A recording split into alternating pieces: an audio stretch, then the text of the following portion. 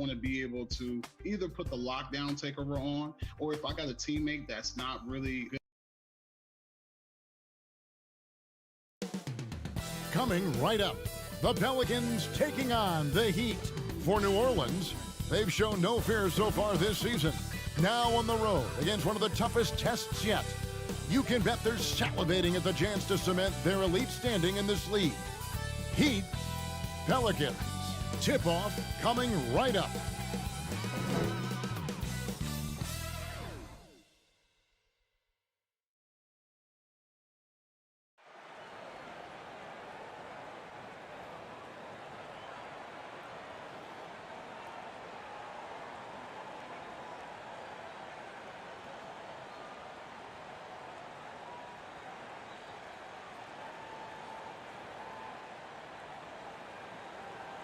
Welcome to the NBA here on 2K Sports, a special Martin Luther King Day edition. Along with Greg Anthony, Steve Smith, and David Aldridge, this is Kevin Harlan. We're excited to have with us two-time NBA scoring champion, Shaquille O'Neal. Hey, Shaq, Kevin. how are you? I'm doing fine. Hey, Greg, what's going on? Greg, you got some of that when I was scoring champ, huh? Oh, man. Got some of those battles? I always tell a story. We were playing the Lakers in the conference finals. I was with the Blazers.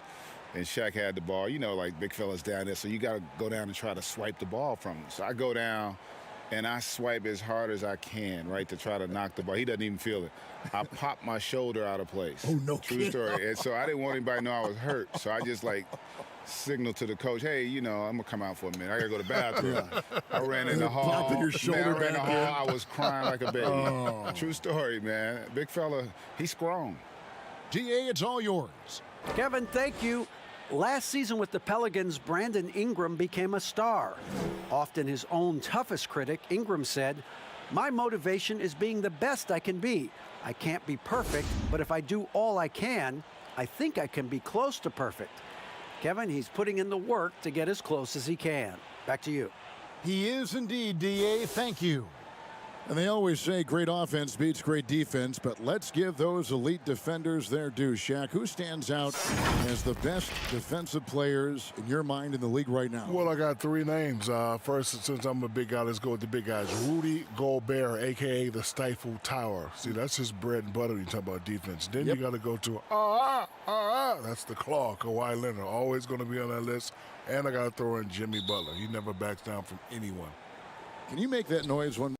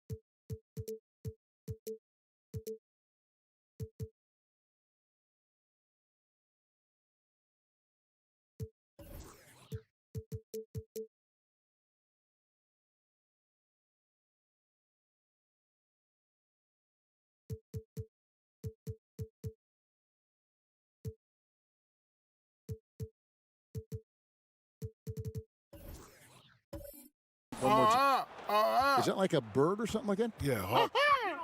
Oh, you know what? You have the job. I like that. And the starting lineup for the Pelicans, Ingram the 3 and Zion the 4. Bledsoe is out there with ball, and it's Adams in at the center filling out the middle. And for Miami, Dragic is out there with Oladipo. Then it's Trevor Ariza. Then it's Bam Adebayo. And it's Butler in at the small forward. Now here's Ingram. Jimmy Butler unable to get his last shot to go. And that's a foul called on Bam Adebayo. That is his first foul of the game.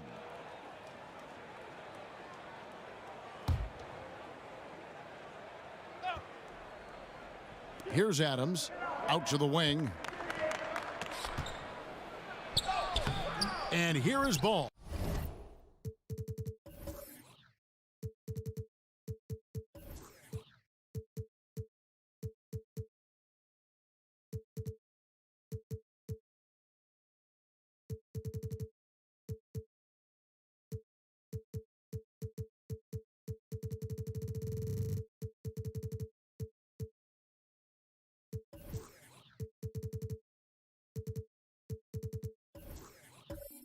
Nice D from Oladipo. Takes the three. That's in, coming off an assist from Adebayo. And right there, I like how Adebayo takes his time, scans the floor, makes the unselfish play. Ingram against Ariza. Ingram passes to Williamson. No good that time. Some solid defense from Butler. Floats it up for Adebayo. It's stolen by Adams. And now the Pelicans on the break. Ball's running. And the dunk by Williamson. This is why Williamson's teammates love him. He makes them look good on these alley-oops. About a minute and a half through the first quarter. Oladipo outside from the arc. Knocks it loose. The Pelicans have gone just 1 of 4 to get this game started. Adams the pass to Ball. Now Williamson shoots over Dragic, and it's Williamson missing. Very surprising. He gets the ball where he wants it in a decent matchup.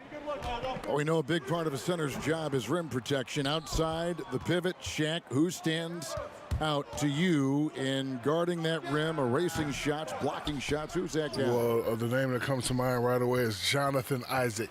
6'11" forward coming into his own as a defender and a shot blocker.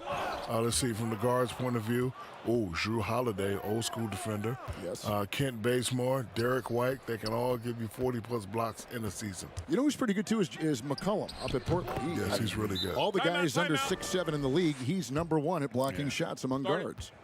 You can run your offense through Brandon Ingram. He can make plays for others, and he's an excellent finisher. And Miami calls their first time out of the game. And coaches looking to seize every advantage, maximize every possession. Critical part of the game. You have to be flexible. You have to be able to adjust what you're doing. So a moment now to see the story on Goran Dragic. How his last 10 games have gone. He's averaging 11 points a game, 5 rebounds, and 2 assists. Not bad numbers, but for a player of his talent, you have to think he can do more. Well, sometimes even the best hit a little flat spot. It's natural. He'll get on a roll, and I think he'll be fine. Here's Ingram. Jimmy Butler making his last shot. Over Ariza. And so it looks like the Pelicans will retain possession here. And here we can check out the story for Brandon Ingram. And his three-point shooting has gotten a lot better over his last 10 games. He looks so much more comfortable from beyond. There's no doubt he's got the green light to let it fly whenever the shot's there for him. 6 to shoot. And there's the foul. It goes on Jimmy Butler. That's his first foul.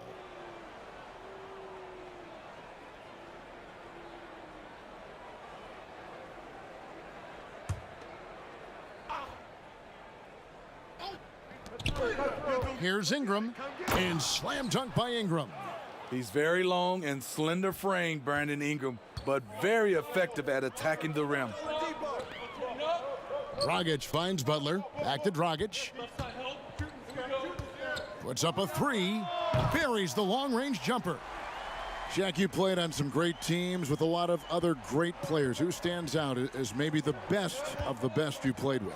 I don't like to isolate these guys, but I just say I was lucky enough to have a three amigo set. Penny Hardaway, Kobe Bryant, and D. Wade. And then, towards the end of my career, I got to play with LeBron James and Paul Pierce and Ray Allen, but I was a little too old then.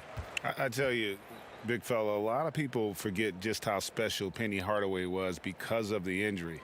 He was special. Miami shooting their initial free throws of the game right here.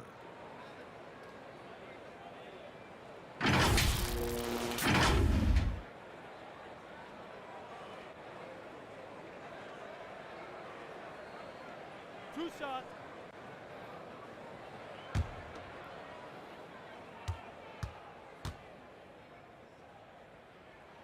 That free throw good from Oladipo.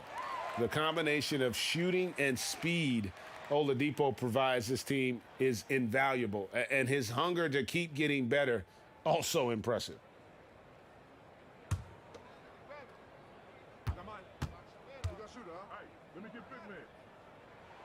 Both shots good from the stripe.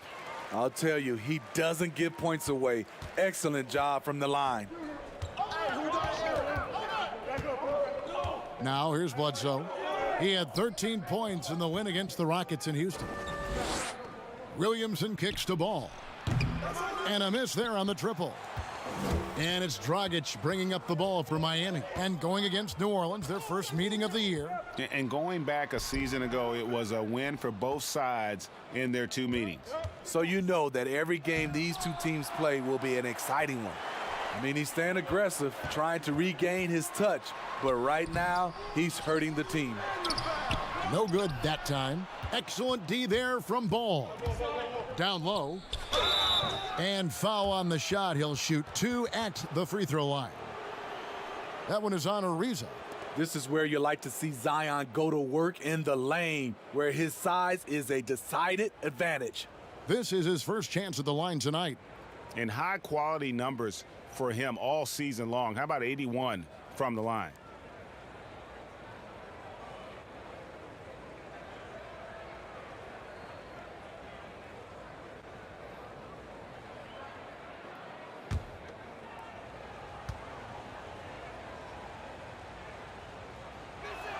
That free throw good from Williamson. So much pub for Zion coming into this league. I hope fans realize that it takes time to learn the NBA and to establish an identity.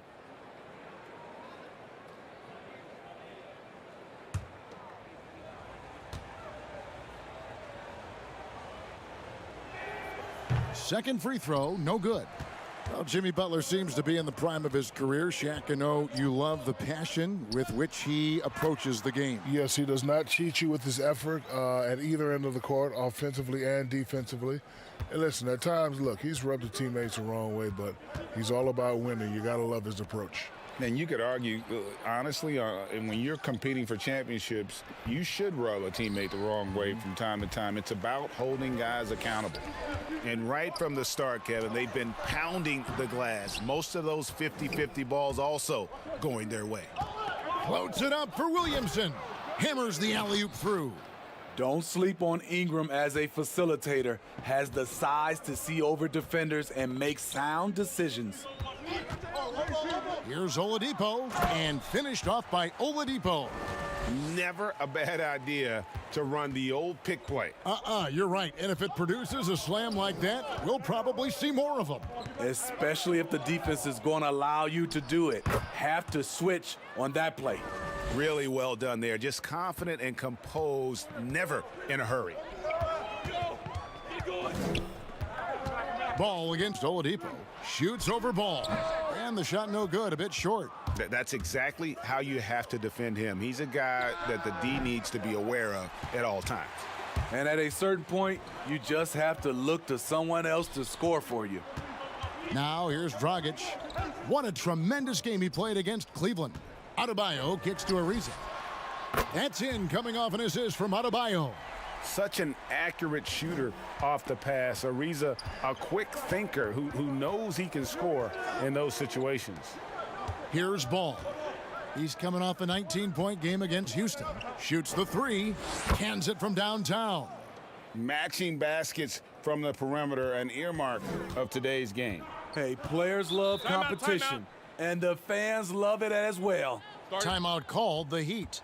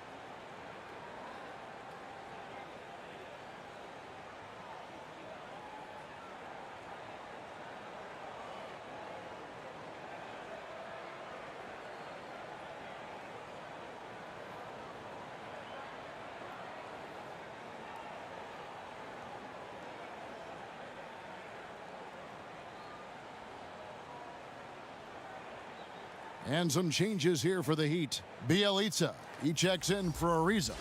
Robinson comes in for Jimmy Butler. And Hero subbed in for Oladipo. Now, here's Bielitsa. He's averaging just around 8.5 points a game. Pass to Hero. A three. It's up and it's off the mark. He's 0 for 1. Williamson with it. He picked up 21 points in their last win against the Rockets in Houston. You can't forget about how great he was at forcing contact and getting to the line. He racked up a lot of easy points at the line that way. Oh, how about the deft touch right there, guys? He just guided that ball back up and in. Just a fingertip touch on the ball. Passes it to Robinson. Bielitsa, that's for 2. That one's not going to go.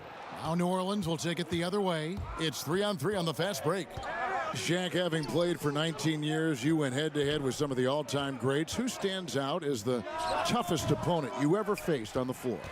Let me see Alonzo Mourning for my first couple years. And I made it to the big times. It would be Akeem Olajuwon, Tim Duncan, David Robinson when I got to the West Coast. And there was a gentleman by the name of Yao Ming. Ooh, wow. And for guards and wingmen, let's see, Jordan, LeBron, Allen Iverson, Greg Anthony, Plastic Man, Stacey Altman. And Way back machine. You got to throw Larry Johnson in that mix, too. So a UNLV taste to Yes, it. I do. With some of these incredible names you just rattled off. And so it's New Orleans with it. Following the three-pointer by Bam Adebayo. Pass to Alexander Walker. Tried to answer back, but that three is off the mark. Outside Dragic. The pass to Adebayo. Shoots over Ingram. Offensive rebound. And so it's Ingram who brings up the ball for the Pelicans. Trailing by 2. Coming into this having notched a win against the Rockets in their last game. And really showed their depth when they needed it most. On the road, having to manufacture points. It was really that second wave in the rotation that took the offense to another level. For New Orleans, they have converted 1 of 2 free throws so far today. And they've had really good numbers all season from the free throw line. Andre Iguodala. He's checked in for Goran Dragic.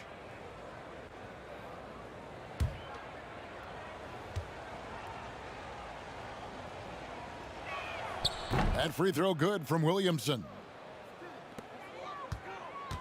Miami's gone 4 of 6 from long range here early on. Iguodala against Williamson. The timing and reach on display. Zion is unreal at coming up with rejections. And gets hacked by the D. He'll go to the line. The Heat shooting their 3rd and 4th free throw attempts of the game.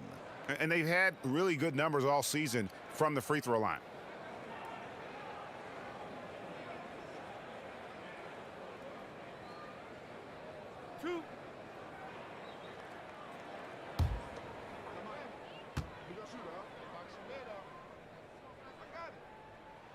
And the first one at the line is good. And the Pelicans making a change here. Hernan Gomez is checked in.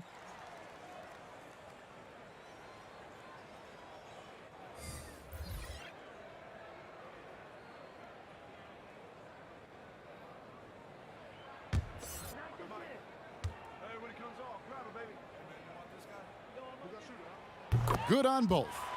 And the league moving to shake things up, Shaq, in the regular season. There's an idea of a tournament maybe mid-season. One thing that didn't make the cut, though, changing the playoffs so that the semifinals are seeded 1 through 4, irrespective of conference. What do you think of all that? I mean, it was a tough sell for the Eastern Conference. You know, historically, they've had an easier road to the finals. But I think reseeding would ensure a more competitive championship round. And, you know, Adam Silver just didn't have the votes.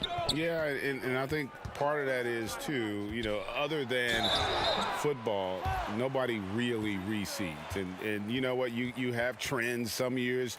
Look, you remember back in our era, big fella, the East was the dominant conference. You know, you had it in the transition. And so I just think, you know what, you're just going to have those years. I like the format that we have. You know what I say, Kevin? If it ain't broke, don't fix it. And I don't think it's broke. And if it is broke, get a warranty.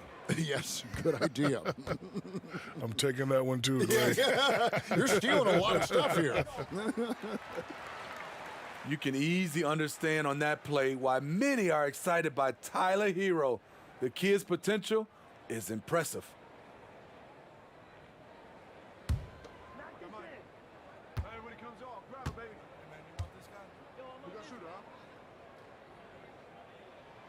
Both good from the line that time. New Orleans has gone 2 of 5 from three-point land here in the first quarter. And Hayes kicks to Ingram. Now Hayes. Nothing yet on the scoreboard for him. And there's the whistle. 3-second violation. How about that strong defensive performance for this half's Mobile One block? And guys, that's about as good a defensive play as you'll see. Instant reaction to get a hand to the shot.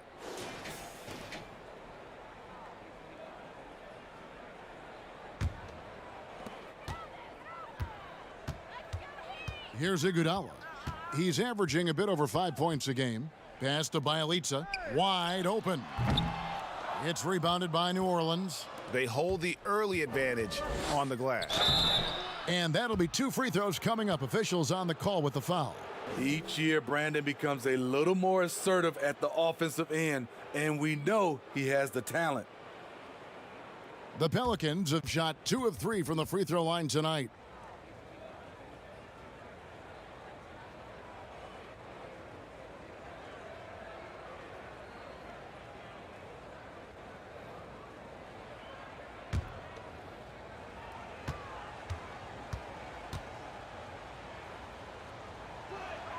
First one falls for him.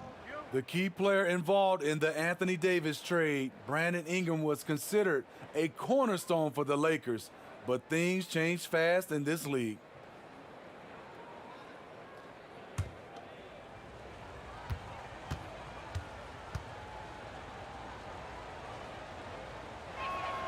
That one falls, so he hits both of them. The league is moving to create an in-season tournament, Shaq, something that we'd seen in soccer leagues overseas. Do you like that idea? I like that Adam Silver and the league are being forward-thinking. I think players always say if you're not getting better, you're getting worse. I think it's smart for the league to have the same approach. I just wish everybody well. Yeah, and listen, ultimately, if they do make some changes, it's going to get some pushback, no doubt about it. But as Shaq said, when you start thinking forward, it's about those younger generations, because at some point, that's all they're going to know. A shot by Alexander Walker, no good. And here's the fast break. Floats it up for Adebayo, and Adebayo throws it down. Wonderful play. With that long wingspan and huge hands, Adebayo catches and finishes with ease. Ingram with it, and it's Iguodala picking him up. Shooting foul as the whistle blows. He'll shoot 2 free throws. An opportunity here to go to the 2K leaderboard and see who's been the hottest of the hot at the small forward position for the past month. Third is Brandon Ingram. I mean, tremendously gifted athletically. I mean, we're used to seeing that at that spot on the floor, and they pretty much all give astonishing individual performances on any given night. The small forward position is traditionally a lot of scoring from that position. These fellas carry on that tradition. The first one falls.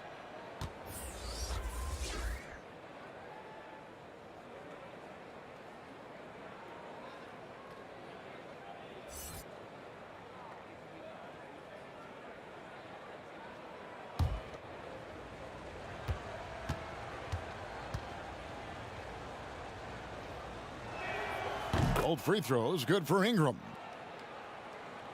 Miami's gone 4-6 from long range here early on.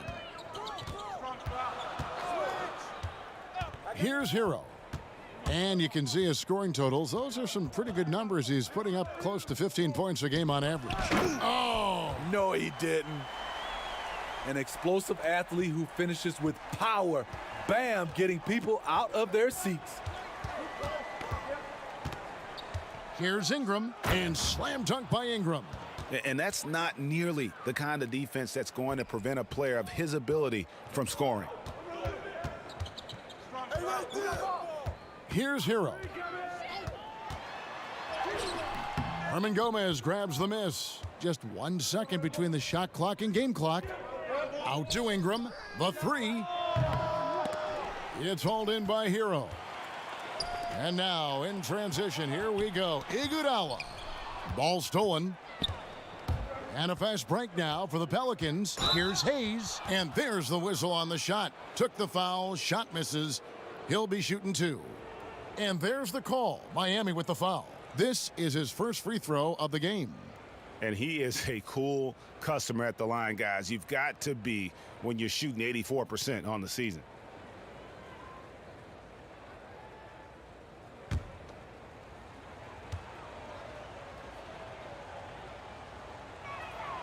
That free throw good from Hayes.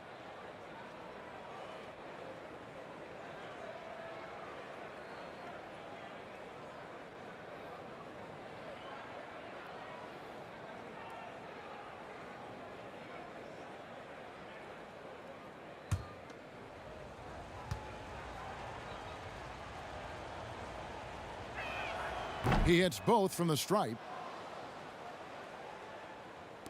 5 seconds left in the first quarter of the game. From deep three-point range, and that would have counted, but his shot was off the mark this time. And so lots of scoring in that competitive first quarter. Pelicans ahead. They lead by 2. Back after this from the American Airlines Arena.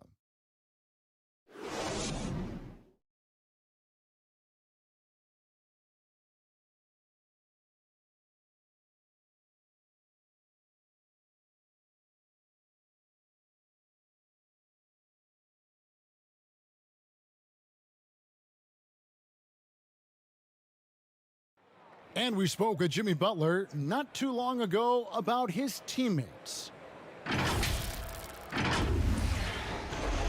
Well, Greg, it sounds like Butler has found happiness. You know, people don't talk enough about fit. It's important to be in an organization and a system that maximizes your abilities. Butler is playing some of the best ball in his life and making everyone around him better.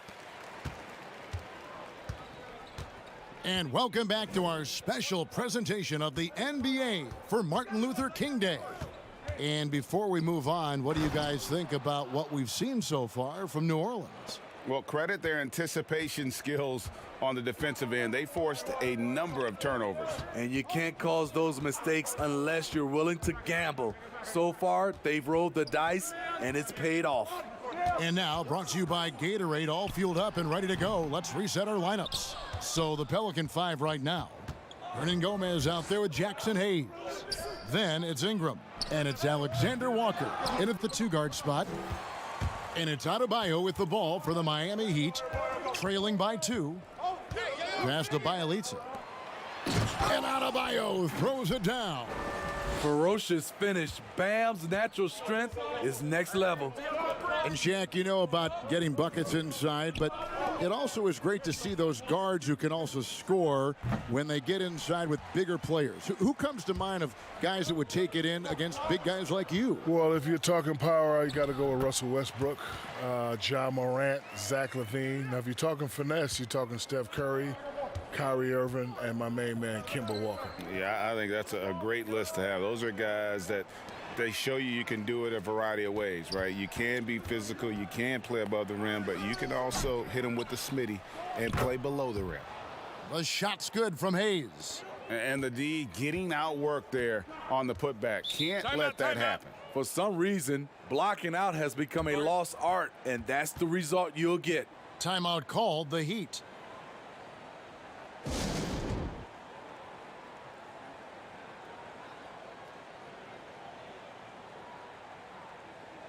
And the Heat with some changes. Trevor Ariza's checked in for Bielitsa. Butler comes in for Andre Iguodala. And it's Oladipo in for Duncan Robinson. We're now about 2 minutes into the second quarter. And I thought that was going to drop. It looked good from here. Here's Bledsoe. Lays it up and banks it in.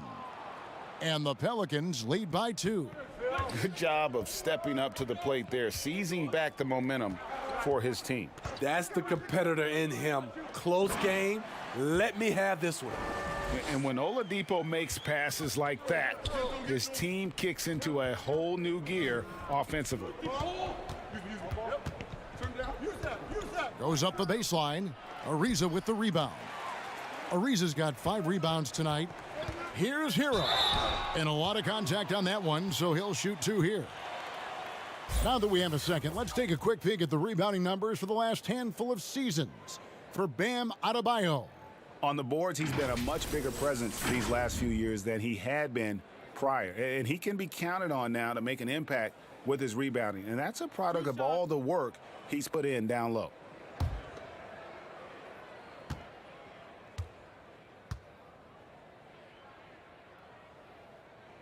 That's good from Hero.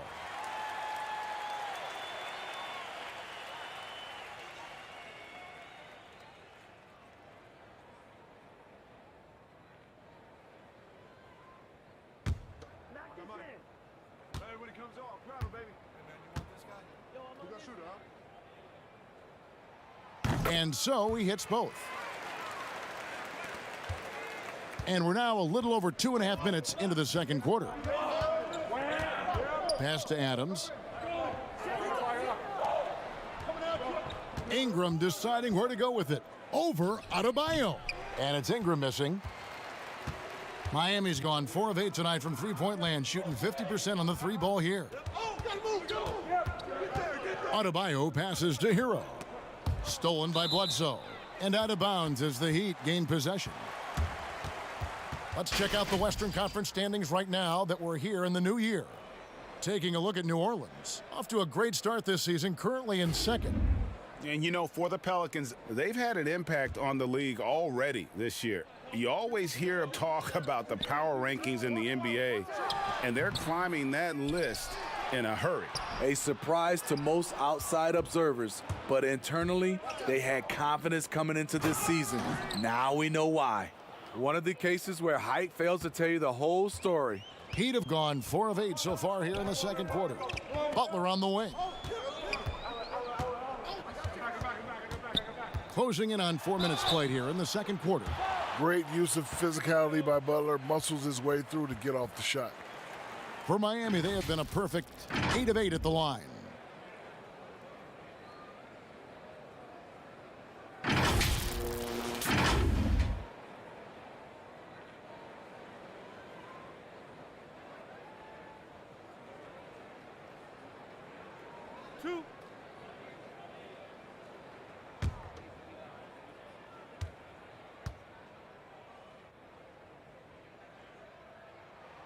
And he makes the first. You know, overcoming many obstacles in this path to the NBA, Jimmy Butler has greatness in him, and I think that's helped him rise to every challenge. Goran Dragic is checked in for Miami. And New Orleans also making a change. Zion Williamson's checked in for Hayes. And good on the second, so he makes them both. No wasted trips at all. They're taking care of business at the line. Ball, the bounce pass. Here's Williamson. And foul on the shot, so he'll get a chance at the line. Power and control from Zion. He's able to find a shot despite the foul. This is his 3rd trip to the free throw line.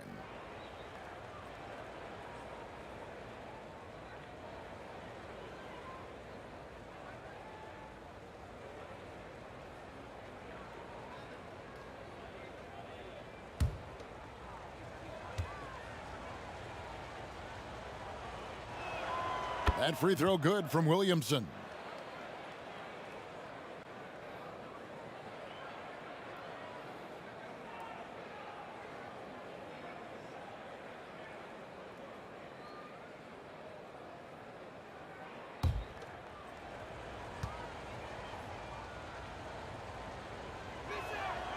And both free throws good for Williamson. Miami's gone 4 of 8 tonight from three-point land, shooting 50% on the three ball here. Butler dishes to Dragic. I like it. That's a great battle at the rim. He just couldn't finish. Kicks to Butler. Takes a three. Good on the triple. Butler's got 5 points now this quarter. That's why you like experience at the point guard position. Dragic making the right basketball play. Dragic against Bledsoe. Dragic with some nice D. The Heat leading by 3. And there's the pass to Adebayo. High arcing shot. Well, so far, his cold night from the field has not affected their ability to maintain this lead. No good from Bledsoe. And it's Butler with the ball. He'll bring it up for the Heat. It's Dragic with the drive. Misses from short range. And here we go with Adams running it up the court. And slam dunk by Ingram. With that impressive wingspan, Brandon Ingram can sure make plays above the rim. To the middle. Here's Adebayo. And Adams sends it back. And he recovers it. And it's out of bounds to the Pelicans. And here's the upcoming schedule now for the Miami Heat. On Thursday, they'll begin a road trip starting in Chicago against the Bulls. And then on Friday, they'll go up against the Pacers in Indiana. And for their matchup with the Celtics, this is one where it would take a complete meltdown for them not to come away with the win. Anything can happen, but I'd be shocked if they don't come out on top. Dragic against Williamson. Deft touch on the alley-oop. And the Heat lead by 3. Beautiful vision to find the open man. Goran leading by example. Pass to Williamson. Ball kicks to Adams. Ariza against Williamson. 6 on the shot clock. Ingram wide open. That falls. Nice feed that time from Ball. Ingram's got 14 points for the game.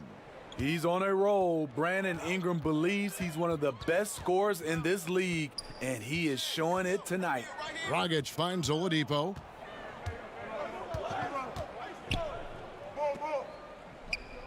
Top of the key, Ariza. Shoots over Adams. Misses off the left iron.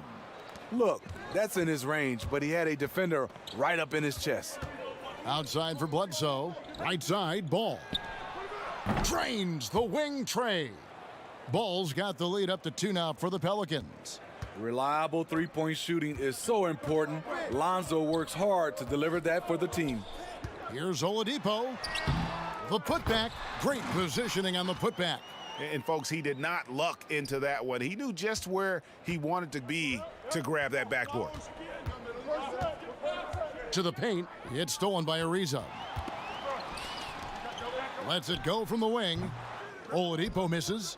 And that's okay. Even though you miss, you had the right guy taking the shot. And it's Williamson missing. Okay, that's frustrating. You work hard to get these open looks. You know he liked that one back. The Pelicans have gone 7 of 15 from the field here in the second quarter. Just under 50% shooting. And that one's good. Ingram. He's hot this quarter, getting the shots he wants, and he's delivering. Dragic the pass to Butler. To the inside. Adebayo. And he could not get that one to go. A lot of contact, and he'll go to the line for 2. Steven Adams picks one up. This is where Bam goes to work, which in turn draws the D's attention. For Miami, they haven't made a mistake at the line yet. 10 of 10.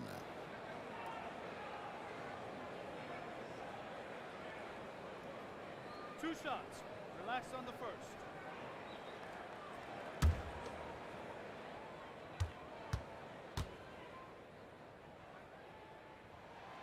Free throw good. Adebayo.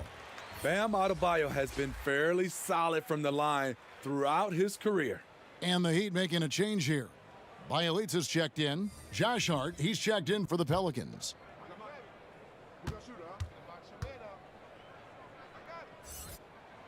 And Adebayo drops them both. For New Orleans, they've gone 8 of 16 from the field in the second quarter, a nice efficient 50%. Ingram outside. And it's wide right, hits off the rim. Miami's gone 1 of 3 from way outside since the start of the second quarter. And there it is for him. Excellent display of timing on the catch and shoot there. Oladipo plays quick but smart. Floats it up for Williamson. Up high to stuff the alley-oop. And how about the incredible timing on that alley-oop? He absolutely hammered it down. Dragic kicks to Oladipo.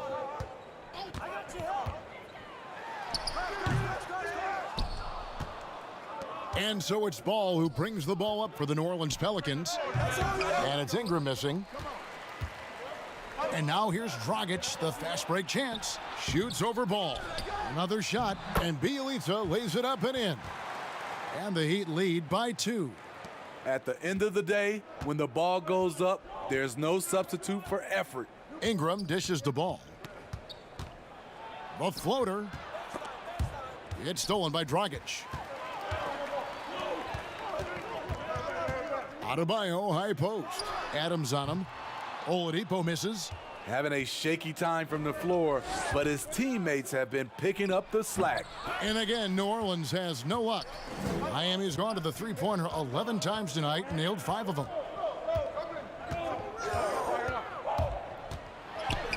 Williamson with the block. He kicks it to Ball. A fresh 14 for New Orleans. The Heat shooting a meager 37% for the game. And it's Oladipo that time on the assist by Adebayo. Oladipo's got 6 here in this quarter.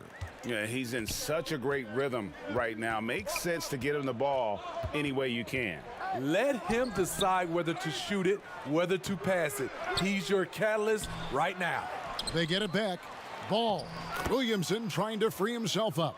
Yep, it goes in, and the Miami lead is cut down to just 2 points on the bucket from Ball. Dragic taking his time here. Oladipo for 3. And the rebound goes to the Pelicans. Williamson's got 9 rebounds in the game. Getting it done. Ball with it. Now defended by Oladipo. Ball with the bucket. Well, we've seen that movie a few times, haven't we? An easy bucket in the paint. 1:21 left in the second quarter. And Shaq, a pleasure to have you with us. Great to hear your observation as always. I hope you join us again. I will. Happy to give them anytime. I appreciate you guys. Love you guys very much. Man, they really are chomping at the bit to get you back up there. Yeah, they want you back in the studio. Nope, I'd rather be here with you guys. Good. We want you here too. And Steve, there are people who have to focus on one thing to get it right. Yet Shaq can execute so many things at a high level at the same time. You're so right, Kevin. We know he's one of the best to ever put on a uniform. But a lot of people always talk about his offense. But he made second-team all-defense 3 times. He can do it all on the court and now in the broadcasting booth. Here's Dragic from outside. The shot, no good. And it's the Pelicans taking it the other way. Here's Ingram. You got it. Come on. It's Ingram on the wing. And that won't go, missing the go-ahead bucket. Williamson against Oladipo.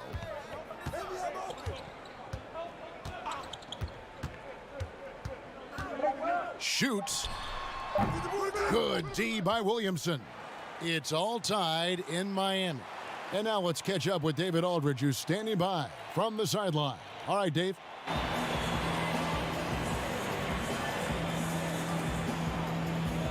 Kevin, thanks. Here with Jimmy Butler. Jimmy. All right, Dave, thank you. And time now for the halftime break with the third quarter soon to follow right here on 2K Sports. The 2K Sports Halftime Show.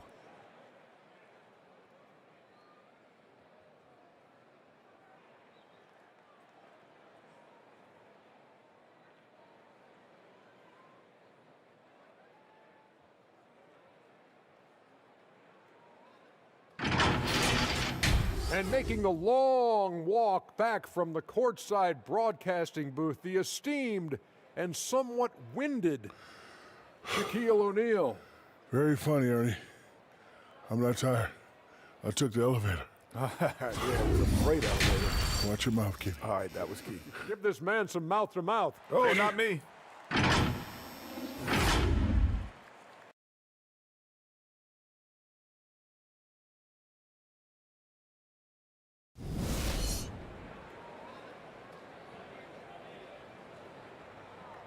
And thanks for joining us again, folks. 2K Sports broadcasting here on MLK Day, bringing you the NBA.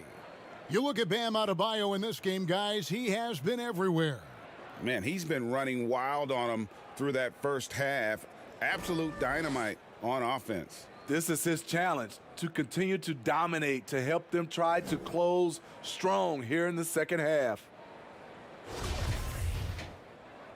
And welcome back to the 2K Sports broadcast of the NBA, celebrating Martin Luther King Day. Oladipo is out there with Dragic. Then it's Bam Adebayo. Then it's Trevor Ariza. And it's Butler in at the small forward position. So that's who Eric Spoelstra starts the second half with. Oladipo, good. Now the superstar players always get the headlines, but you need more great role players, it seems, as you look at the history of champions, to win. So that being said, Greg, what kind of role players do you look for? You know, Kevin, it starts on your best player, and I think you go from there. Obviously, in today's game, spot-up shooting is critically important, and then you got to factor in versatility. You need guys that can guard multiple positions, that give you some rim protection, but obviously that can also shoot the basketball. And I think it's critical having that instant offense guy coming off the bench as well, to when your team's in a bit of a funk, somebody you can trust to kind of light a fire. Good point. And Williamson's parents, both college athletes themselves, were a guiding force in helping him grow his game. You're talking about growing his game, Greg. At an early age, Zion told his mom he wanted to be the #1 player in college basketball. As a 5-year-old, he played on an AAU team for 9-year-olds. By age 9, he was waking up for 5 a.m. workouts. That's the kind of commitment it takes to succeed, even that early. That free throw good from Williamson.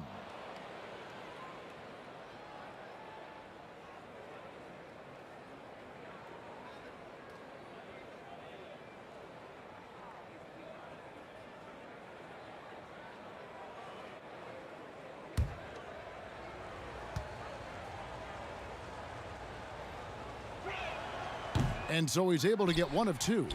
Ooh, they've come out ice cold to start this half. 3 misses and as many attempts. Butler with the ball, now guarded by Bledsoe. Oladipo misses. For New Orleans, they've gone 0-3 and are still looking for that first bucket here in the second half. Williamson trying to free himself up. And there's Bledsoe on the assist by Ball. This is why Lonzo Ball was drafted #2 overall. Elite vision and size. On its way from Oladipo for 2. That one rolling around and rims out. Only 1 for 4 in this half. Sometimes it's execution.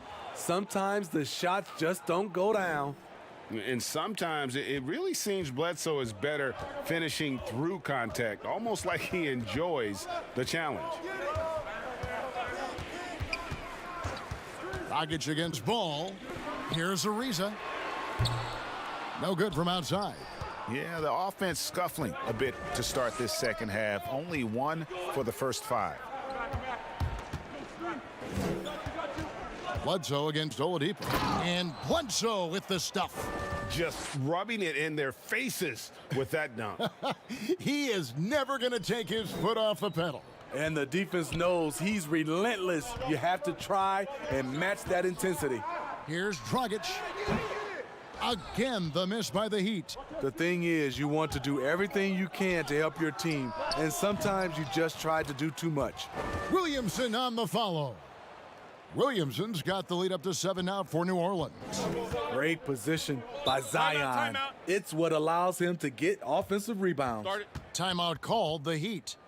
In addition to going over the game plan and making whatever necessary adjustments have to be made, Greg, this timeout also the time for players to get rehydrated or hydrate for the first time with some Gatorade. Plenty of basketball still to be played here, and they have to get recharged. That's a great point. Without proper hydration, a player can completely run out of gas down the stretch of a game, and that's something that none of these guys can afford to have happen. If you're going to battle all the way to the finish, you have got to be hydrated. And the Heat with some changes. Andre Iguodala is checked in for Jimmy Butler. Robinson comes in for Oladipo. And it's Tyler Hero in for Goran Dragic. Jumps up, and Hayes throws it down. He takes advantage of them in every way possible. And Greg, he lures them into a trap on the steal, and then bang, straight to the bucket. Great activity at both ends. Great teamwork as well. Adebayo down low. And no good. The dry spell continuing for him. And really credit their advantage on the backboard. That's where the lead has been built, and that's why they are in control. Really, the right play defensively. If you can't block, force them to the line. These are his third and fourth free throw attempts of the game.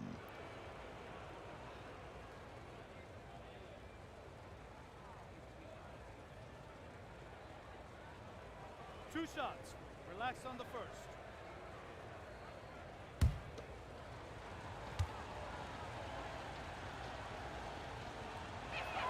First free throw is good.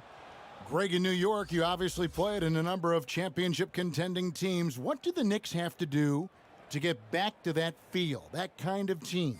Well, listen, it starts with stability across the board, but mainly that means at the top. And you got to give this new front office, this new regime, an opportunity. I think they got some good young pieces, but title contenders are not in a constant state of flux right now. They've got to take their baby steps here and start moving in the right direction. Like you say, it does begin in the front office. And Adebayo throws it down. And with a strong finish, he finally ends that 13-0 run by the Pelicans. Passes it to Bledsoe. And not allowing the shooter even an inch of breathing room on that one. You know, we always talk about this. Just changing the shot can be just as effective as blocking it, even though it's less spectacular. Iguodala against Bledsoe. Jacks up a three. That's in for his fifth make of the night. Now shooting at a 50% clip, 5 for 10. Both teams running perimeter-oriented plays that are working. How often do we see this these days? Clubs answering each other from range. Fires from deep. That one's good. The New Orleans lead is cut back down to 6. They get the basket from Hero. Set him up, he'll knock him down. Tyler was drafted largely for that dead-eye jumper.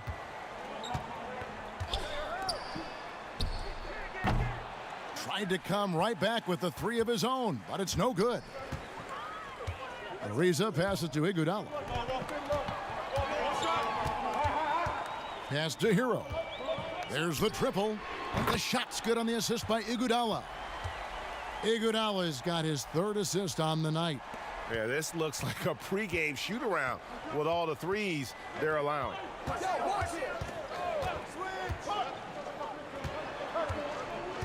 Fires the three. Drains it from beyond the arc. Yeah, and when you're hit, you gotta hit back. And you know he was going to try to respond. Those threes canceling each other out perfectly. Inside, and Adebayo throws it down. The emergence of Adebayo as a scorer, this franchise has to be ecstatic. Now the pass to Alexander Walker. Hayes, no good. The Heat trail by 4. Here's Hero. And that one off the back of the rim and in. Hero's got 11 points here in just the second half. New Orleans has gone 2 of 3 when they ventured outside the arc in the third quarter. Back to Bledsoe. And here is Hernan Gomez. He's still scoreless so far in this one. And that one clearly a foul. Gets the whistle, and 2 shots coming up. And a moment here to check out the stats for Eric Bledsoe. First in free throw percentage. And he's in the top 20 in assists per game. His talent for creating easy buckets for his teammates, such an asset. And it's nice when you have the NBA's best free throw shooter. Just keep the ball in his hands in clutch situations. He's been completely automatic this season.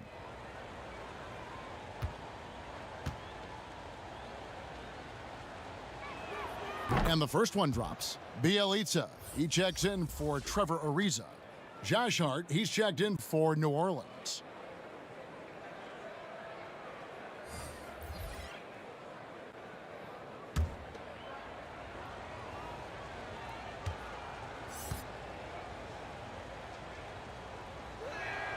So we gets them both. And so it's Iguodala. He'll bring it up for the Heat. When this game is done, they'll be off to Chicago as they take on the Bulls. And that'll be the first of a 2-game road trip for them. And Adebayo throws it down. Outstanding entry pass there. He knew exactly where to go with the ball. Pass to Hayes. Iguodala against Bledsoe. And Bledsoe with the stuff. And for his position, Bledsoe probably as physical as any in our game. Clearly not afraid to challenge defenders. And Eric Bledsoe, a special kind of athlete. And 3 separate knee surgeries in the rear view, but still so fast, his teammates call him Ferrari. The way he's built, a muscle car might be more accurate. One shot.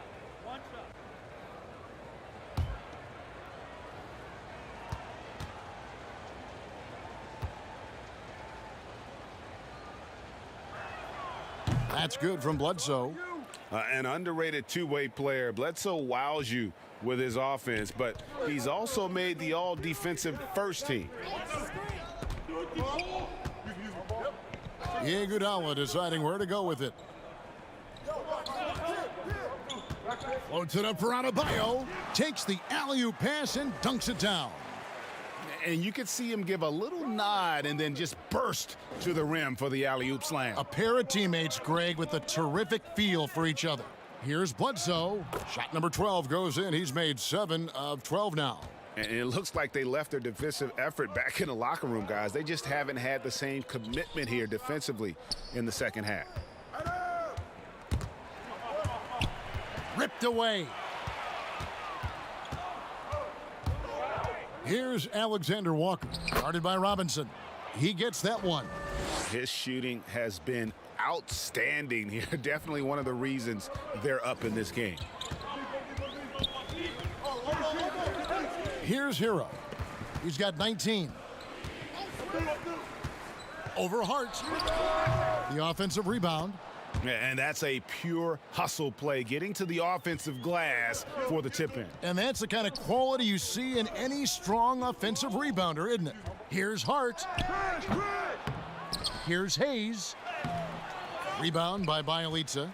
Out of character for him to miss that shot. Maybe just a little too casual there. Iguodala, no good. New Orleans leading by 5. Here's Hayes, and Hayes throws it down. He's going to put that one in his scrapbook. Insane dunk. And now they're starting to rub it in, build up a lead, and here we go, baby. It is showtime. Adebayo, Pelicans with the rebound. Hayes has got his 4th rebound with that last one here tonight. And another 3 for New Orleans. 3-point shooting since the half has been about as good as you could ask for. Now here's Iguodala. Still getting warmed up offensively. No scoring yet from him. And the call on the shot that sends him to the line. Great drive to the rim by Iggy. His aggressiveness really forcing the D to get physical with him. He's getting his first free throw attempt of the night right now.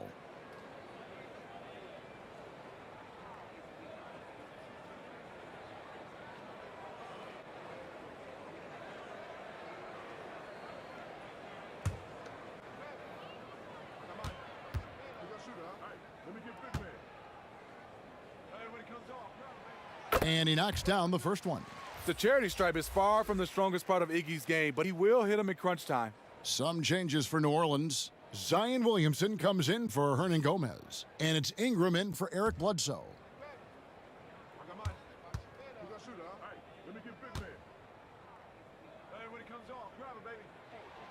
And that's good as he hits both of his shots. Pelicans leading by 8.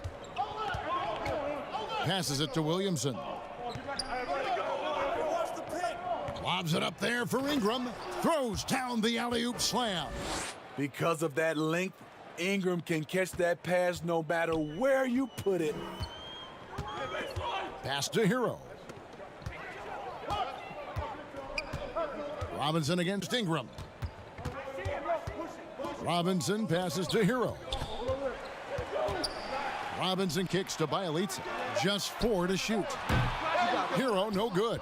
And they've got a big lead, not just on the scoreboard, but really in the rebounding numbers as well. The Heat trail by 10. There's the pass to Bielitsa. And he drops in the layup off the glass. Bielitsa's got 4 points this quarter. And so far going for more of an inside presence here in the second half, getting away from the three-point shot. Ingram attacking, and slam dunk by Ingram. I love the throwdown there. Ingram doesn't mess around when he's cutting to the hoop. Over to the left wing. Floats it up for Adebayo, and Adebayo throws it down. And hard to decide which was better, the pass, the catch, or the slam. Oh, there's no wrong answer. Sensational alley-oop. Williamson double teamed. It's intercepted.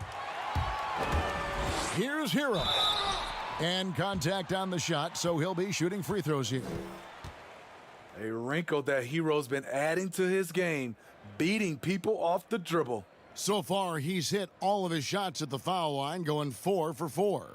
Gotta admire what he's been able to do at the free throw line this season. How about over 90%?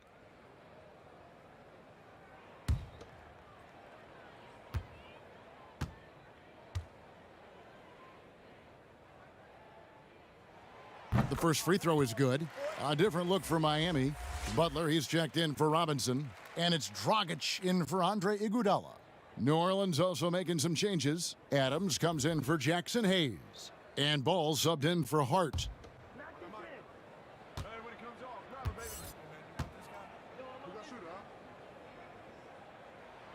He's perfect from the line this time. Wow, they've made every free throw here in the second half. Pelicans leading by 6. Pass to Adams. Kicks to Ingram. Passes to Alexander Walker. That's good, and it's Ingram with the assist. Ingram's got 4 assists now tonight.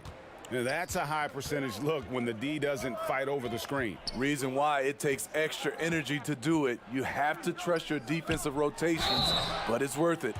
And you talk about guys who play with that chip on their shoulder. Bam Adebayo has not forgotten he was cut from the U.S. national team in 2019. And Greg, in fact, he told those close to him they will pay. A little extra motivation, fuel for the fire.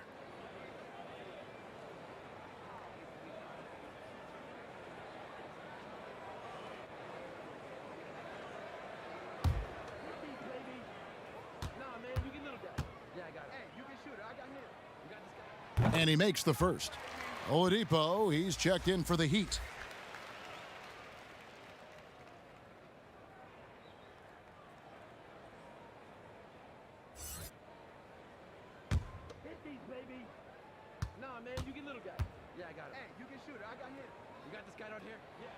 And so he makes both from the line. Here's Alexander Walker. He has 6. Rebound by Butler. Butler's got 6 rebounds in the game. They get it again. Here's Adebayo. And finally, that one's good. Adebayo's got 31. And really, the scoring this quarter has been just off the charts, doing all he can to bring them back. 7-second difference, shot and game clock. And it's Ball penetrating Alexander Walker. And again, New Orleans with the triple.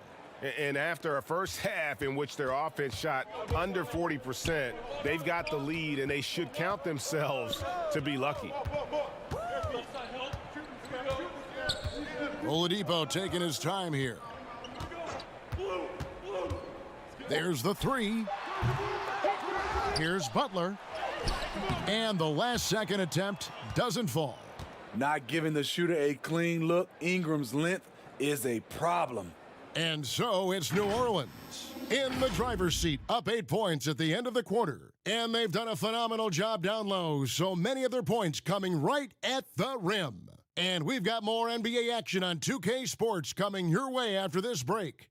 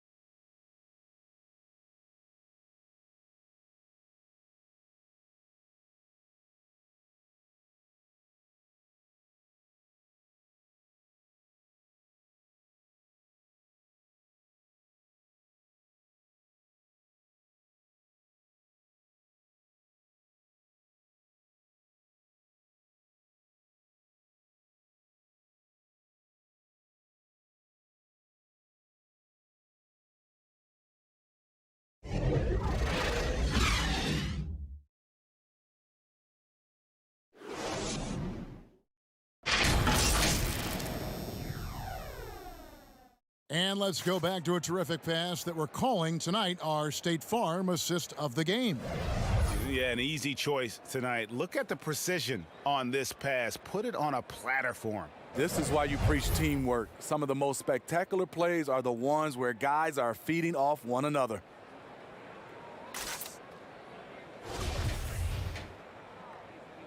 Happy Martin Luther King Day, everyone, and welcome back as we get going again here at 2K Sports. On the court for the Pelicans, getting the fourth quarter going. Ingram the 3 and Zion the 4.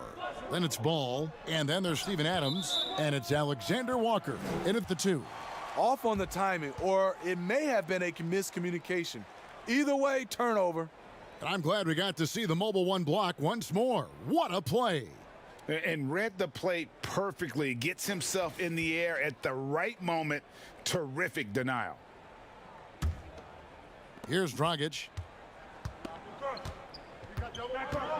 He kicks to Ariza. Back to Dragic. Pass to Ariza.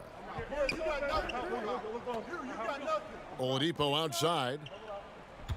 Butler on the wing. 5 to shoot. 2 free throws coming up, and they call the shooting foul. And as much as he commands attention on the court, Jimmy Butler content to skip the spotlight when he's off it. You know, GA, nothing has come easy in his career for Jimmy Butler. All he does is puts his head down and works and works and works. And because of that work ethic, he has become an all-star. Love watching his progression.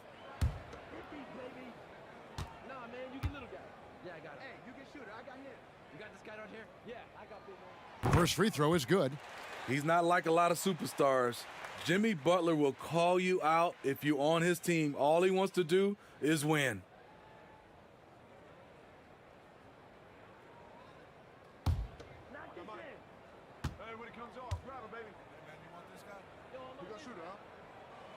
That's also good, so he hits both free throws. And Ingram has got the ball here for New Orleans. They've led by as many as 11 points. Butler with the steal. Here's Oladipo, and finished off by Oladipo. Great floor awareness there by Jimmy Butler, sensing one of his guys is open and gets it to him. Alexander Walker passes to Ingram. Over Butler. And too long on the shot. The Heat trail by 4. The pass to Adebayo. Dragic kicks to Adebayo. The wide open look here for Oladipo. And it's out of bounds. Last touch by Ariza. That is just a careless turnover. You've got to be smarter in those exchanges. Pelicans leading by 4. Williamson outside. About a minute and a half into the fourth quarter now. Ariza against Ingram. Nice shot from 10 feet out. You see how Ingram's polished his game, looking smooth from the mid-range. Floats it up for Adebayo. Well-placed alley-oop pass into the layup. And what an alley-oop. Those two read each other so well. It's a play I'm sure they love to run. One item that stood out, their ball movement. Things are definitely clicking, and more importantly, it makes it really hard to defend. The Heat trail by 4. On its way from Oladipo for 2. That one off the back iron and out. Drive by Adams. Well, what did Coach tell us? He wanted each guy to contest shots and rebound tonight. That's exactly what we just saw. Here's Dragic. The shot's good on the assist by Butler. Butler's got 3 assists in the game. Such a big part of Goran's game, the dribble drive. Back to Williamson. Out to Ingram. Adams outside. New Orleans moving it around. Williamson with it. He's picked up by Ariza. And Trevor Ariza is going to pick up a foul here. That will get him his 4th foul of the game. Eric Bledsoe's checked in for the Pelicans.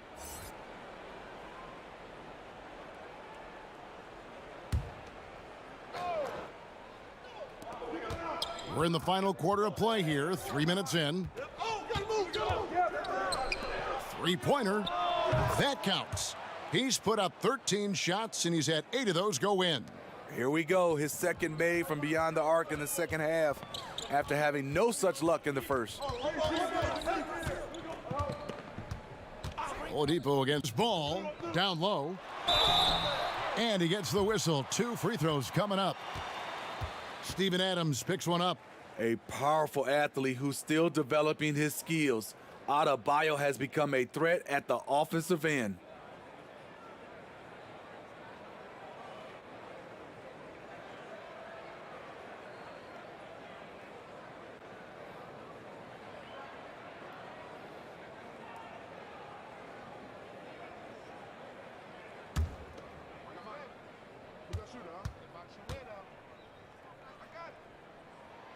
And that one misses.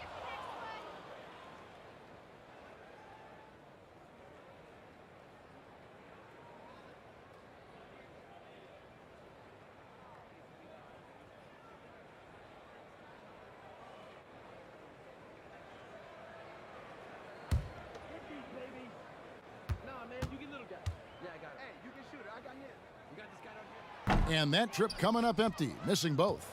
The game has been very close in a lot of areas, but rebounding has been the one differentiator thus far. Williamson finds Ball. Now here's Adams. Clock at 6. Ingram outside. Over Adebayo. Kept alive. The Heat trail by 5 to the paint. Double team on Adebayo. Dragic with a wide open look. Miami no good on that time either. They keep calling his number, which is partly how they've dug this hole. Ball dishes to Adams. Floats it up for Williamson. An emphatic alley-oop jam. Zion just overwhelms the competition. Unstoppable here. Dragic with it. Double team on Adebayo. It's Oladipo on the wing. hits the three-point bomb. Oladipo's got 5 points now this quarter. Defensively, you can't back off him that much. You don't want to give up easy threes at this stage of the game. Here's Ingram. Some solid defense from Butler. And it's Ariza with the ball for Miami. They've allowed just 7 points here in the fourth quarter. And hustle like that is why he leads this team in rebounds tonight. Controlling the glass helps them maximize their number of possessions. He's done everything he can do to help them in that area. Williamson, the pass to Bledsoe. Outside ball. The Pelicans get another chance here. And Adebayo sends it back. This shot can't get past Bam. His reach is just too much. Ariza dishes to Dragic. Back to Ariza. Passes it to Butler.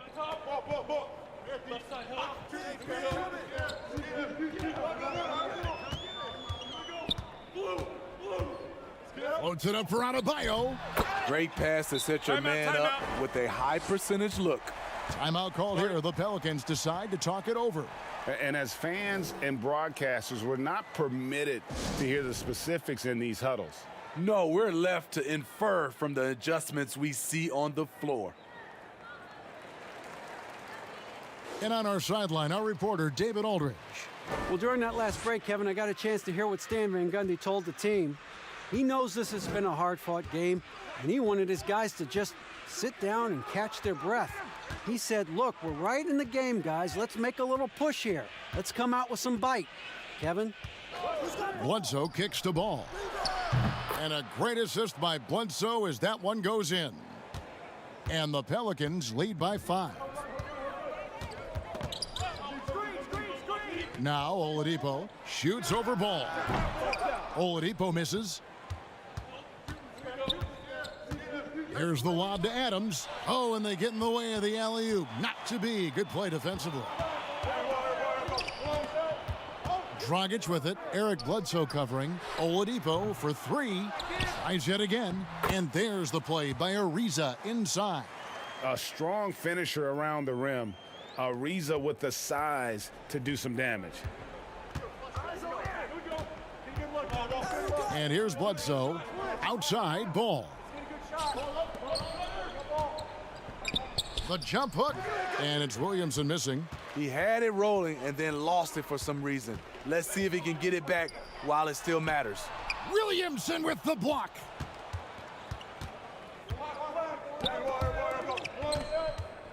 Here's Ball. And the Pelicans miss again. The Heat trail by 3.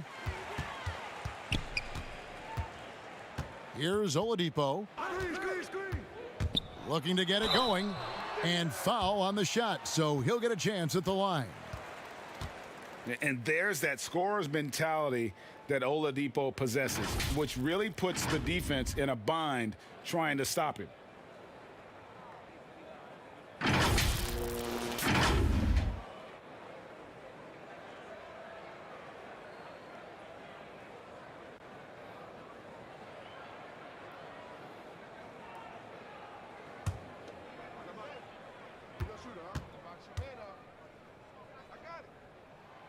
That free throw, no good.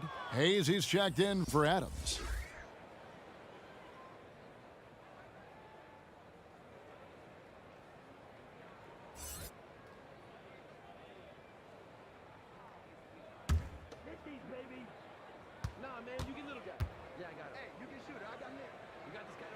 Good on the second free throw. Yeah, being down 2 points instead of 1 thanks to the free throw miss makes getting a stop here absolutely critical. Bounce pass from Bledsoe.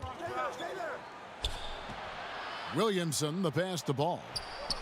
And Hayes kicks to Ingram. Over Ariza. And it's Ingram missing. He's kind of lost his way this period, having a hard time getting anything to go down.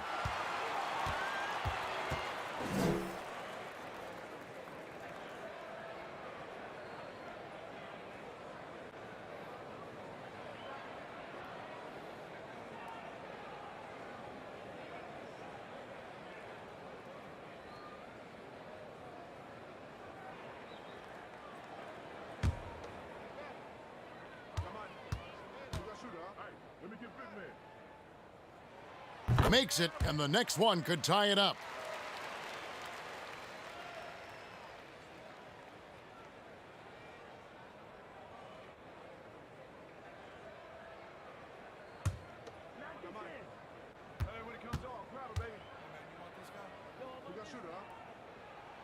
And it's tied up with that one. Here's Ball. Pass to Hayes. Kicks it to Ingram. Over Butler. And it's Ingram missing. He just doesn't look like himself this quarter. Something's missing. And it also shows you how difficult this game is. He's just a little bit off, but it can result in missing everything. Got a piece of it. And it's the Heat on the break. Here's Ariza. Offensive rebound. Here's Adebayo. And it's blocked. To the inside. Bledsoe fouled on the shot and picks up 2 points. So one free throw coming up. Drawing attention from the defense. Zion knows there's probably someone else open. He understands the game. And Miami making a change here. Heroes checked in. One shot. One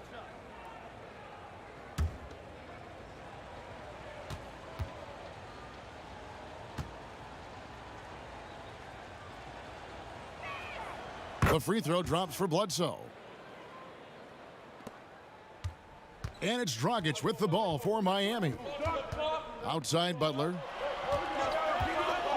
Loads it up for Adebayo. Hammers the alley-oop through. Jimmy Butler's becoming a nightmare of a matchup. Off the pick and roll, now he's using the pass to free up other guys. Pass to Hayes. Dishes it to Ingram. And slam dunk by Ingram. Fearless player. Have to respect Ingram's willingness to take big shots. The Heat trail by 3.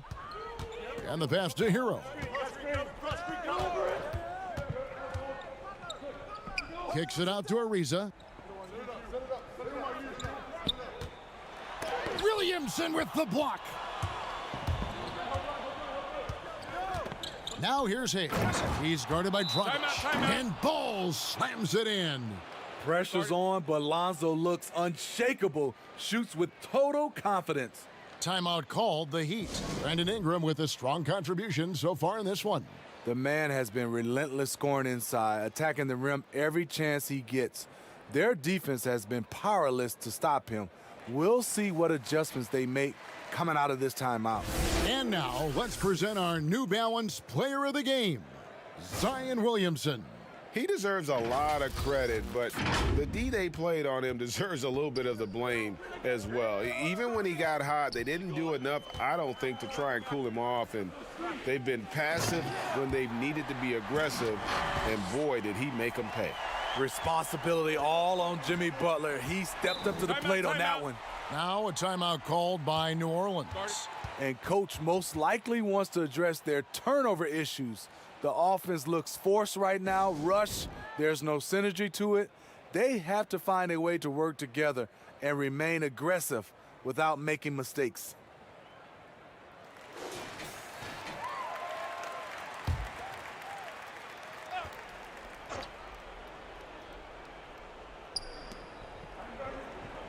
Bledsoe finds Hayes. Some nice passing here by New Orleans. Outside, Ball. Outside for Bledsoe. 4 on the shot clock. Over Dragic. Tips it, grabs the rebound again.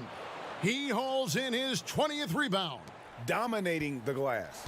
Big one. Coach feels comfortable going to Zion when it matters.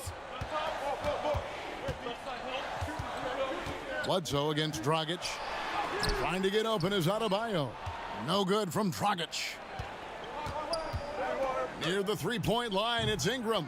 And yep, finally drops after rolling around the rim.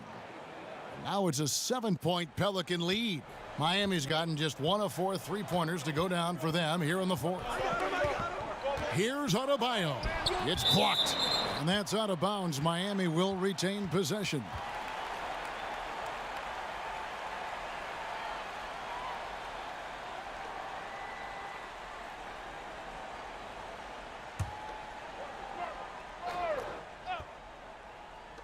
On defense, New Orleans. Double team on Adebayo. Ariza the bounce pass. They swipe it. The shot by Adebayo, no good. Pelicans leading by 7. Pass to Williamson. It's hauled in by Bam Adebayo. And Miami shooting 39% from the floor. Not their best. Here's Dragic from outside. Nailed from three-point land. Dragic has got 5 points in the quarter. Ingram against Ariza. From 18 feet away, here's Hayes. And that'll be 2 free throws coming up. Officials on the call with the foul.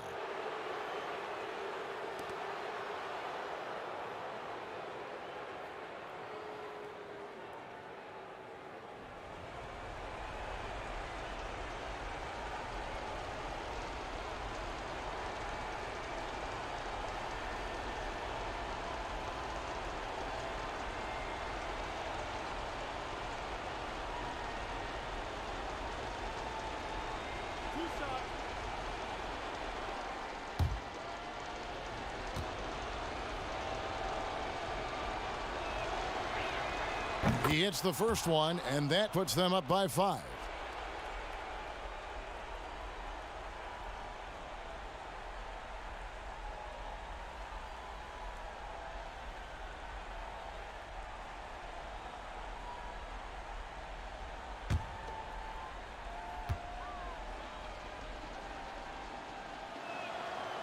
And he is unable to get the second one. And I'm sure he would like to have had all of those, but he's still able to pad the lead. The physicality of Jimmy Butler poses so many issues for defenders.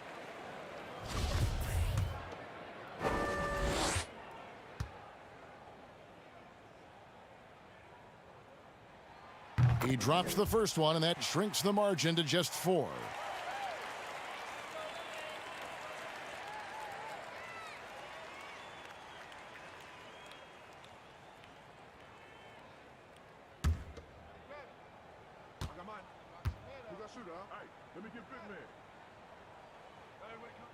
And that one goes in. 2 from the line that time. And that makes it a one-possession game, guys. Got to be the biggest free throws of the game thus far. Ingram against Butler. Ingram attacking. Good. You can count on him. Ingram has accepted the responsibility of being the man. Now a timeout called by Miami. They're down by 5. We've got 28 seconds left in the fourth quarter.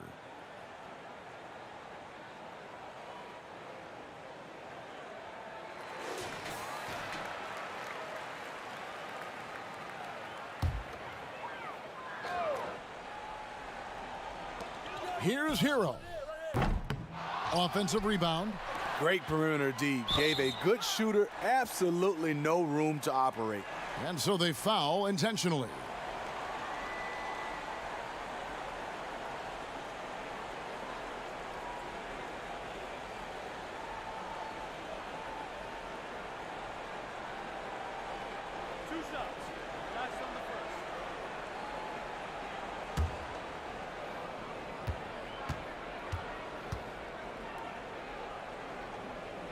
So the first one drops, and that increases their lead to 6.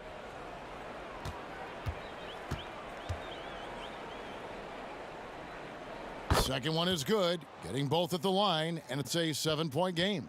Good job. Want to keep fueling that lead. Make your free throws. Back to Ariza from deep. The putback, Adebayo on the follow. Adebayo's got 39. A tireless worker. You don't have to call plays for Adebayo for him to score. And so they choose to intentionally foul.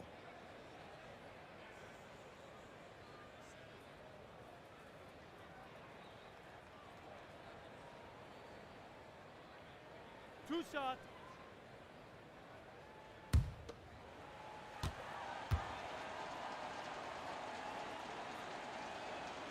He gets the first, and that increases their lead to 6. An unselfish young guard. Lonzo Ball takes pride, in my opinion, of success of others. Probably why his teammates love playing with him.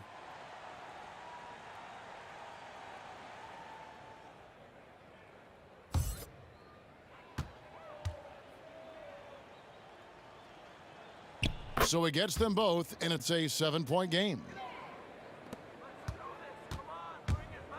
Now, here's Nunn. Shot from the top of the key. No good off the front iron. So we see the Pelicans get the win here. They seem to relish their role as the bad guy here tonight. You know, Kevin, I sense that as well. I mean, they really did feed off all of that negative energy this crowd was directing at them. I mean, they turned it around and used it as motivation to close out a significant win. It's time now to go courtside as we send you over to David Aldridge from the sideline. David, take it away. All right, David, great job. Thanks so much. And that'll do it, folks. Now for Greg Anthony, Steve Smith, and David Aldridge. This is Kevin Harlan. Thanks for watching the NBA here on 2K Sports. We'll see you later.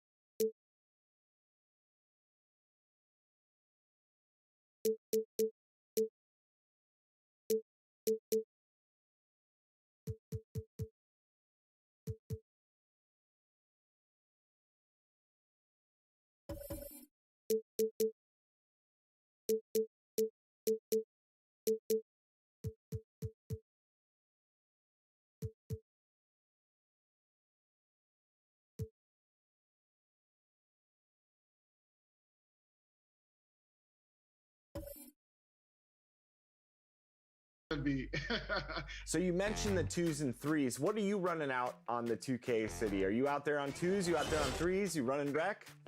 Well, I'm running mainly 2s. I love 2s, but when I do subscriber events and sub events like that I do on my channel, I run 3s because, you know, you get a chance to play with more people. But my favorite thing is 2s. I'm a competitive comp type of person, and I just love 2s. 2s bring that mama mentality to you, that Kobe mentality. So as far as streaks go, what do you think you could get up to in terms of a winning streak on 2s? Before I got to a 30-game winning streak. And those are the starting lineups. Lots of interesting matchups tonight. Stick around. We'll be right back with more.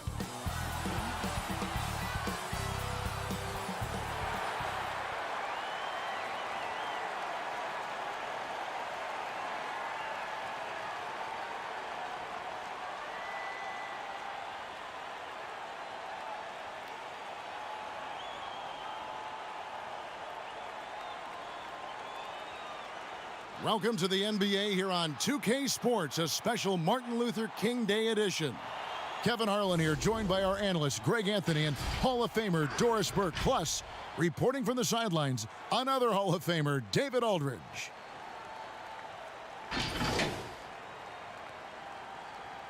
And David Aldridge is standing by for our pregame report. David, good evening. Kevin, thanks. Donovan Mitchell grew up around pro athletes. His father worked in Major League Baseball, and Donovan said, "I saw guys making millions, staying humble and grounded. I also saw the other side, so I try to treat people right. I grew up that way, and the NBA doesn't change it." Kevin, he's showing as much as he's talking about it. What a great guy. DA, thank you for that. And checking out Utah's opening lineup, Mitchell is the 2 with Ingles at the 3. Favors and Gobert, the tough pair inside. And it's Conley in at the point guard. And for the Mavericks, we've got Green, Dragic out there with Jalen Brunson. Then there's Porzingis, and it's Melly in at power forward. We got a lot of talent in the front court tonight between these two teams, Doris. That's where a lot of the focus for us will be. We will have an opportunity to see offense being run through the low post. So the interior defense is going to have to be strong. Will you send an extra defender? Where will that...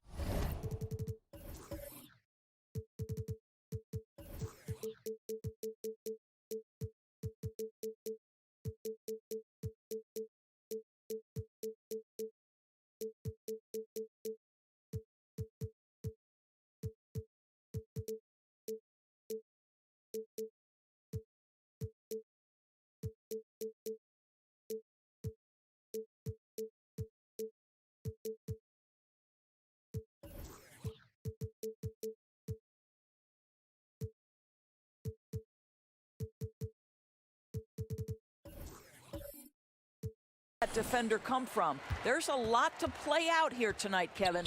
Brunson finds Dragic. Over in the quarter, Porzingis.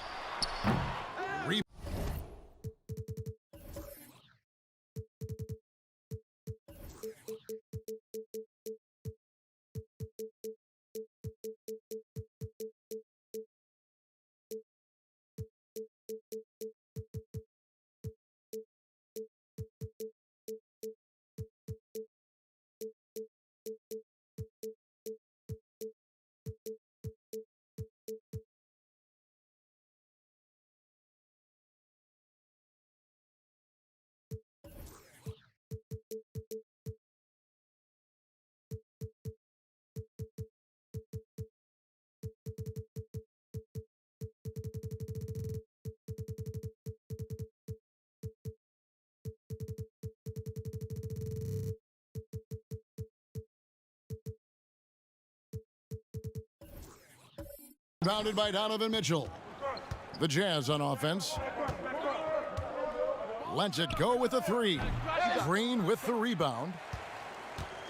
And so Green will bring it up for the Dallas Mavericks. Porzingis can't hit. Here's Mitchell. Again, Mitchell missing. It's 3-on-3 on the fast break. Here's Melly. First shot, first basket. He's out of the blocks fast. And that'll start us off already. You can feel the tension in this arena. You get the sense there is a level of intensity right out of the gates. Now here's Conley. His first shot is a miss. 0 for 1 to start the contest.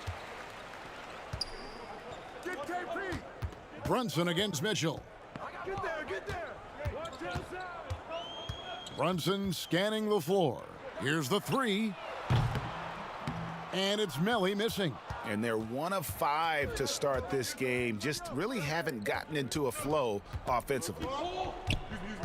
Here's Mitchell. The three-pointer is right on target. Well, the defense so concerned about the dribble drive ability of Donovan Mitchell, but boy, you better contest as well. Here's Dragic. And he overshot that one, missing. I'm sure he's kicking himself. He hates to blow that kind of opportunity. It's good on the putback. You know, we talk about it all the time, guys. Those second chance buckets, always the result of that extra effort. Doncic kicks to Porzingis. Boy, gentlemen, you just love to see that aggressiveness. He's not afraid to get after it. Gobert the pass to Mitchell. Porzingis with the block. This guy showing great potential as a rim protector. Porzingis a threat to block shots anywhere, anytime. Jazz have gone just 2 of 7 so far. A little bit of a slow start for them. And last year, Dallas gave Porzingis the contract he was looking for to the tune of $158 million. And Greg, credit the Dallas organization for believing in Kristaps Porzingis' talent. And now credit Porzingis, because you have to share shot attempts and usage with Luka Doncic. What has he done? He's concentrated on better rebounding, better rim protecting. This guy is all in on winning, and what a combination these two guys can be. No doubt it's been a bit of a struggle for him here in this quarter in terms of scoring.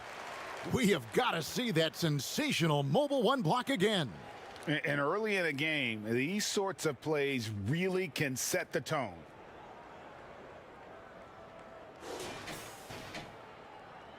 And Dallas calls their first timeout of the game. This game coming on the heels of their win against the Kings. Yeah, they really snuffed that one out. Didn't execute all that well. Fortunate to walk away with the W. Yeah, but as a team, you actually love a win like that. You're struggling from the field. You don't have your best stuff. Still, you find a way to gut out a win.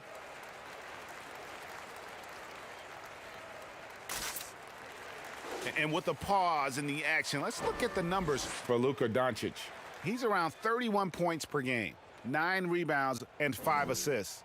And he brings it for them every game on the offensive end. Well, I think you can tell he relishes this role, being the catalyst on the offensive end, night in and night out. Boy, he'll usually knock it down if he's left that wide open, just comes up empty. Pulls up on the elbow. It's rebounded by Brunson. Boy, the wheels have definitely fallen off in this quarter. He cannot buy one. Utah leading by 3. The drive by Mitchell. Count it, good. Mitchell's got 5 now. Well, Rudy Gobert stands 7'1", and he's an unselfish guy. It puts the pass on the money. Brunson kicks to Green. Dallas moving the ball around. On the wing, Doncic. Covered by Mitchell. Back to Brunson. Just 5 on the clock. Good. And the assist goes to Doncic. What a pass by Luka Doncic. He's got tremendous size, and obviously they want the ball in his hands. Now, here's Mitchell.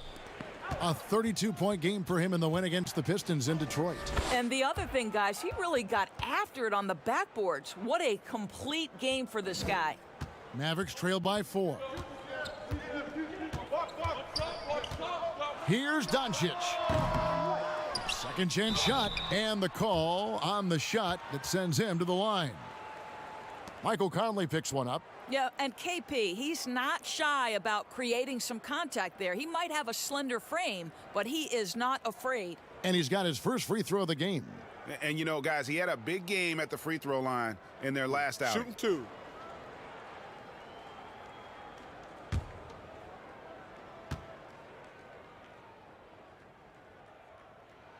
And he knocks down the first one. Emphasizing the importance of a deep bench, a few teams, Doris, across the league are riddled with injuries right now. And this is where your front office has to find a way to be successful year after year. And players over the course of a season maybe won't play for 5, 6, 7, 8 games, and then an injury opens an opportunity, and you have to have a high level of professionalism at the end of the bench to endure these moments. You know, there was so much hype around Kristaps Porzingis once he got off to a great start in his first year.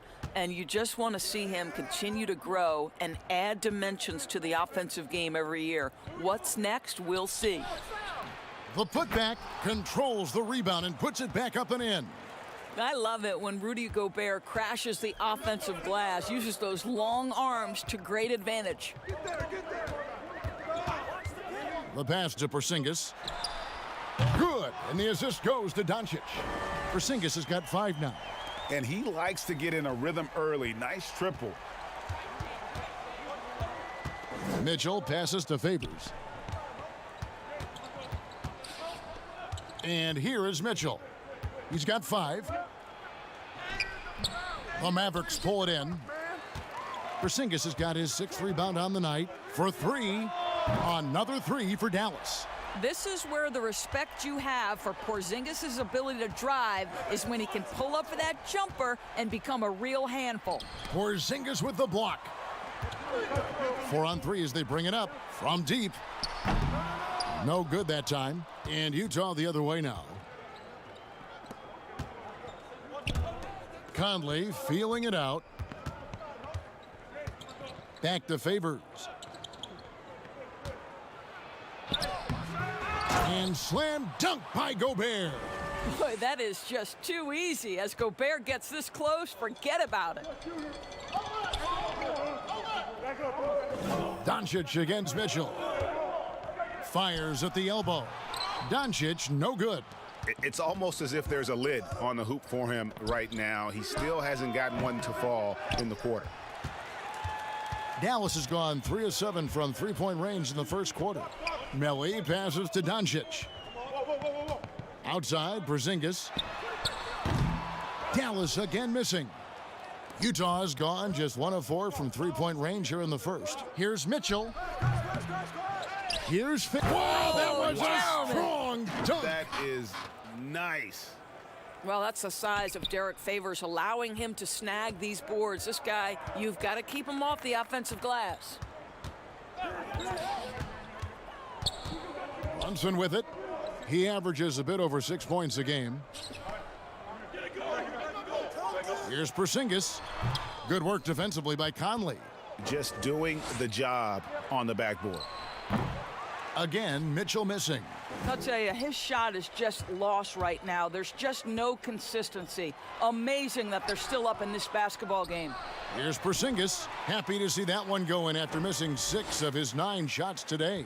Well, there's reach, there's size, there's wingspan, and there's a knack for understanding where it's coming off. This is a very difficult thing to keep Porzingis off the window.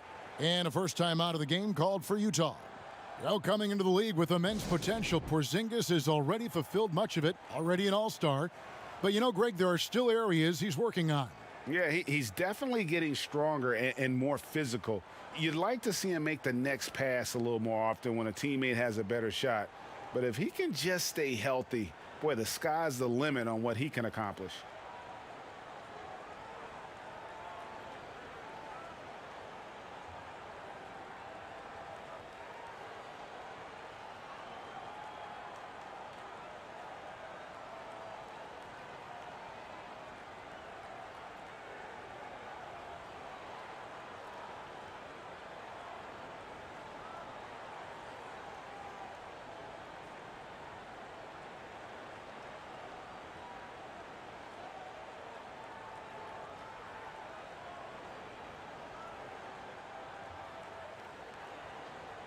And the Mavericks will go for a different look here. Dwight Powell's checked in for Melli. Hardaway comes in for Green. J.J. Redick's checked in for Luka Doncic. And it's Richardson in for Jalen Brunson. So Utah going with an almost entirely new group here. As Azubuike's checked in, George Niang comes in for Derek Favors. Bogdanovich, he's checked in for Joe Ingles. And it's Clarkson in for Mike Conley.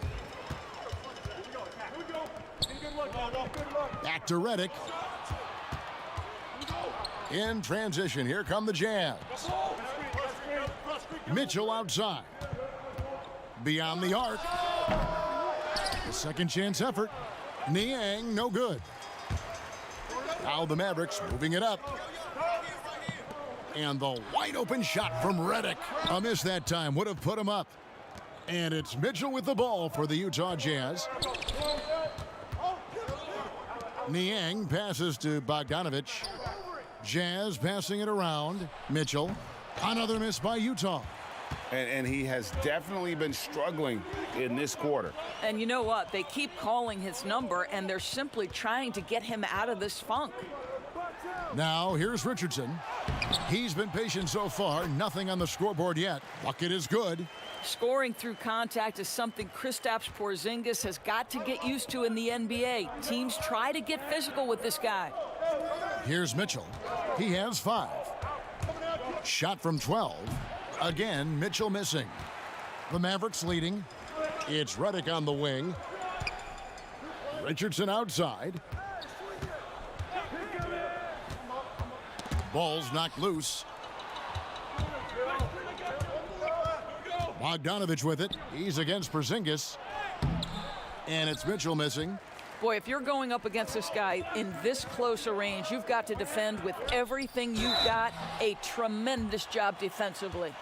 Greg, as a point guard, what is it you like to see from that position on the floor?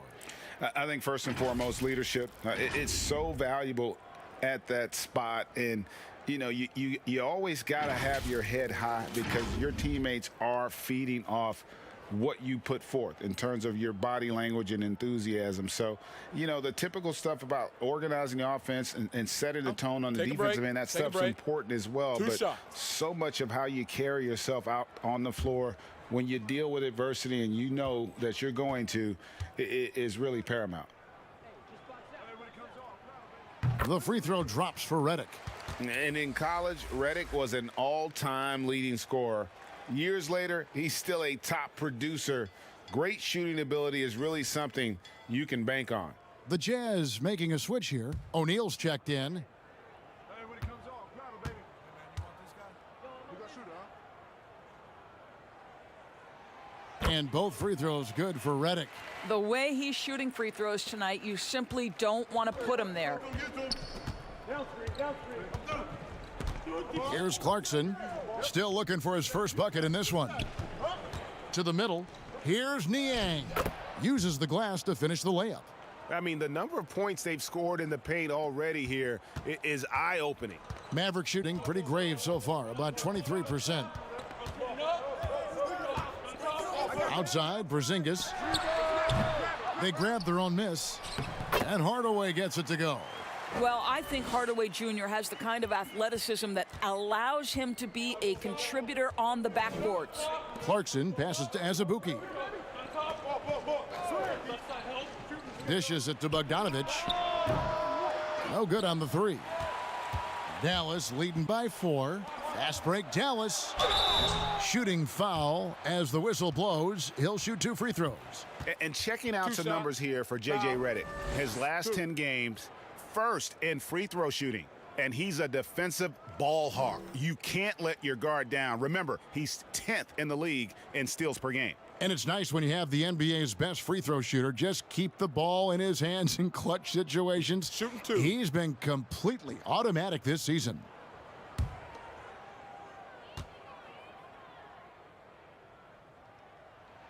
And the first one drops.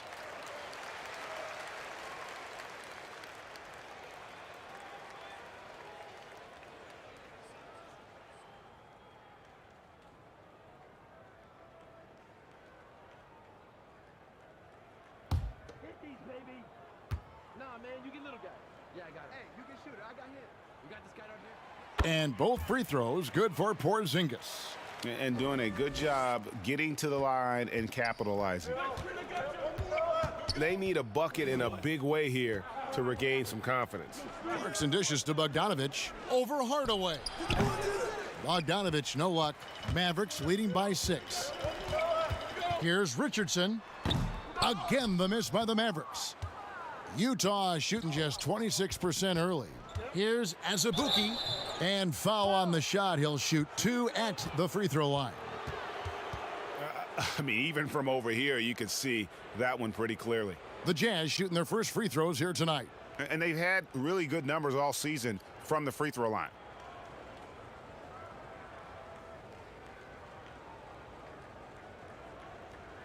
Two.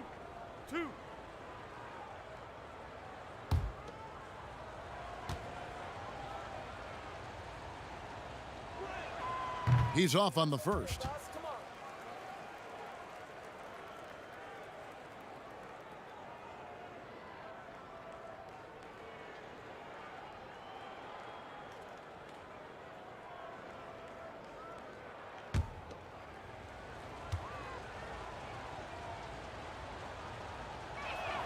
He hits the second from the line. Dallas leading by 5. Richardson outside. Redick for three.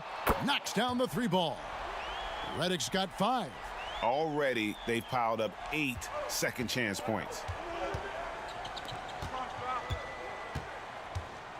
There's 53 seconds left in the first quarter. Clarkson finds Bogdanovic to the inside and stolen by Redick. Pass to Richardson. Now here's Powell. Dallas moving it around. Shot clock at 6. To the paint. Here's Porzingis. Off target there. That would have pushed the lead to double digits. I'll tell you, he's trying to help them extend this lead, but it's been a tough night for him individually. Here's Porzingis with a fast break chance from past the arc. That shot misses.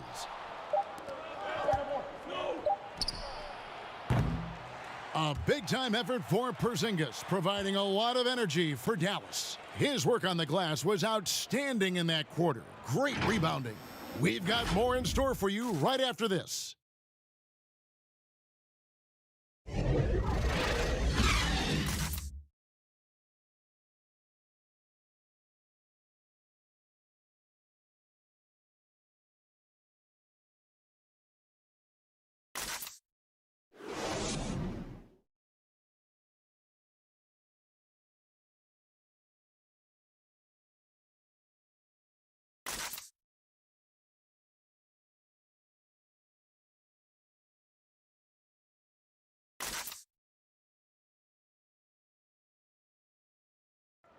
And always interesting to hear from Donovan Mitchell, who recently spoke about the team's progress.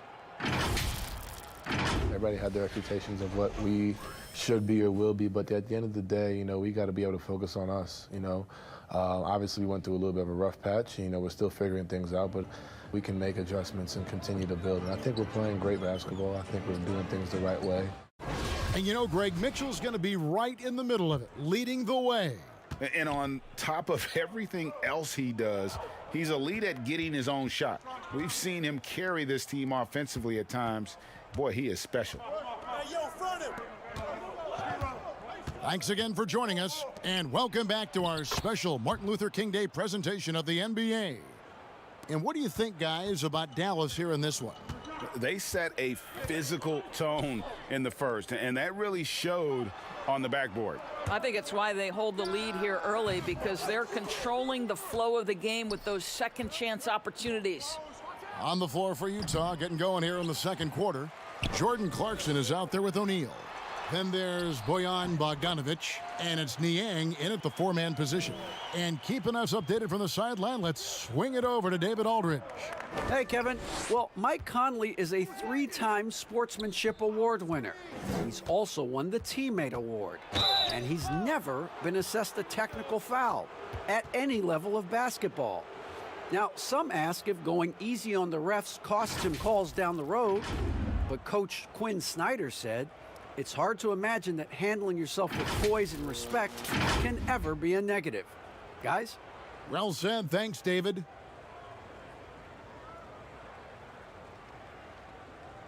Two shot.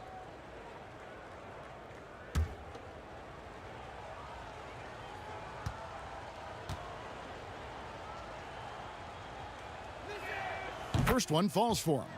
Reggie, we hear this a lot. It's almost too popular now to say good offense beats good defense. Being a defensive-minded player yourself, do you agree with that statement?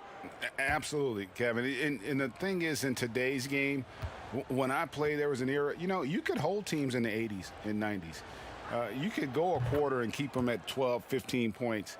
You can't do that now. It's different. You've got to be able to win stretches of 2 and 3 minutes. And honestly, you're right. The offense does dictate far more, but it doesn't discount the importance of defense. And if you still look at the reigning champs and the teams that have won titles recently, that's still one area that they're consistent in, is their defensive approach. Here's Azubuike, following the score by Josh Richardson. Niang, no good. Fast break, Dallas. Porzingis has got the ball. Now Redick He had 15 points last outing. Passes it to Powell. Outside, Redick. From deep three-point range. Rebounded by the Jazz. And he's a good shooter from outside, but not sure from that deep. Boy, we're seeing it more and more. Guys looking to create additional space by stepping back further from the line. The Jazz have been successful on 3 of their 4 free throw attempts up to this point. And the Mavericks with some changes. Melly is checked in for Porzingis. Green comes in for Tim Hardaway Jr. And Luka Doncic subbed in for J.J. Redick. One shot. One shot.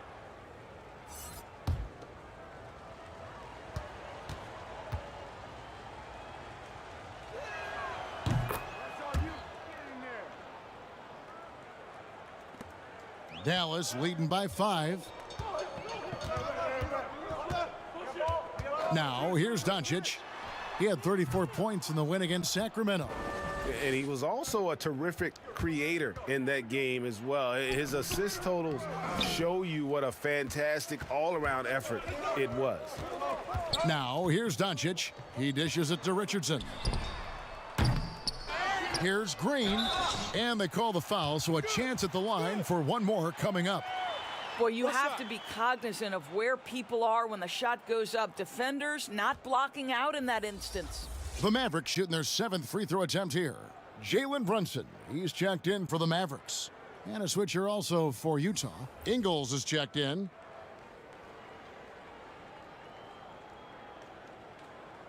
Mind the lanes. Mind the lanes. One shot. Hey, when it comes off, grab it, baby. Hey, man, you want this guy? Who got shooter, huh?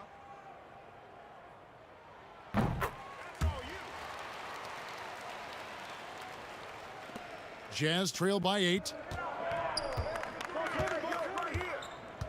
Second quarter of play with almost 3 minutes gone. Here's O'Neal. Favors trying to break free. O'Neal misses. A good board there, Kevin, but overall they're getting slightly out-rebounded. And the wide-open shot from Green. Good, and the assist goes to Doncic. Doncic has got 3 assists in the game. And Doncic was part of a draft day trade that so far seems to have worked out pretty well for both teams. That's exactly right. Doncic, Greg, was selected by Atlanta with the 3rd pick. He was then quickly shipped to Dallas for the 5th overall pick, which turned into Trey Young, plus a future pick. Neither of these young men wasted any time putting their stamp on the NBA. I do think their futures will always be discussed in connection with the other. This is his 2nd trip to the free throw line.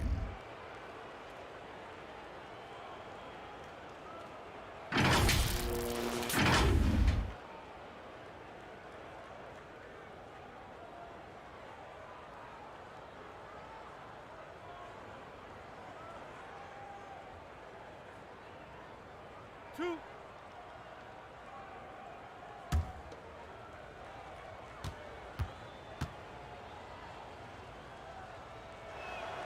No good on that one. And they're getting to the line a lot in this quarter, guys, and it hasn't been by accident.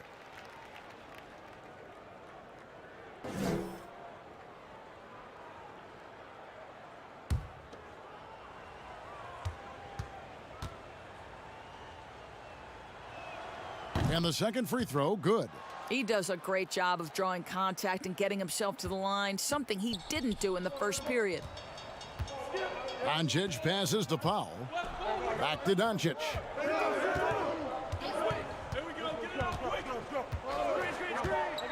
Pass to Brunson. Here's Melly. Lays it up off the glass. A slight rebound advantage for them. One more column in their favor, and it's all adding up. Conley kicks to Ingles. Knocked loose. Favors dishes to Ingles. Conley with the 3. The shot's good on the assist by Ingles. Conley's got it back down to single digits for the Jazz. O'Neal against Doncic. Gobert with the block. And the remarkable reach of the stifle tower. Gobert twice on the pipes. And plenty of contact on the shot, so 2 free throws coming up. You know, I tell you what, he earned his money on that foul. And this is his 3rd trip to the line tonight.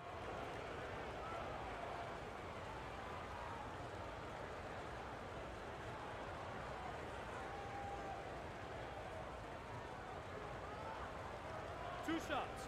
Relax on the first.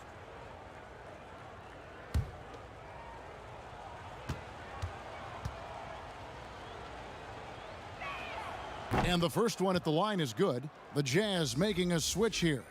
Mitchell's checked in.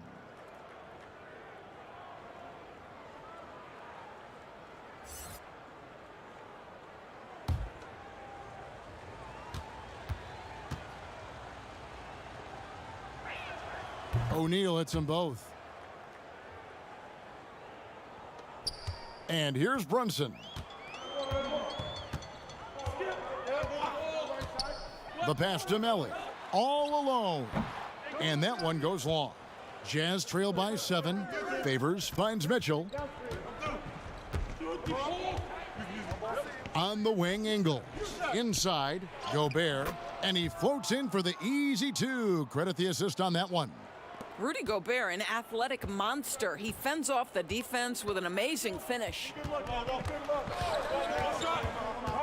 Pass to Melly. Now here's Powell. Drops in the tray. Powell's got his 2nd bucket tonight. O'Neal with it. He's got 8. Kicks it to Ingles.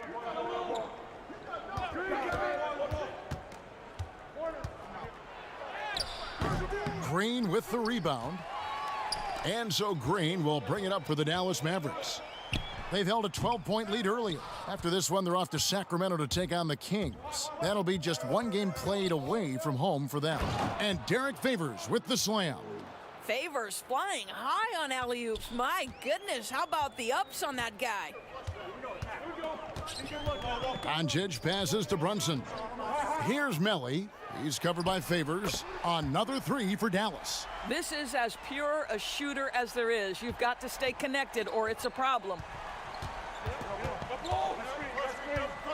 Here's Mitchell. He has 5. And Gobert kicks to Mitchell. For the 3. They get it back. And the basket is good, and he's got a chance here for 1 more at the line.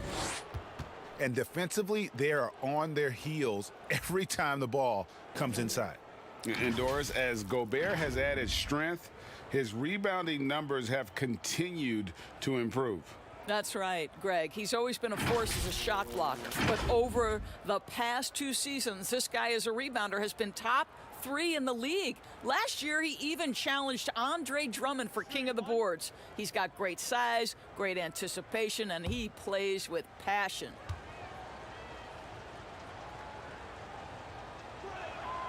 See, I have so much appreciation for the way Rudy Gobert plays the game. This guy takes smart shots on the offensive end. He uses that reach to perfection on the defensive end. He is a defense unto himself. And the Mavericks call time here.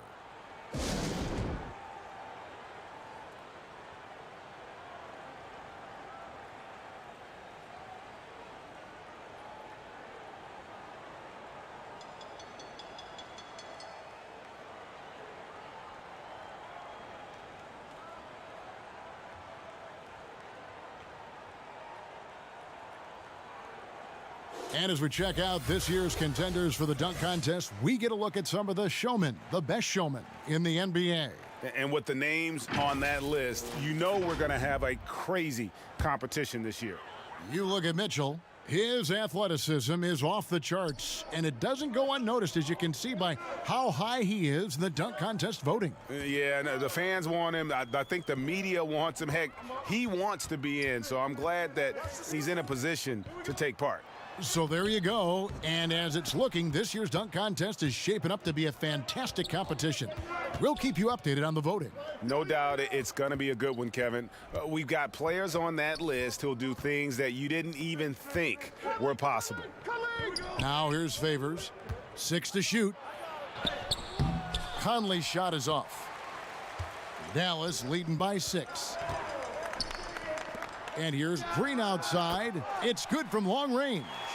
Green's got 9 points. Defensively, they just look out of sync, not closing out on the threes in time. Mitchell passes to Conley. Here's Favors. He's off on that one. Now the Mavericks take it the other way. Outside, Green. He kicks to Doncic. Passes it to Melli. From downtown, the rebound by the Jazz. Conley's got 4 rebounds in this game. Shoots over Brunson and misses it off the right side of the rim. Just not much success when it comes to shooting. And here's Doncic from the arc. The rebound by the Jazz. It's amazing the success they've had with him shooting this way. 0 for the night. The Jazz again can't hit it. The Mavericks leading. And here's Green outside. Here's Melli. Gobert pulls it in. Utah's gone 1 of 4 from three-point range in the second. Not a whole lot dropping out there for them. Well, this is what you call your big man playing big. Terrific work on the glass. Melli passes to Green. 2 free throws coming up, and they call the shooting foul. Michael Conley picks one up. Nice work to get it inside and draw the contact. For Dallas, they have made the most out of their opportunities at the line. They have yet to miss in 7 attempts.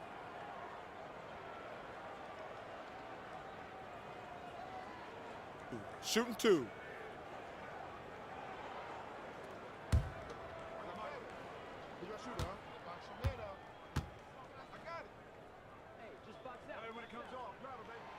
Free throw drops for Green. Porzingis, he's checked in for Dallas. Redick comes in for Jalen Brunson. And Utah also making a switch. Bogdanovich, he's checked in for Derek Favors. Hit these, baby. Nah, man, you get little guy. Yeah, I got it. Hey, you can shoot it. I got him. You got this guy right here? Yeah, I got big man. And he makes both free throws. No wasted trips at all. They're taking care of business at the line. Jazz trail by 11. They could use a big shot here to get this offense going. Too many empty possessions. Right now, they need a basket. They get the rebound. And no good, trying to use the glass. Listen, simply put, he's got to finish that. It's not like the defender was right on top of him.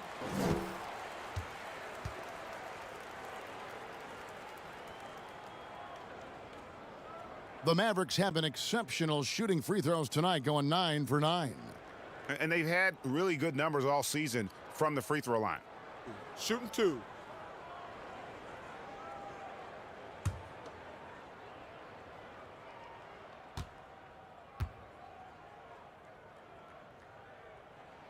The first one falls. Richardson, he's checked in for Green. George Niang, he's checked in for the Jazz.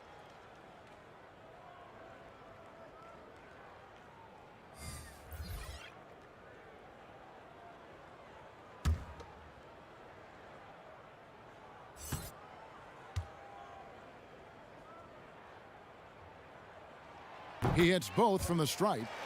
You know, Doris, we saw the All-Star game playing to a target score down the stretch, and some think in years to come, the NBA may adopt it for the overtime periods. What do you think? Well, I'll tell you this, Kevin. That All-Star game, I was absolutely riveted to my television. The action was compelling. The defense was compelling. I can't say I've ever experienced that in an All-Star game. I think it's something you have to take a hard look at. And here is Doncic. Michael Conley getting his 3 to go.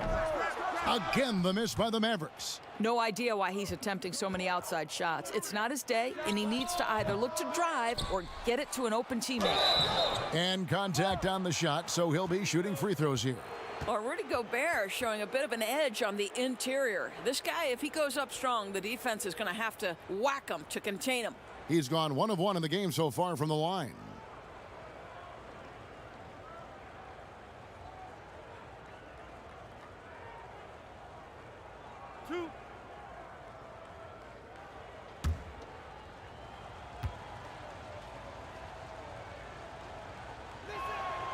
A free throw drops for Gobert.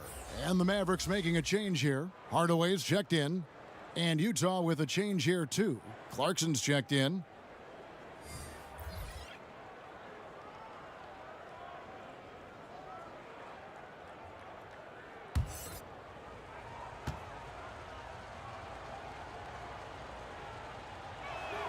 Both good from the line that time. Mavericks leading by 8. Richardson outside.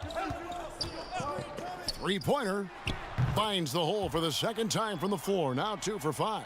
What a beautiful stroke from range. Defensively, you've got to try to take him out of his comfort zone. From deep. Rebounded by Hardaway. And there have been some terrible shot choices here, Kev. That's not a good look at all. Well, you want some unselfishness from a guy who's capable of scoring. And Tim Hardaway says, you know what? My teammate's open. I'm going to get him the ball. Now, here's Mitchell. He's got 5. Back to Clarkson. It's blocked. And here we go. The Mavericks on a fast break. Redick for 3. Connects from three-point range. Redick's got 8 points. Yeah, they're rolling right now. That lead continues to grow. And one of the things that's helped that is they're getting it done on both ends. Terrific focus on offense, and they're locked in defensively. Here's Niang. An 11-point game for him in the win against Detroit. Shot is good, and the Mavericks lead is cut back down to 13 with the basket coming from Mitchell. Utah comes into this one after the win against the Pistons in Detroit. Richardson outside. The 3 from Porzingis. Rebounded by the Jazz. Not quite enough defense that time around. Just lucky he was off. And here's Redick. He'll bring it up for Dallas. Flushes it down to finish the break. Want easy looks? Don't allow the defense to set up. What a beautiful fast break opportunity, and the finish pretty good. Now, here's Mitchell. He's got 8. Pass to Niang.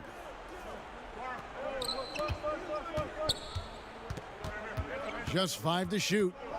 Top of the key, Clarkson. Over Richardson. The shot by Clarkson, no good. Mavericks leading by 15. Here's Melly.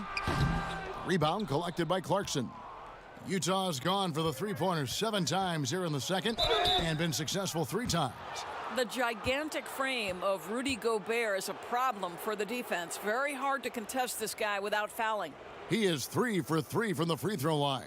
And his free throws are falling at a rate of only about 72% on the season. Not terrible, but listen, you obviously would expect him to do better.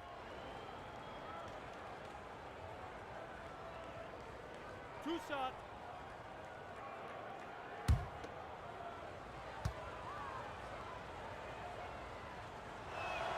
And the first one drops. The Jazz making a switch here as Abuki's checked in.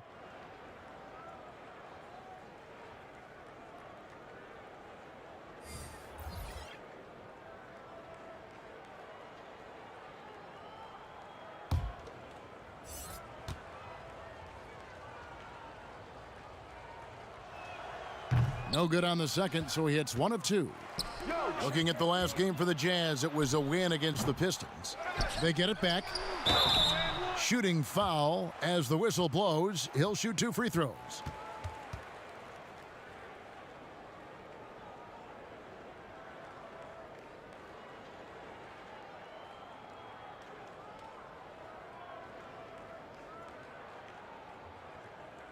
Take a break. Take a break. 2 shots.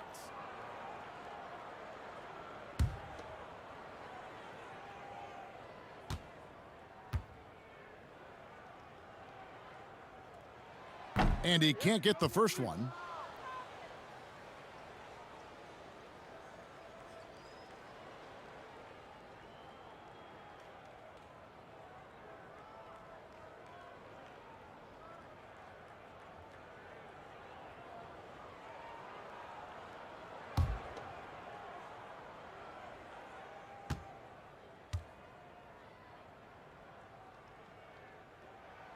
And he's good on the second. There's 14 seconds left in the first half. Now Mitchell. He's got 8. With 4 seconds on the clock, he hangs in there and cashes in on the second chance points. What a boost when Rudy Gobert is this efficient on the offensive end. Such a smart basketball player. And so it's the Dallas Mavericks. 13 points up at the end of the period. They've kept the tempo quick and the defense on its heels, and it's gotten them up big. And now we'll send it over to David Aldridge, who is standing by courtside. David. All right, David, thank you. We'll be back after halftime for the start of the third quarter. It's the 2K Sports Halftime Show.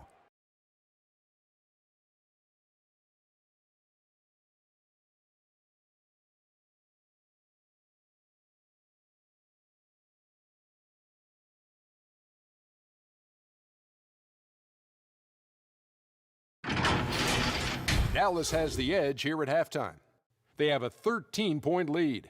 And Shaq, what did you see from Dallas? I don't think anyone expected to see such numbers from the bench. You know, I'm impressed. It was what they needed, the jolt they needed, Ernie. Wow, I never knew their bench was. Matter of fact, I don't even know any of their players coming off the bench. Man, keep going, bench guys. Kenny, what do you have to say about the Jazz? Their rebounding was an issue. I don't think that they showed the toughness that they need. It'll be a focus for them in the second half, I'm sure. They need to establish a physical presence inside.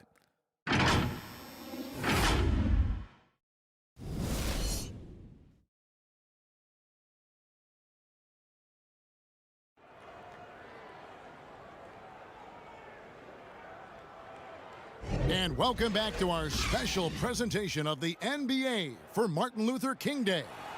Rudy Gobert has been sensational. Well, it didn't take him long to get that double-double. Already has it halfway through the game.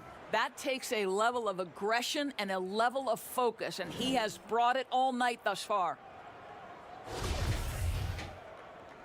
Happy Martin Luther King Day, everyone, and welcome back as we get going again here at 2K Sports. Our second half of basketball, and presented by Gatorade. Let's see who's all fueled up and on the floor to start the third. On the floor for Dallas, we've got Jalen Brunson. He's out there with Luka Doncic. Green is out there with Porzingis, and it's Melly in at the 4. How about that mobile one block we just saw? Amazing defensive work. And those are plays that get you in front and keep you in front. Mavericks leading by 13. There's the pass to Green. Here's Melly. And the call on the shot that sends him to the line. It's going to be on Rudy Gobert.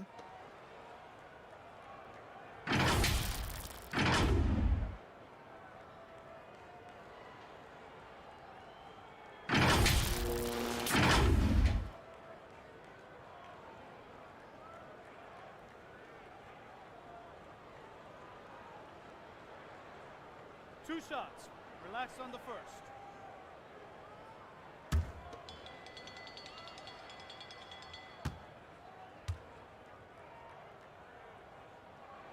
First one falls for him.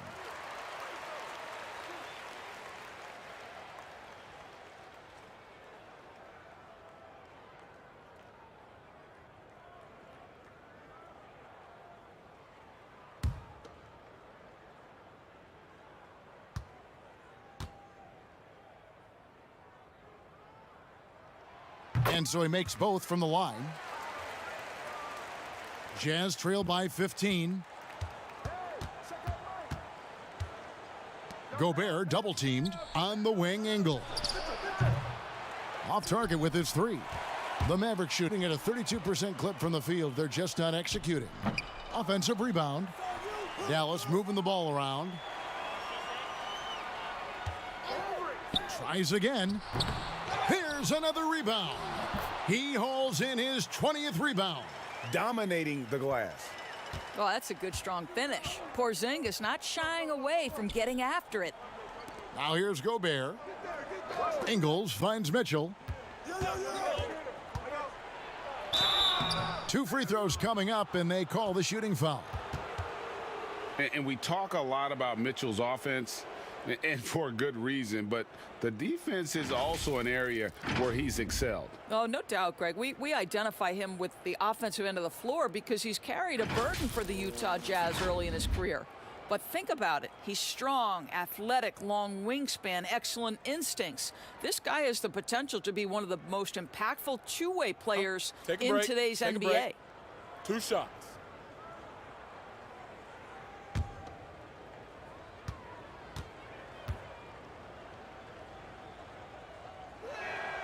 The first free throw is good. Boy, you have to admire Donovan Mitchell. This guy is capable of playing either guard position, and he plays with so much passion and energy, guys. It's infectious. And Mitchell drops them both. And so Doncic will bring it up for the Dallas Mavericks. Pass to Melly, and Brunson has it in the corner. Shoots from 14. Gobert pulls it in. Gobert's got rebound number 15 here tonight.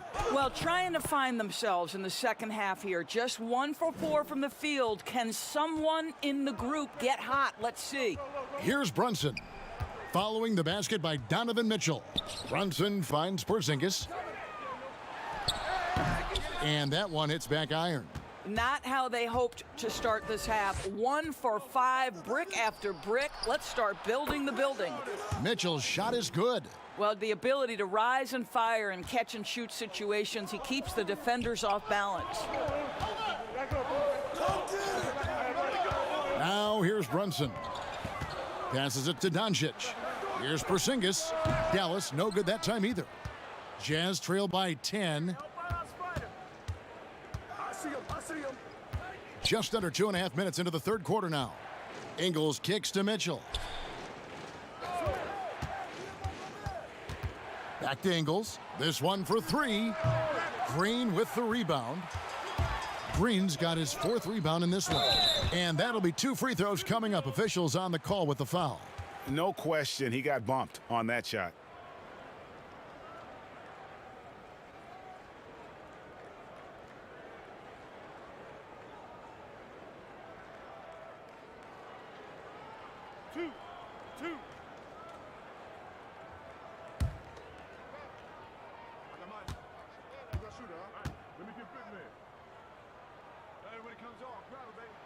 And he knocks down the first one.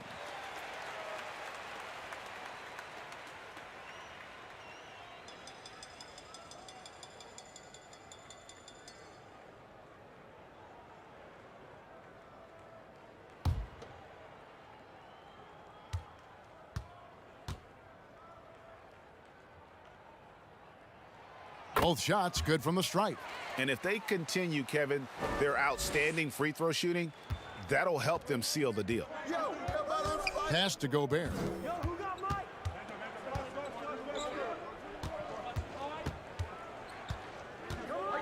Mitchell against Brunson. And it's Mitchell missing. Mavericks leading by 12. Lobbed up there for Green, trying to go for an alley-oop, but excellent defense and anticipation there to stop it. And it's Mitchell with the jam. I'll tell you, Joe Ingles is proving that as a passer, he is a special player. Dallas calls timeout. And one thing you love about Ingles, he hits a lot of contested jumpers. He does, and he'll get to his game by using jab steps, pump fakes, really good ball handler. He's unafraid in the clutch. He'll talk a little smack every now and again. Joe Ingles has carved out quite a career. Now the pass to Melly. Good, and the assist goes to Doncic. Doncic has got his 4th assist with that last one here tonight. Jazz trail by 13. Pass to Gobert. Jazz passing it around. Conley inside the line. The shot, no good. And the Mavericks going the other way now. Just a solid performance on the interior. The rebounding has been off the charts. Launches a 3. Gets it to go from beyond the arc. Conley's got 11 points. Wow, something's brewing, guys. The three-pointers just continue to flow. Passes to Melly. Over in the corner, Green. Out to Doncic. Another three for Dallas. And Doncic loves the ability to respond with a three. That is tough. Doncic against Mitchell. Pass to Gobert. Back to Mitchell. And the pass to Conley. Here's Mitchell. Clock at 6.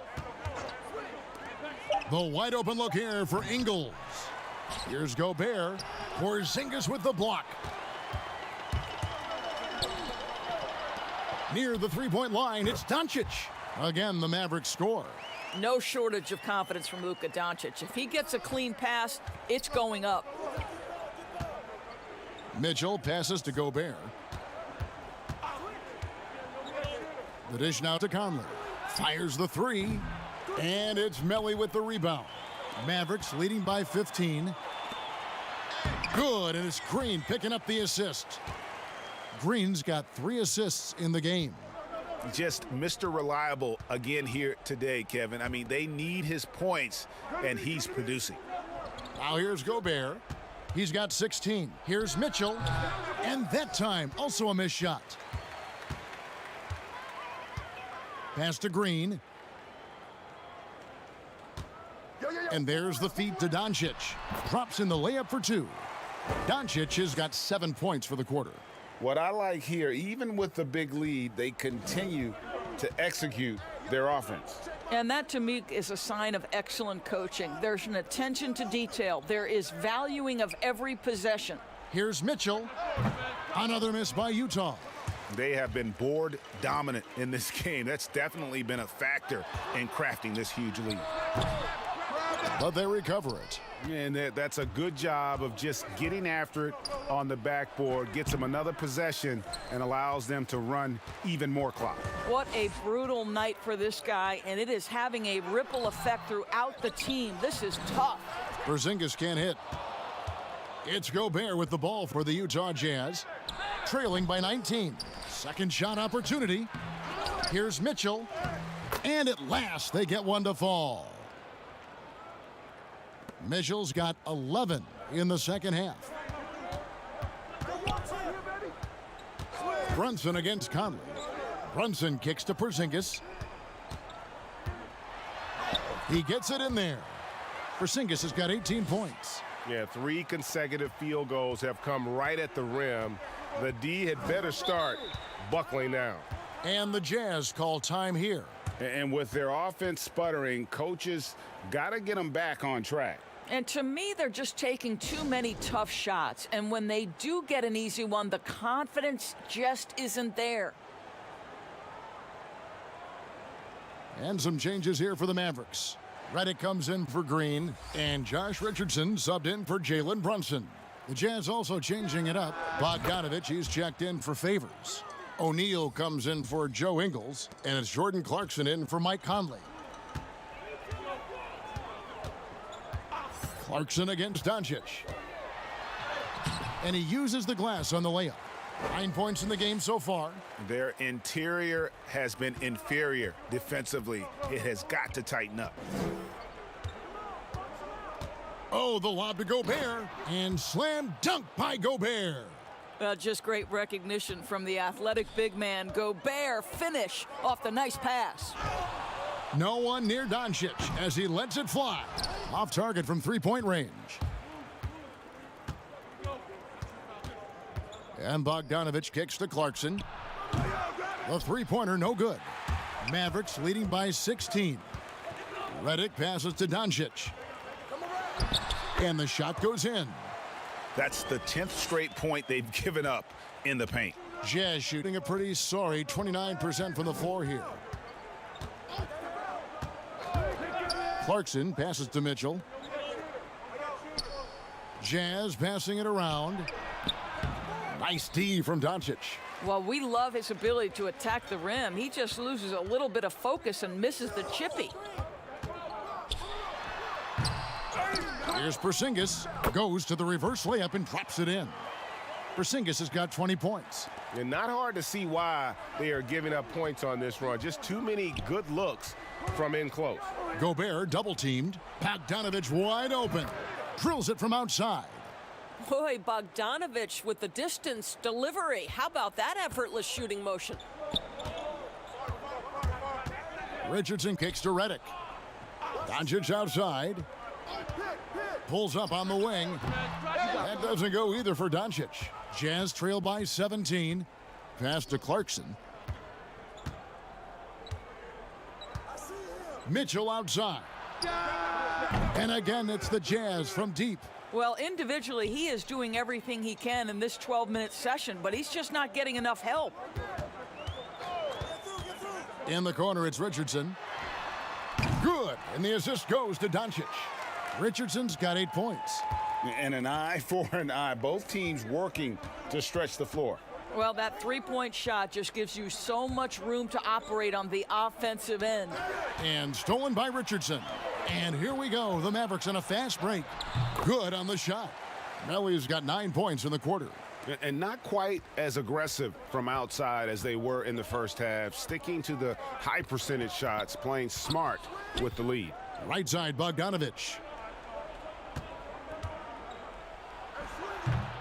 We've got 1:55 left in the third quarter of the game. Mavericks leading by 19. Here's Melly. O'Neal with the rebound. Here we go, one-on-one. And there's Bogdanovich. That's good on the assist by Mitchell. He's got 10. And you like to see since the half now, he's finally starting to come around. Doncic looking it over. Porzingis, that's a 2. Rebound, Utah. Looking ahead to their next game, playing at New Orleans, they'll match up against the Pelicans. And that will conclude a 4-game road trip. And there's Gobert, putting it right back in. Gobert's got 20. Hard work and soft hands, guys. That's what made that play possible. No simple offensive rebound there. Going for the tip-in. Well, they're calling his number time and time again, and he is delivering.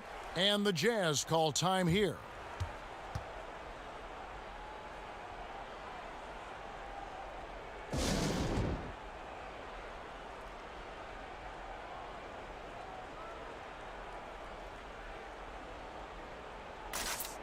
Tim Hardaway Jr.'s checked in for the Mavericks. Utah also making some changes. Azubuike's checked in, and it's George Niang in for O'Neal. 56 seconds left in the third quarter. Here's Redick. Got a hand on it. Here's Mitchell. No good on that one. Now the Mavericks take it the other way. Porzingis passes to Hardaway. It's deflected. Did you guys just see that? Listen, Bogdanovich can guard, but shot blocking? Wow. In the corner, it's Clarkson. The Jazz with another miss. He is single-handedly dropping the temperature in here with that cold streak. He is trying to shoot his way out of it, and it might be better for him to pass the basketball at this point. That falls. Nice feed that time from Bogdanovich. Clarkson's got himself going with the triple, his first basket of the game. They get a hand on it, and so it's Dallas, sitting with a comfortable lead, up by 14. They've been putting on a clinic in the paint. Shots are falling with regularity, and they are pounding it down low. We'll take a quick break, and then back to the action here.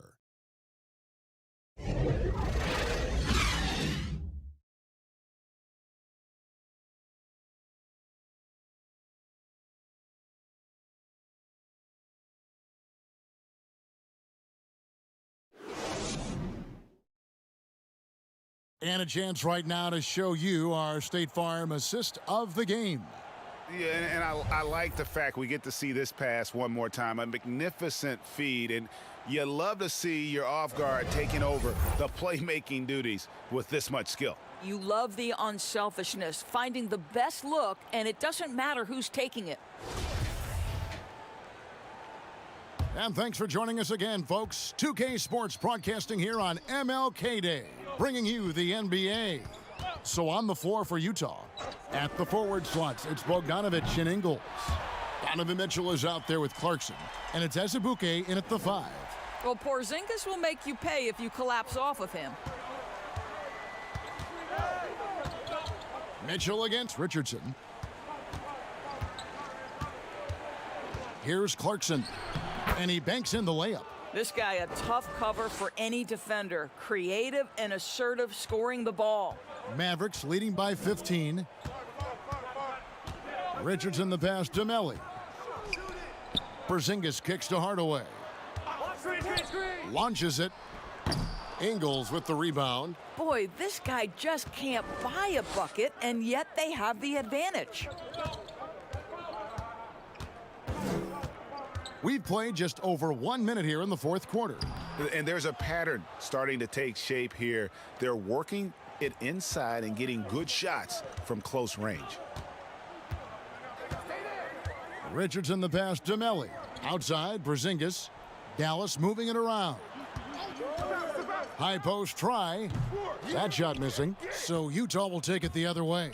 And now running up the court, Ingles pushing it up. But they'll get another chance. The momentum continues to go their way. Pretty much the story of the game.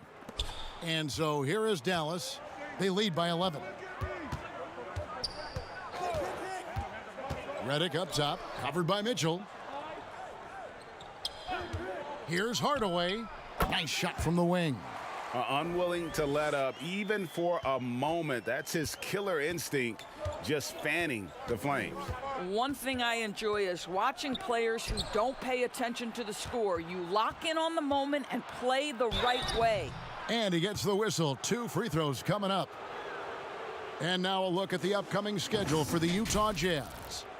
On Wednesday, they'll be facing Steven Adams and the New Orleans Pelicans. Then on Friday, they'll be playing against Draymond Green and the Golden State Warriors. And for that game against Los Angeles, it's going to be a battle for this group. You get the feeling they'll need to be at their sharpest if they want to come away with a victory. First free throw is good. Well, Bojan Bogdanovic may be one of the most underrated players in this league. This guy understands his role and plays it well. Looking at who's out there now for the Mavericks. Green, he's checked in for Redick. And it's Jalen Brunson in for Josh Richardson. Derek Favors checked in for Utah. Conley now comes in for Clarkson. And so Bogdanovic nails both of them. This is as good as it gets from the charity stripe here in the second. Green against Ingles. And he gets contact and the whistle on the shot. 2 shots coming up. Yeah, the defender all over him.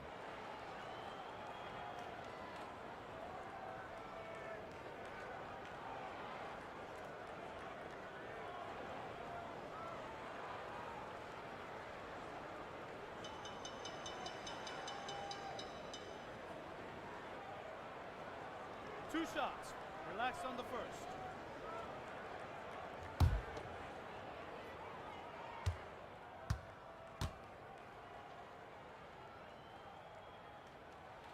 And he makes the first.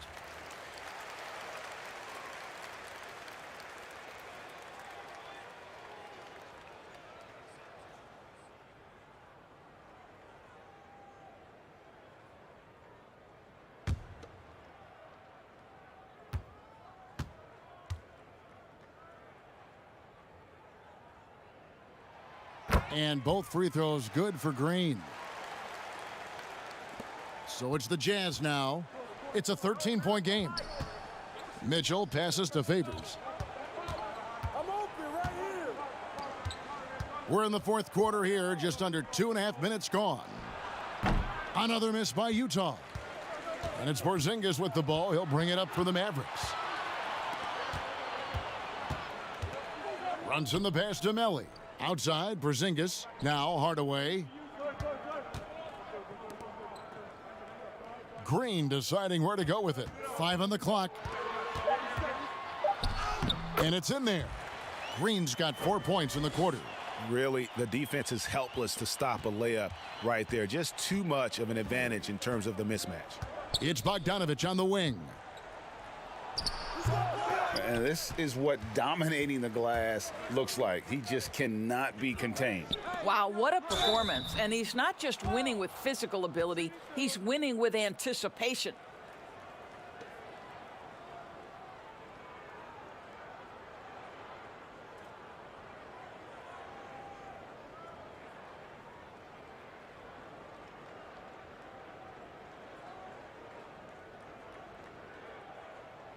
2 shots. Relax on the first.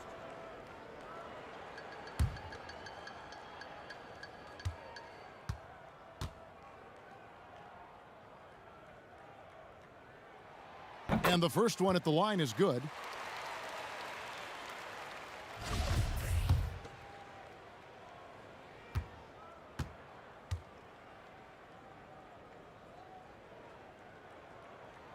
And good on the second, so he makes them both.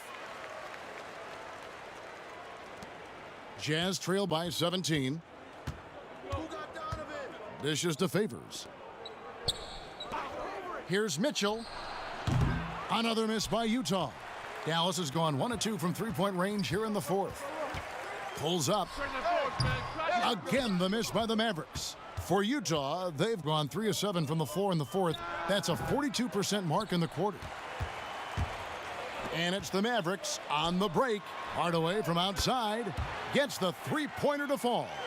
Hardaway has got 5 points now this quarter. I just love how confident Tim Hardaway Jr. is from long distance. This guy will cash in from there. Conley dishes to Bogdanovich. The shot's good. Bogdanovich has got 12 points in just the second half. After an ice-cold start to this game, he is pouring it on here in the second half. And here's Brunson. Here's Porzingis. The 7-footer falls. Porzingis has got 25 points. See, you can tell Porzingis knows when he's in close, he's got the kind of size, touch, and length to make that look easy. Hardaway against Conley. And since last season, Doris, a lot of coaching changes. Why do you think so many? Kevin, I think there's a lot of contributing factors. Some of it is ownership and front office changes. Whenever that happens, coaching changes are often the next shoe to drop. And here's Brunson. After Bojan Bogdanovic getting his shot to go from deep. Pass to Porzingis. Kicks it to Hardaway. The pass to Melli. Down to 5 on the shot clock. Over Bogdanovich. Goes back up. And it's Melli missing. Jazz trail by 17. Bogdanovich passes to Ingles.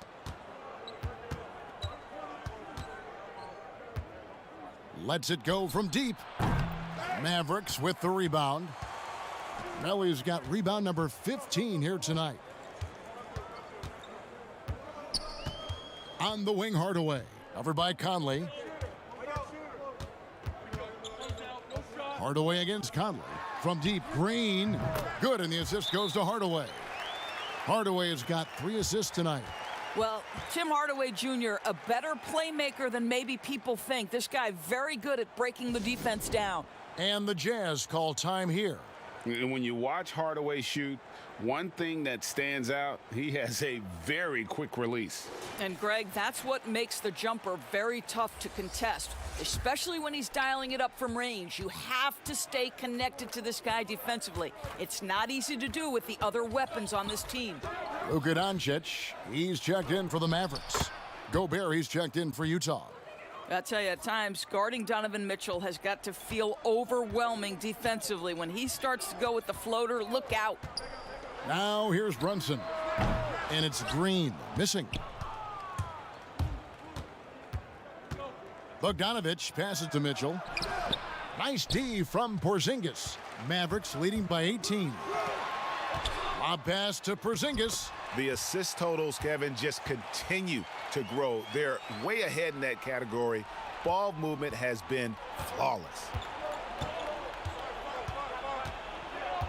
Mitchell with it. There's the lob to the hoop. Nice catch and finish on the alley-oop. Well, to me, it's critical that Mitchell continue to focus on hitting the guys who are open. We know he can score the ball. Mitchell against Doncic. Pass to Porzingis. Right at the free throw line, and he gets the bucket. Porzingis has got 29 in the game. And that keeps him perfect from the field this quarter. Now Conley. Gobert finds Conley out of bounds. It'll be Mavericks ball. Derek Favors checked in for the Jazz.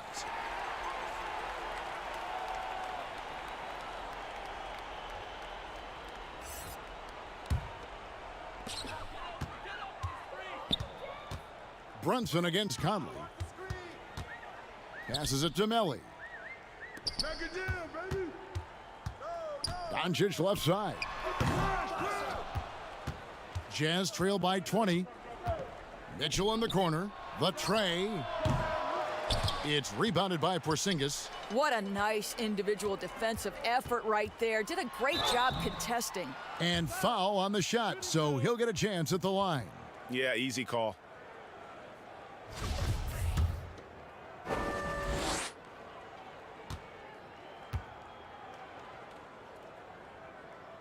First one falls for him.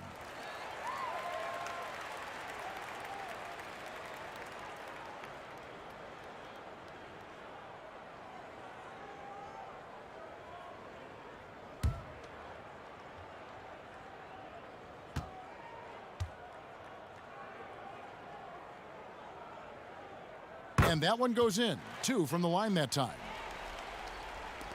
Utah with the ball. Mitchell passes to Favors.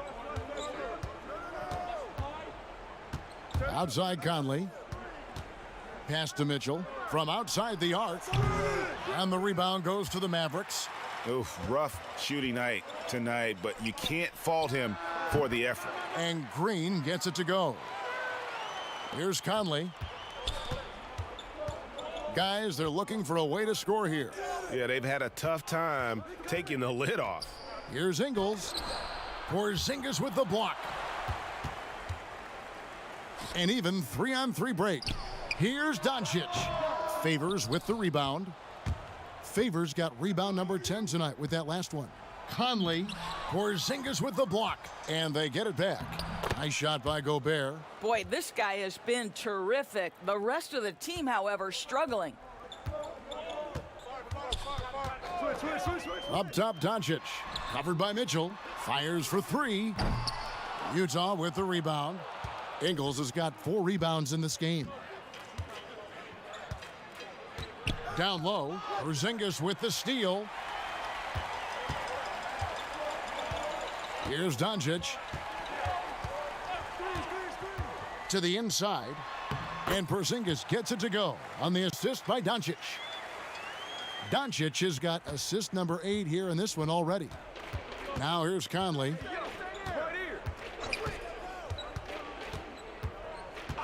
The 3 ball. Buries it from 3-point range. Well, you've got to be able to contest. This is a career 37% three-point shooter. You better get out there on Mike Conley. And there's the pass to Doncic. Back to Brunson. Lets the 3 fly. Not going to go that time. And it's Utah the other way. Porzingis with the steal. Now here's Brunson. Over in the corner, Doncic. And here's Favors. Here's Mitchell. Banked in off the glass. Mitchell's got 6 here in this quarter. You can see the kind of confidence Donovan Mitchell has in that handle. His ability to navigate off the dribble drive. Nice. Now, here's Doncic. And tonight's battle is going to end with a very clear winner, leaving nothing to chance. Impressive win for the Mavericks. And guys, the fast break was run, I thought, beautifully all night by these guys. I think that was a big part of their success. Yeah, they definitely ran the break well. A big advantage in that category, and they continually put pressure on the defense. And an important milestone for them tonight as they pick up win number 10. And so they're able to even up the season series at a game apiece with 1 left to play, exacting a little revenge and really saving face. They did not want to go down 2-0. And we watched them all night long. No one could really stop them. Just another excellent game it was for Porzingis. Boy, his defense is what stood out to me. There was a no-fly zone around this guy all night. He contested every shot in his area and sent a few back.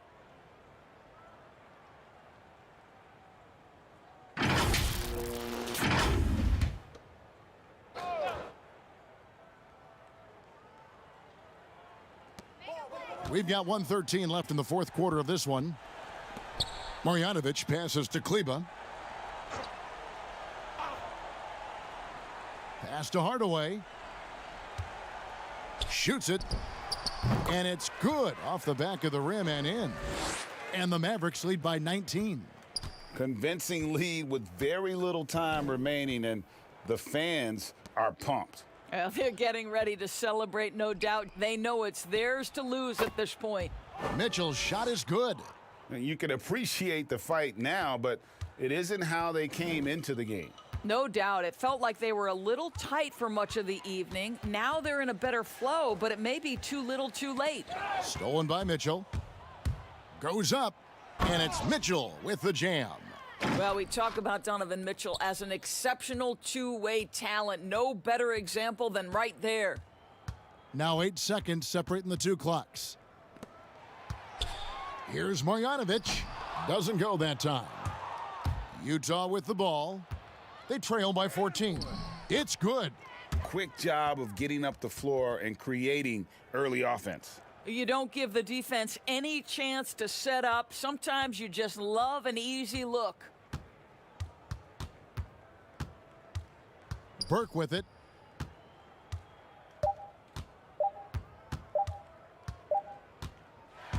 So we see the Mavericks taking the win here. Even early on in this one, it seemed like they were happy to be playing at home tonight. And it makes a big difference. And once they started to really play in rhythm, you never felt like they had any doubts as to whether or not they were going to win.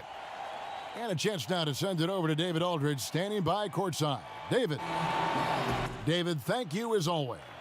Thank you for joining us. That'll do it for now. For Greg Anthony, Doris Burke, and David Aldridge, this is Kevin Harlan saying thanks for watching. So long.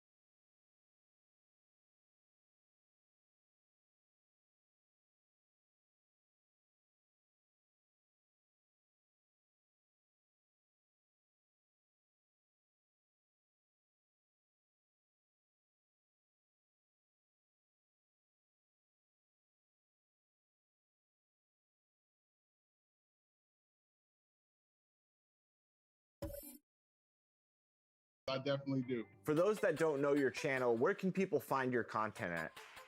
You can find my content on YouTube. It's King Jordan 2K. And we've been doing this for a year, and it's just been a blessing. I'm so thankful for my subs. I'm so thankful for the people that support me. And I'm just so thankful for 2K just for, seeing me and giving me an opportunity to have a logo and to be able to, play with new people, meet new people, and just be in this community. It's amazing. I'm taking some notes, King Jordan. Thanks so much for your insight and joining us on 2K TV. We'll have to see how that 50-game win streak goes. Hey, I can't wait to get to it, Chris, and I appreciate it, and it's an honor being here. Thank you. Absolutely.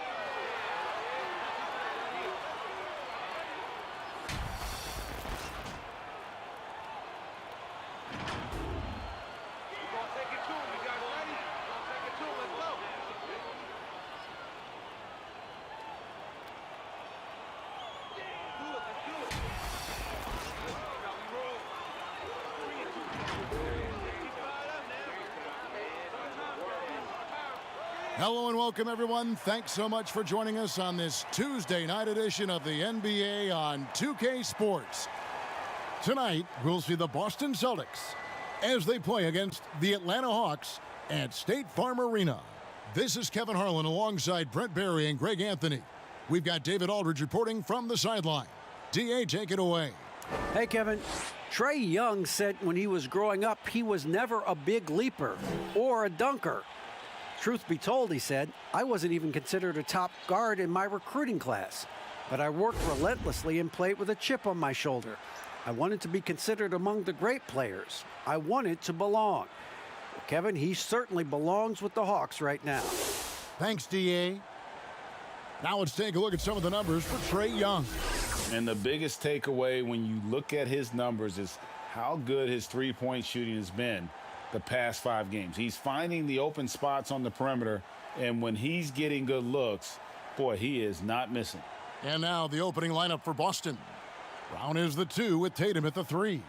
Then it's Jabari Parker. Then there's Kemba Walker. And it's Cornette in at the 5. And for the Hawks, on the wings, Herter and Reddish. Okongwu is out there with John Collins. And it's Young in at the 1 spot. Lots of speed and athleticism on the floor tonight, Brent. What do you think could determine the outcome? Well, if guys are going to play fast, Kevin.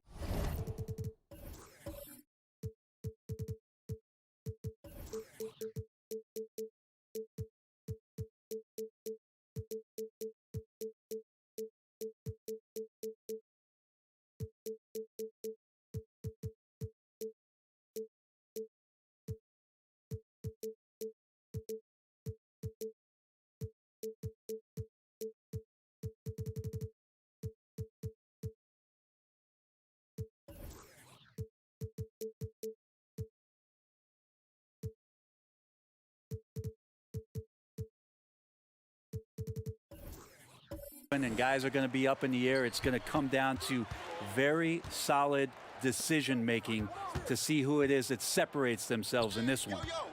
Here's Herter. Playing Portland, he was nearly unstoppable.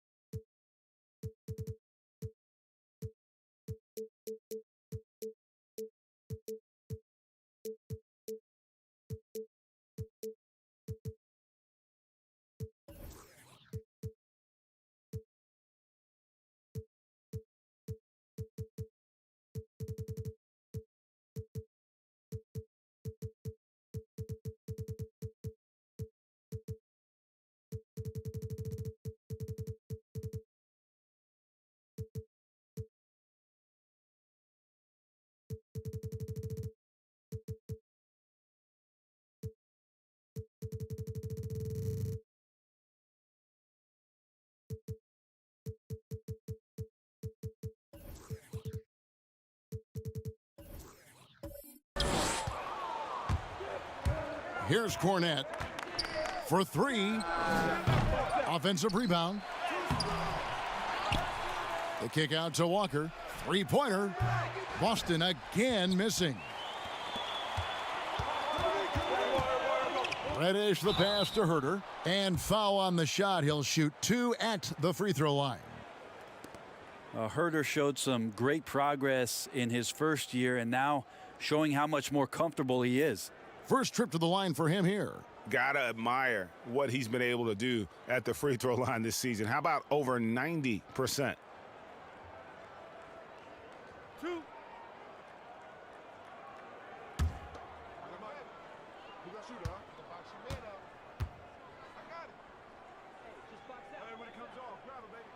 And the first one drops. Already impressing at a young age, Kevin Herter's dead-eye accuracy from deep combined with being a fearless competitor going inside. That's going to pay some dividends throughout his career.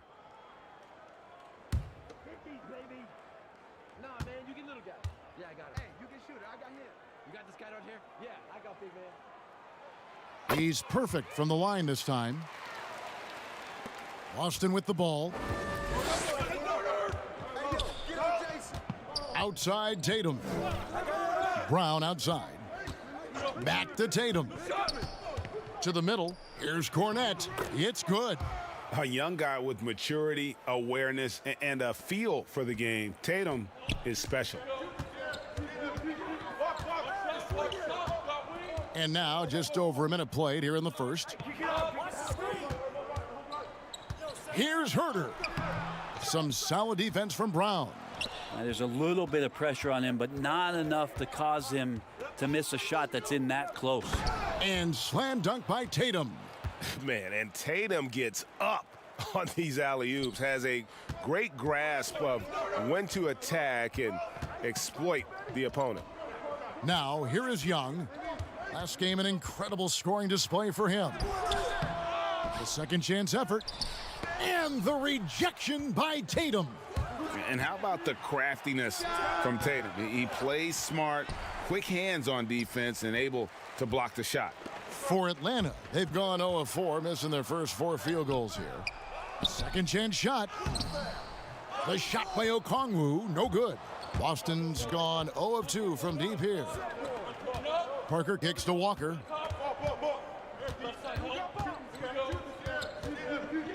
Back to Parker. Over Reddish. No good off the back of the rim. If you're just tuning in, we've played about 2.5 minutes here in the first. Here's Herter. He provides a good amount of offense for the team, averaging around 11.5 points a game. Shot clock at 5, and that'll be 2 free throws coming up. Officials on the call with the foul. And you know what? You allow a guy to get right to the rim like that, that's your only option. First trip to the free throw line for him in this one.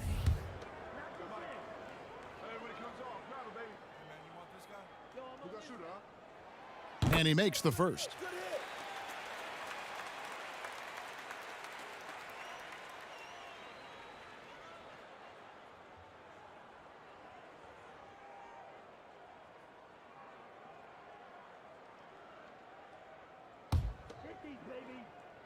Nah, man, you get little guy. Yeah, I got it. Hey, you can shoot it. I got him. You got this guy. Good on both. First quarter of basketball, just over 2.5 minutes played. Walker dishes to Tatum. Brown outside. And he sinks that one, hitting the back of the rim on the way in. And that's just tremendous confidence from Brown. Going up with the shot right away and giving the D no time to react. Now, here is Young, averaging around 27.5 points a game, one of the best in the league. Herter passes to Okongwu. Just 5 to shoot. Fires for 3. It's hauled in by Brown. The Celtics have gotten just 3 of their first 9 shots to go down in this game. Over Young. And it's Brown missing. You almost have to assume he's going to knock those down when he is that open. And what was once a weakness for Collins, now a strength. His defense has taken huge strides since the start of last season. And I think a young player like John Collins learns that blocks are not just a statistic that reveal how good you can be defensively. It's about positioning. It's about communication. And John Collins wants to be more complete on that end of the floor. And here is Tatum, following the three-pointer by Trey Young. Lets it go from deep, and it's Brown missing. And Collins has got the ball here for the Hawks. They trail by 1. Their last encounter was in Boston, where they were able to handle the Celtics. And it was pretty much a cakewalk for them the last time these two squared off and had a clear advantage on the backboard. We'll see if the other team will address that problem in this game, because last game, man, they just got smoked on the boards. And you just can't get tired of watching the way Young shoots the ball. I mean, what a fantastic release. And it's just limitless in terms of the range. That's what makes it so impressive. He's a small guy, he's quick, and he's got great handles, but he can heave that up from just about anywhere. And when he gets hot, it's something to watch. Greg, we're still involved in the conference system. Does it hold relevance as we're looking here at the standings mid-season? You know, for travel distance, yes, and there's also some tradition at stake. I mean, look, that said, in a perfect world, you'd like to see the best 16 teams make the playoffs each year, but we've had, imbalance in conferences forever, so that's not going to change, but sometimes change is just necessary. How about quickly for the playoffs? Would you like to reseed and take the top 16s, 1 through 16? I would. I think that'd be a great idea. Take a break. Take a break. 2 shots.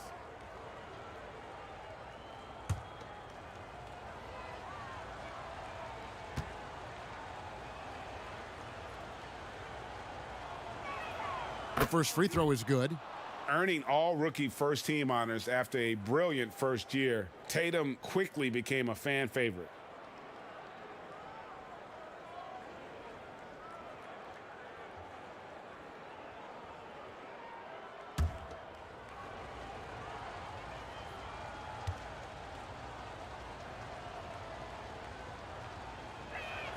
And that's good as he hits both of his shots. The Hawks trailing. Here's Herter. There's the 3. Sinks the triple. Herter's got 5 points so far. Shot preparation is fantastic as Herter's able to get his feet set that time. Tatum passes to Fournier. And he can't answer back. The three-pointer offline. Inside, Reddish. And Reddish with the slam. This can make it so much easier for your teammate when you throw that lead pass that gets to him right on the money, whether that's on the run or in the shooting pocket. Cornette can't get it to go. I guess even he has to miss one of those once in a while. Collins, and finished off by Collins. Pretty good body control from the big man as Collins stays focused on the rim. Walker the pass to Tatum. Outside Fournier. Looking to end the run. And the rejection by Collins. No, sir. Collins sending that one away. And the wide open shot from Reddish from outside off the mark. Fournier gets a wide open look. No good. Shot missing. So Atlanta will take it the other way. Here's Okongwu. Offensive rebound. Celtics trail by 6. Some tough offensive sets. They want to turn it around. Yeah, right now you just need a bucket to get some momentum. Atlanta's gone 2 of 4 from beyond the arc to start the game. And finished off by Collins. Yeah, when Collins gets up there like that, look out. So the Celtics call timeout. They're first. Outplayed in the previous game on their schedule, losing to the Raptors. Yeah, but when you shoot a percentage in the low 30s as a team, and they did that in that game, it is just not going to be your night. Yeah, you check the stat sheet and you can dominate just about every other facet of the game, but it's not going to make up for anything if you shoot the ball at such a low percentage. Clint Capella, he's checked in for the Hawks. Gallinari comes in for Kevin Herter. The kick out to Walker. That drops, and it comes off an assist from Parker. That's a good read by Jabari, a solid passer, and he knew he could reward a teammate that time. Young passes to Capella. Now here's Reddish. Back to Capella, and the dunk by Capella. Oh, inflicting some punishment with the two-hand flush. They're going for the throat. Walker the pass to Tatum. And contact on the shot, so he'll be shooting free throws here. That one on Gallinari.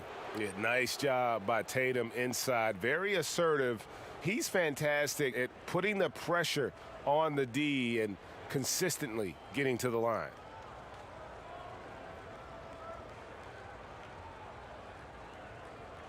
Shooting 2.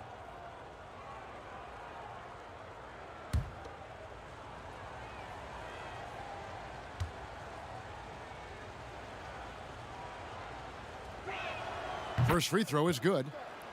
Atlanta making some changes. DeAndre Hunter, he's checked in for John Collins. Bogdan Bogdanovic comes in for Reddish. And it's Williams in for Trey Young. The Celtics also changing it up. Thompson, he's checked in for Luke Cornette.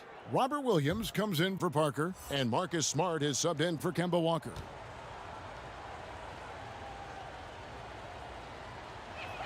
That's also good, so he hits both free throws. Greg, who would you choose as the best defenders of the NBA pick and roll? Oof. That is a tough one. This will surprise some people. Nikola Jokic is one of the better big men defending the pick and roll, in part because of his instincts. You know, he doesn't impress me in terms of his physical attributes, but his mind, the ability to anticipate, having a sense of how perimeter players play the game. He's a guy that's terrific. I'll give you an oldie but goodie in Andre Iguodala. He's still terrific.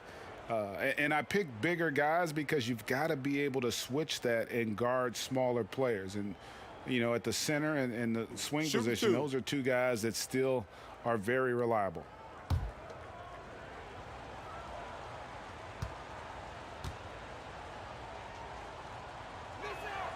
And that one falls for Smart.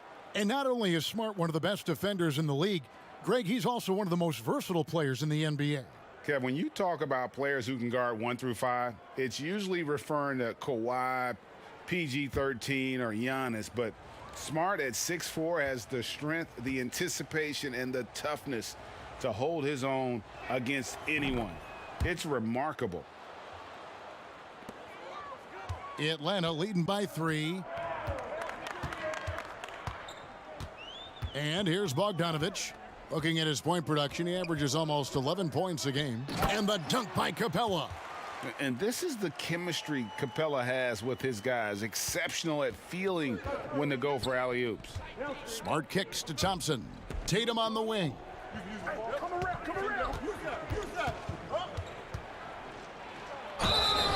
And foul on the shot, so he'll get a chance at the line.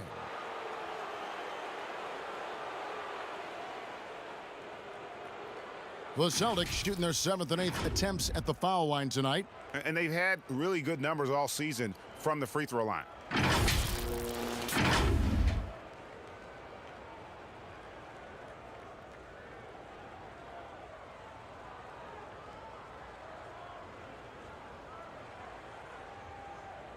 Take a break.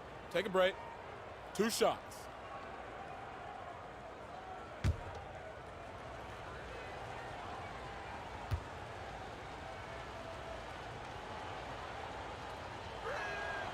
That free throw, no good.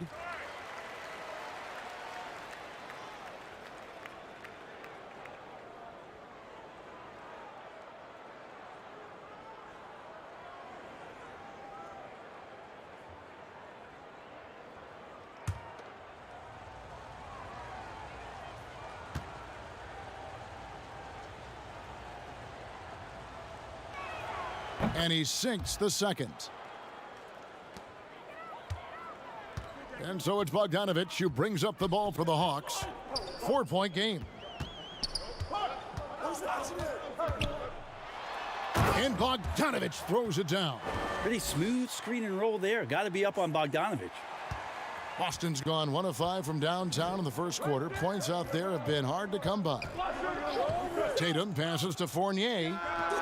Drills the three-pointer. Yeah, I feel for him right now, guys. He's much better than this 1-for-4 start. He just needs to relax a little bit out there and let that game come around to him. Outside Williams. Lets it fly. Nice spin off the left rim and in. We've seen this before from Lou Williams. Jumper very consistent. Smart with the ball. Looking at his numbers, he's averaging about 6.5 points a game. And the call on the shot that sends him to the line. And here on our 2K leaderboard, you see a breakdown of the best free throw shooting centers and power forwards over the past month. Second is Jason Tatum. And of course, Gallinari. That is a very confident group of players at the free throw line. We haven't seen them struggle there as some of their brothers in the big man fraternity have. Big men making free throws? Who knew? These players are as comfortable at the stripe as they are in any other aspect of the game. And he knocks down the first one. And you have to be excited about the work rate that Thompson has shown lately. He has become a much more active player. Well, the ability just to stay with that high motor is Tristan Thompson's calling card at this point. On the interior, wants to play physical, and wants to disrupt anything he can on the inside to make an impact. And so Thompson nails both of them. Tristan Thompson is one of the best offensive rebounders in the NBA. So to do that, you can't be afraid to throw your weight around. Now here's Capella over Thompson. And he can't bank that one in. And pushing it up, here's Boston. Neesmith, the pass to Fournier. Gets a hand on it, and Williams is right there. Yeah, hard trying to keep Williams off the boards. He makes it a mission to keep possessions alive. Outside Williams. The three. That shot off the mark. Good work defensively by Smart. Stops, pops, the offensive rebound. Neesmith, the pass to Williams. Here's Smart. And no good, had a chance to take the lead there. The Hawks leading. Hunter, no one around him. Offline with his three. And here we go with Thompson running it up the court. Here's Fournier. Rebound, Atlanta. Yeah, one player sometimes can drag down your offense, and he seems to be an anchor here in this quarter. Here's Capella. They shoot again. He takes it up and lays it in. Capella's got his third basket of the night. Just has a nose for the ball. Capella skilled at gaining ideal position for those offensive rebounds. Now here's Smart. 1:30 left to play in the first. Off the left rim and out. Not pretty. You've just got to shake off a miss like that. Hunter. Here's Gallinari. Can't get it to fall. Celtics trail by 3. Smart passes to Thompson. Outside Williams. Smart with the ball. Now guarded by Gallinari. Bounce pass from Smart. Out of bounds. Atlanta takes possession. And now another look at that mobile one block defensive performance. Emphatic with the rejection. You've got to appreciate that kind of forceful defense.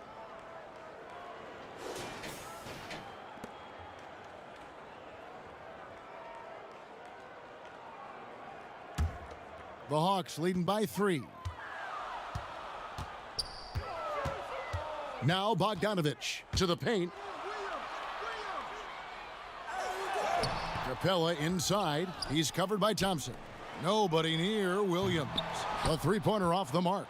Well, that's not a shot he's ever going to pass up, and he shouldn't. Despite the miss, no defender anywhere near him. He's got to shoot that one.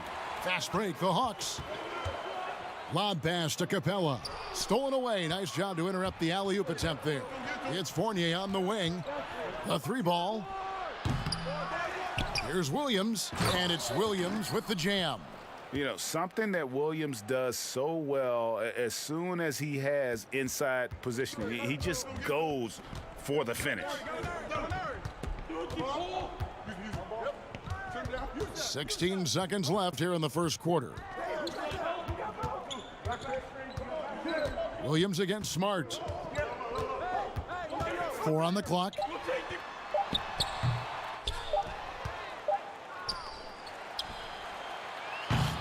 A good close contest so far as we finish the first quarter. Hawks lead by 1. 2K Sports back in a moment here in Atlanta.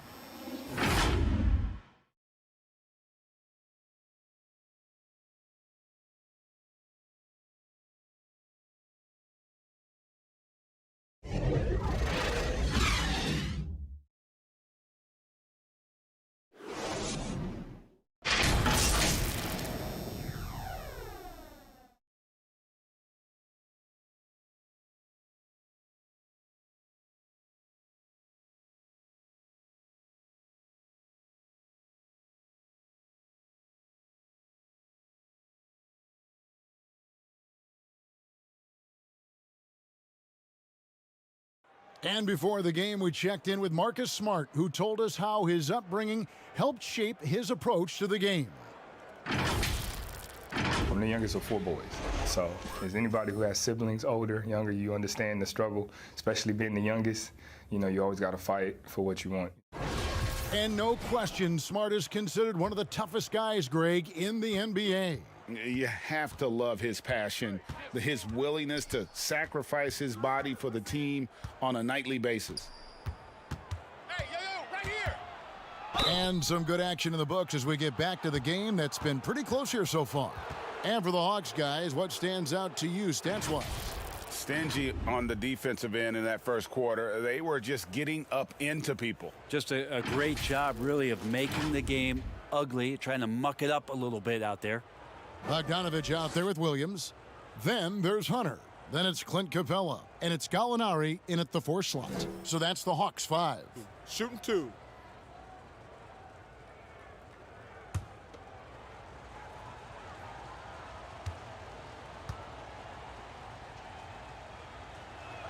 Ties it up, and this next one could give them the lead. Hey, Greg, if you could coach one team right now, who would it be? Whew, that's a tough one. Clippers, Lakers, Bucks. You know what? I would probably go Lakers or Bucks because you would have an opportunity to coach someone who arguably might be considered the best to ever play the game, because I think Giannis is trending in that direction, and LeBron obviously already is. How about a guy like Kemba Walker and coaching the Celtics, having him to do what you want to do on the floor? Oh, he'd be brilliant, and yeah. Kemba, one of the most underrated leaders in our game. Great human being. Hunter dishes to Gallinari. 2 free throws coming up, and they call the shooting foul. It goes on Aaron Nesmith. Easy to forget that sometimes Gallo is 6'10", so skilled and is aggressive down there, making the D get physical with him. The Hawks have made all of their free throws so far tonight, going 6 for 6.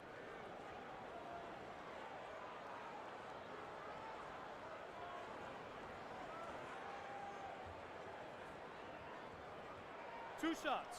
Relax on the first.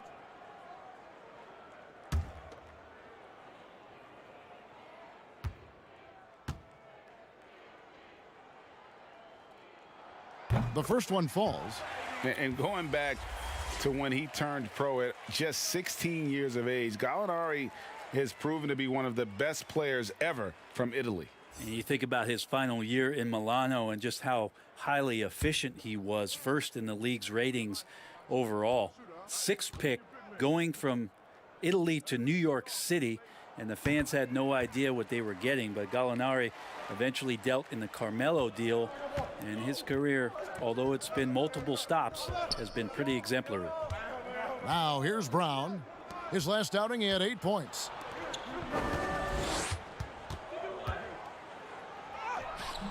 Doesn't go for him. Some solid defense from Gallinari. Shooting foul as the whistle blows. He'll shoot 2 free throws. And Gallo does an outstanding job there, getting into the contact as he was shooting. On the night, he's gone 2 for 2 at the stripe.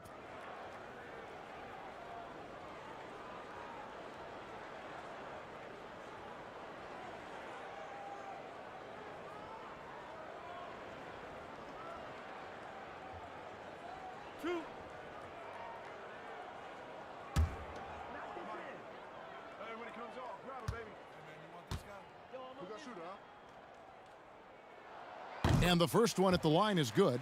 And they have yet to miss a shot from the line here this quarter. Atlanta making some changes. Okongwu's checked in for Clint Capella. Collins comes in for DeAndre Hunter. Young is subbed in for Williams. Parker's checked in for Boston. Kemba Walker comes in for Smart. Gallinari hits them both. Well, a great player on a great role at the charity stripe. The D has got to be careful about being too aggressive on him and sending him back for freebies. Now here's Walker.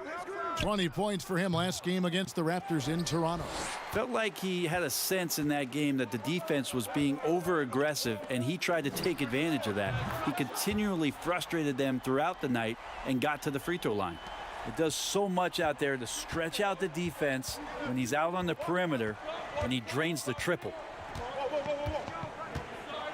Walker the pass to Nesmith. Back to Walker. Floats one up. Here's Thompson. The third shot of the possession finally falls for him. Now that's what Tristan Thompson does best, just working the glass and working the D over. Young with no one around. And it's off the back rim, no good. And here's Brown. He'll bring it up for the Celtics. Trailing by 5. They host the Spurs after this one. That game marks the first half of a quick 2-game homestand. Young finds Gallinari. Lets it go. It's good. It's his second basket. He's shooting 2 for 4. It took a little bit of time, but now he's taking the pen off the cap and putting his mark on this game. Walker the pass to Parker. Back to Walker.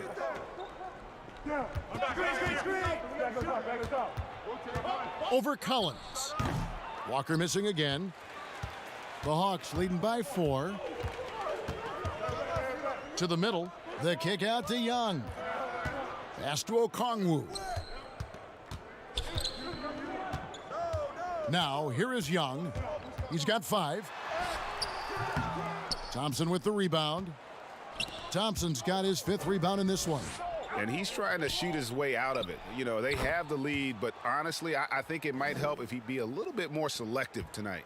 One of the more skilled offensive players that is on the floor here tonight. Not an easy fella to hold in check. Now, here's Collins. 20 points for him last game against Portland. He also had 2 blocks that really impacted that game, guys. He really made his presence known. Okongwu's shot is good. And the combination of his quickness and soft touch around the rim really allows him to pull off shots like that. A lot of players don't have the reverse in their arsenal. Now a timeout called by Boston. You know, winning that championship as you did, Greg, for UNLV, many people don't remember you played much of that season with a broken jaw. Well, Kevin, I don't remember much of it, to be honest with you. It was pretty hazy. I lost 19 pounds over the course of the season. Oh, I my was goodness. championship night. I was 168 pounds. No kidding. Yeah. Oh, I was wired shut for 8 weeks. Did miss a game, but I tell you what, I don't know if I would do that today. But, you know, it did turn out well with the championship. As I recall, you broke it against Fresno State, correct? Yes, yeah. Got my legs taken out from under me and broke the fall with my face. Oh, no. Yeah. Oh, ouch.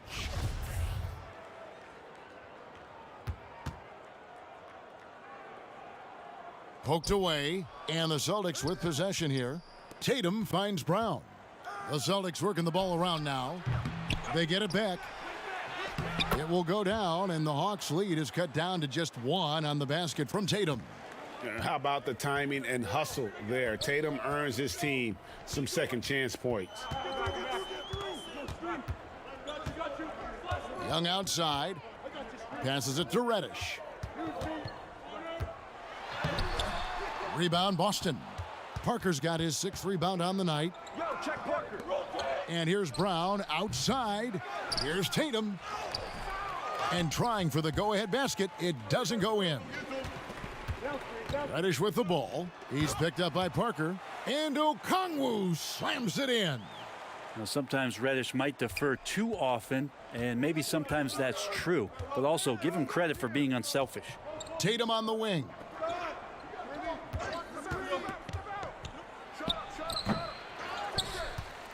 The Hawks leading by 3. 4-on-3 break. Herter, no good. Boston's gone 2 for 5 from three-point land since the end of the first. And it's Brown missing. Well, if he's going to keep shooting, they've got to run some plays for him. Screens, pick and rolls, anything they can do to get him started. And a little luck that time, but it drops. And the Hawks lead by 5. Well, his team depends on him to have some point production, so Cam pouring it in. Tatum kicks to Brown. To the inside, Thompson. The lead pass was put in just the right spot. And it's 6 points for Tristan Thompson. And they keep hammering away at him inside, forcing the ball into the paint. Herter passes to Young. From past the arc, sinks the three-pointer. Young's got 8. And Trey Young will bury threes in bunches. So effortless. Guys are looking for a spark here. Yeah, a cold stretch offensively for sure. Here's Tatum. It's rebounded by Herter. The Hawks leading by 6. Inside, and Okongwu slams it in. You got to keep the ball moving, and that time Herter's pass leads to an open look. The Celtics shooting just 29% in the second quarter. The offense is suffering. Here's Walker. Okongwu grabs the board. Okongwu's now got 9 rebounds now tonight. Well, his shots aren't dropping, and they haven't been able to keep pace, but they trust him enough to keep going to him, see if he can find it. Time called here. The Celtics decide to talk it over. And we've got an update here, so let's check in with David Aldridge reporting from the sideline. Kevin, thank you. Now, we have seen continued growth with the NBA's affiliated leagues the last few years. Think about the explosion in popularity of the WNBA, the Basketball Africa League, expansion of the 2K League, greater pay in the WNBA and the G League pathway, along with the unionization of G League players. The league continues to show its commitment to expanding opportunities on multiple levels. Guys, back to you. Thank you, David.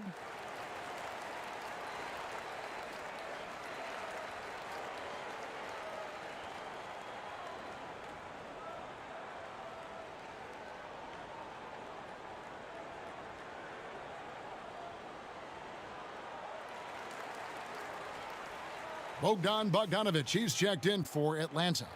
Luke Cornett, he's checked in for Boston. Fournier comes in for Jaylen Brown. Walker the pass to Cornett. Down low, Tatum. There it is, his third basket. He's taken 7 shots to get those 3. Yeah, and in one-on-one situations, Tatum is a nightmare to guard. Versatile offensively and really allows him to score consistently. It's tipped. And now in transition is Parker. Here we go. Fournier's shot is off. And so it's Bogdanovich who brings up the ball for Atlanta. Fresh from a win against Portland.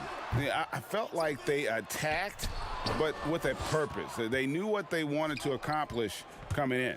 Yeah, in talking with the coaching staff, they said in that game they did a great job of not settling. Keep working the ball around, finding the best look. Let's see if they can keep that up. Now here is Young following the miss by Evan Fournier. For the 3. The rebound by the Celtics. Cornett's got 4 rebounds now tonight. And I think for years to come, you're going to be talking about the draft that Trey Young was involved in as the picks got swapped. One franchise getting their guy, and this team finding Trey Young, and he's been a blessing for where they need to go. Here's Tatum. 29 points for him last game against Toronto. For 3, Fournier. Tatum. It's good on the putback. Shifty, elusive offensively. Tatum's scoring potential is through the roof. Bounce pass Young. And it's Bogdanovich off the drive. And stolen by Fournier. And pushing it up. Here's Boston. It's stolen by Reddish.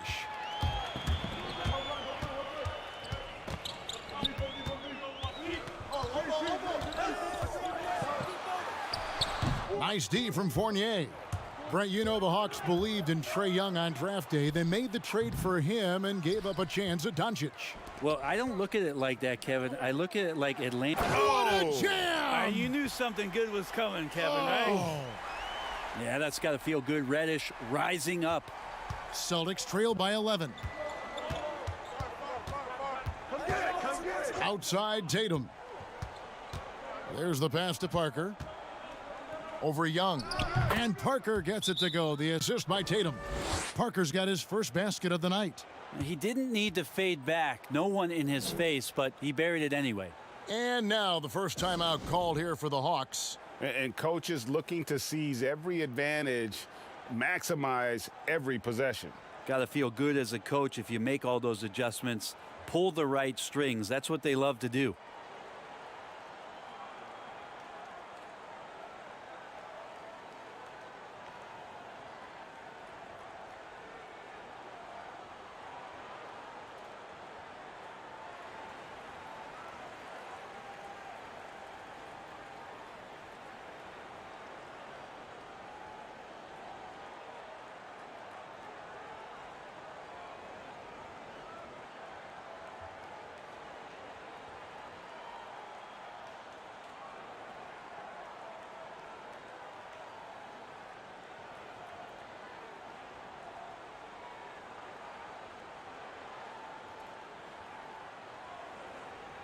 And the Hawks will go for a different look here. Clint Capella, he's checked in for Okongwu. Alinari comes in for John Collins. Hunter's checked in for Bogdanovich. And it's Williams in for Young. Then for the Celtics, Robert Williams comes in for Jabari Parker. And Marcus Smart is subbed in for Kemba Walker. 3-on-3. Williams scanning the floor. Outside Tatum. 6 on the shot clock. Looking to end his cold spell. Great positioning on the putback. Just superb at reading where misses are going. Williams has a fantastic feel for when to go for that putback. Williams with the ball, now guarded by Smart. Well, he wants to shoot his way out of this cold spell, but the struggles continue. Yeah, he's got to move on, forget about this sequence here, and try to find a way to get on the board. Atlanta leading by 7. Capella goes in, and he gets the whistle. 2 free throws coming up. And Bones, with that Clint Capella trade last year to the Hawks, a bit of a surprise to many, but the Hawks were able to land a young and talented center. And maybe GA the perfect fit for how it is that their team is constructed around Trey Young. Capella's going to be that pick and roll option, can finish above the rim, and is a good defender to protect the guys on the defensive end. 2 shots. Relax on the first.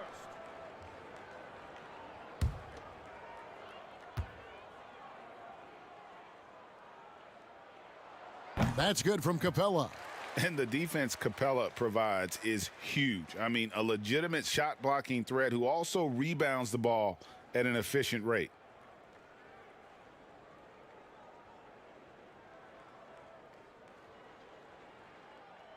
Hit these, baby. Nah, man, you get little guy. Yeah, I got it. Hey, you can shoot it. I got him. You got this guy down here? All free throws good from Capella. And it's Smart with the ball for the Boston Celtics. 9-point game. Kicks to Williams. And Clint Capella is going to pick up a foul. That's his 3rd foul of the game. Yeah, looking up at the scoreboard, guys, that's his 3rd foul, and his coach has to consider now sitting him down. And stolen by Hunter. If you could stay active on defense, good things usually happen. Right there, quick hands helped alter what would have been a sure 2 there. And they've done a great job knocking down those long-range shots here in the second, shooting just over 40% from downtown. Outside Fournier. To the paint. Here's Williams. And it's Williams finishing it off. And that's a little lack of fight at the defensive end. Absolutely. At least on that slam, you're right. That's one way to let a team back in the game. You have to credit the aggressiveness offensively, because that's when you make a play when you really need it. If you told me this was the kind of game he was going to have, I would not have expected them to be in front right now. Here's Williams. Rebounded by the Hawks. Well, a lot of players in the league are going to make that shot, and for him, it's pretty much automatic. It's a good defensive effort to prevent the layup. Here's Williams. The putback. They had a number of cracks at it, but came away empty-handed. And so it's the Atlanta Hawks going into the break with a 10-point lead. They're pounding the ball inside, and that's where they've gotten their best production tonight. And now we'll send it over to David Aldridge, who is standing by. Thank you, David, and we'll be back after halftime as the 3rd quarter gets underway. And now, the 2K Sports Halftime Show.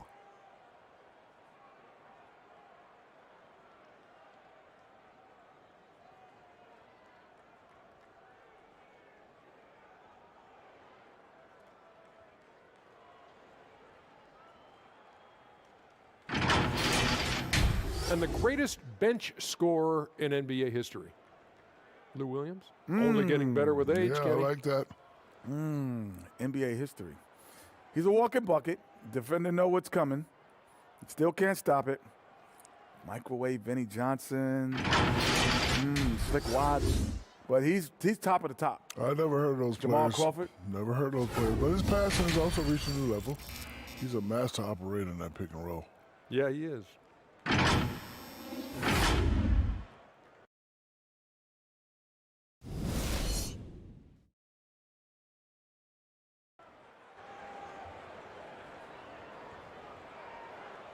And happy you could join us. We've got 2 quarters left to go in regulation. And you know, guys, Jason Tatum has really been making it happen. And those extra chances mean so much. And he has shaped the game with the way he's been pulling down those offensive boards. And the team appreciating all of that dirty work going on. His activity has been phenomenal. We've played through the first half. Plenty of basketball, though, left in this one. Second half underway. Here's who Brad Stevens got on the floor. Walker and Brown, they're manning the backcourt. Tatum out there with Parker. And it's Cornette in at the 5, down low. There's not a lot of question about Jabari Parker's talent. A versatile forward with a tremendous drive. Celtics have been getting it done at the line. 10 for 12.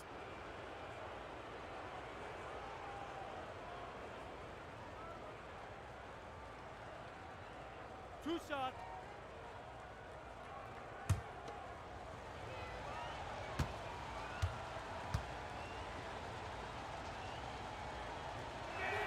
First one falls for him.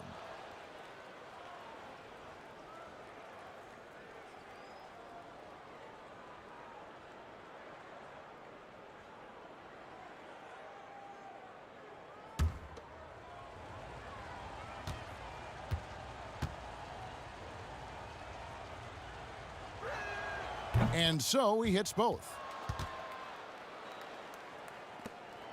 Here's Herter.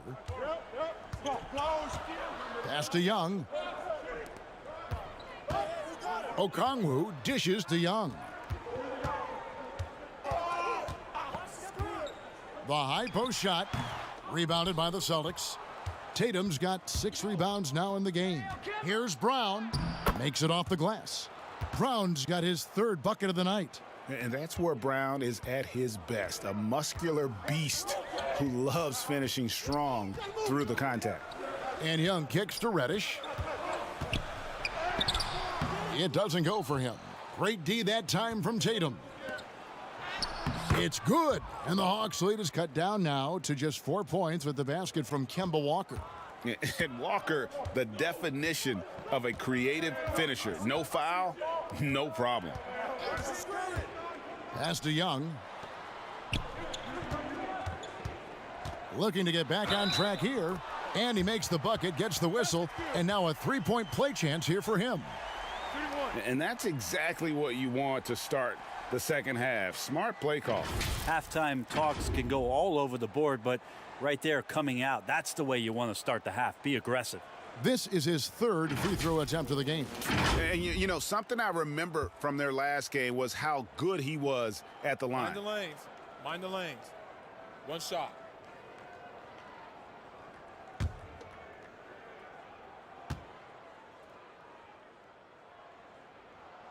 Now, Trey Young wants to be a leader, but it's not about wanting it. You have to show it on a consistent basis so your teammates start to look towards you. And here's Walker. He's got 8. Tatum passes to Walker. Over Young. Here's Cornette. And terrific work on the offensive glass, and he picks up 2. Cornette's got 6 points. Okay, good game plan. Start the second half. 3 of 4 so far from the field. Lobbed up there for Collins. Well, we know that Trey Young is a phenomenal passer, which is why you just can't leave him open like that. Celtics trail by 7. Walker finds Tatum. Inside. Here's Cornette. Well-timed pass, and he goes straight to the bucket for the layup. 8 points for him. And defensively, they are on their heels every time the ball comes inside. Young dishes to Collins. Back to Young. Pass to Reddish. Down to 5 on the shot clock. They get it again. Okongwu, and the layup's good off the glass. And the Hawks lead by 7. Well, he seems to be in the right place at the right time more often than anybody that's on the court here tonight. We see that pay off. Here's Tatum, and the rejection by Collins. And now here comes Okongwu leading the break. And a quick look at how Atlanta's schedule shaping up. On Thursday, they'll be matching up against Kyle Lowry and the Toronto Raptors. Then on Saturday, they'll go up against Bradley Beal and the Washington Wizards. And looking at the Boston matchup, that's going to be one where it would take a lot of errors and maybe a cold shooting night for things to go wrong. They just have that much of an advantage over that team. And the first one drops.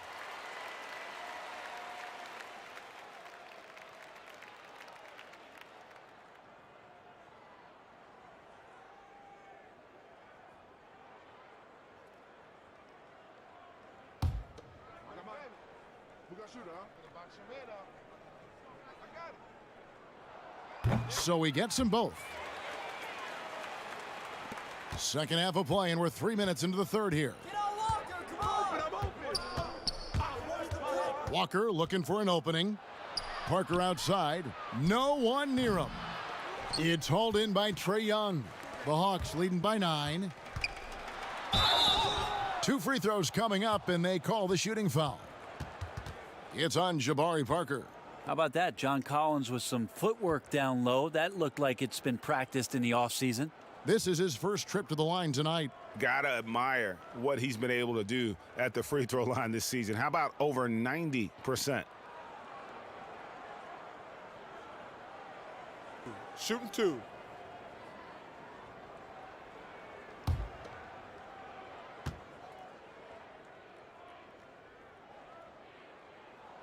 And that one falls for Collins.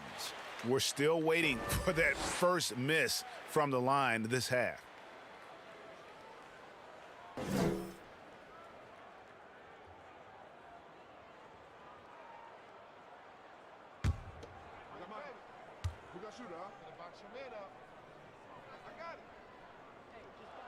And so Collins nails both of them. The leap that we saw John Collins make last year was pretty awesome. Scary thing is he's just going to keep getting better and wants to improve that consistency in terms of his shooting range around the top of the key. An outstanding defensive play to earn the mobile 1 block. Determined to protect the lead with the all-out effort defensively. Superb anticipation on the block. Boston making a switch here. Thompson's checked in.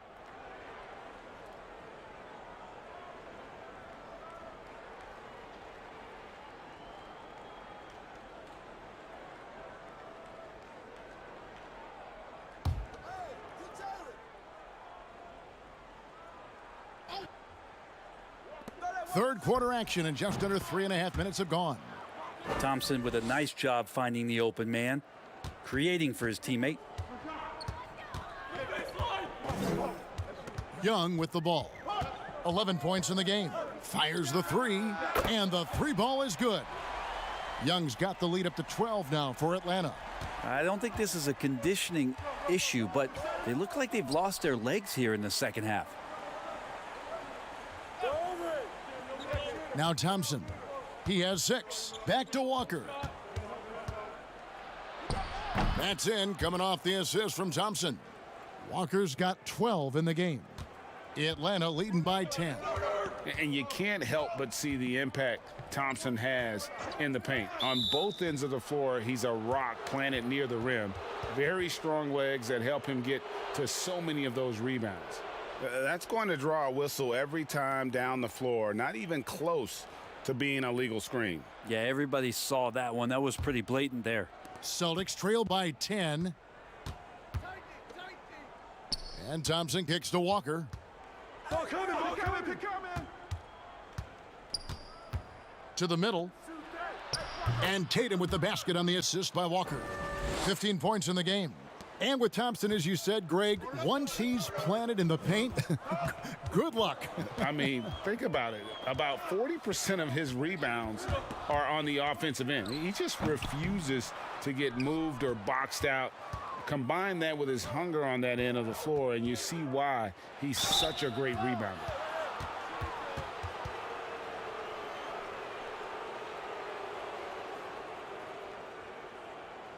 It's his first trip to the line.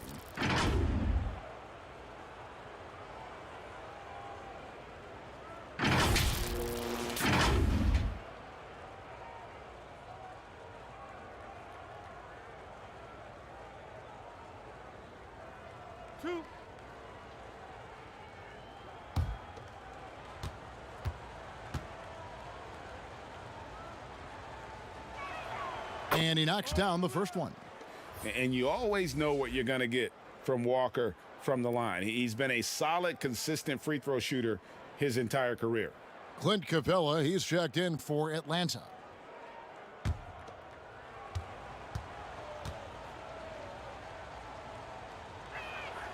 That one falls, so he hits both of them. And even though they're down, they are putting on a show at the free throw line. To the inside. And blocked. That one goes careening off the glass. How about the reach from Parker? Extends his arms way up that time to get the block. And Capella sends it back. Now the Hawks moving it the other way. Kept alive and finished off by Collins. Scraping and clawing, doing everything he can to grow that lead. Emphatic on the putback stuff. Now, team's having a tough time containing him, attacking all the way there. And there's Thompson putting it right back in. Thompson's got 8. Love the determination he showed there, getting himself into good position under the glass. With the presence of mind to know just where the rebound was going to come down. Well timed. Solid night so far. Confidence rising in this game. Celtics trail by 8. Now here's Tatum. He's got 15. Brown laid in with a nice touch off the glass. Brown's got 4 points in the quarter. They're finding lanes to the hoop now with consistency. 5 buckets in a row from the paint. Young, no good. And you could tell he thought that triple was going to fall. Here's Brown. He's got 9. Tatum passes to Thompson. That's a 2 from Parker. And it's John Collins with the rebound. Collins has got 7 rebounds in the game. Reddish in constant motion that time and able to draw foul. And Cam Reddish, the 10th pick back in 2019 out of Duke, had a tough transition as a rookie into the NBA, struggled just to find his rhythm. GA, I think there are a lot of questions because at Duke, he was surrounded by stars. R.J. Barrett, Zion Williamson, and he was sort of that third guy. He has all the physical tools, and he made some big-time strides in the latter half of last season, so he's coming. And the second free throw, good. Well, such a versatile forward that can defend and shoot and score. Reddish's game has future all-star written all over it. Thompson inside. Gallinari on him. Rebound by Williams. And it's Williams with the ball for Atlanta. They'll be playing host to Toronto for the next one. And they've been enjoying this long homestand. That will be game 4 of 5 in a row at home. And the more and more Cam Reddish gets confidence in that kind of game where he's going to go inside and attack, that's a big help. This is his second trip to the line in this one. And he's at nearly 90% from the free throw line this season, so having a terrific year. Shooting 2.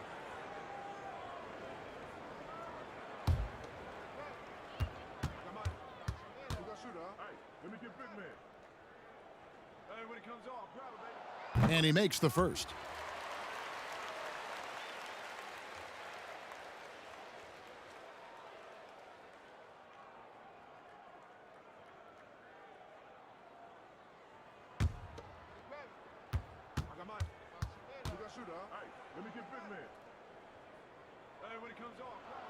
And that's good as he hits both of his shots.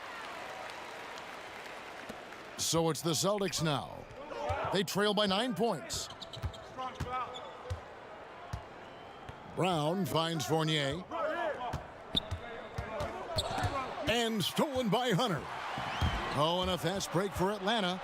Shoots over Fournier. And contact on the shot, so he'll be shooting free throws here. Well, plain to see how eager Hunter is to work hard for his team. He gets that shot off and gets a trip to the line. First trip to the line for him here. Gotta admire what he's been able to do at the free throw line this season. How about over 90%?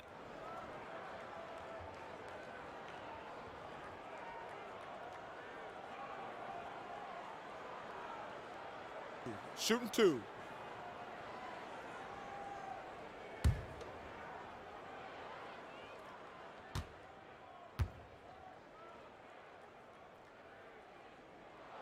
The free throw drops for Hunter. It's easy to see why so many people have been so high on DeAndre Hunter. You look at that build and at that forward position and that kind of work ethic. Sky's the limit.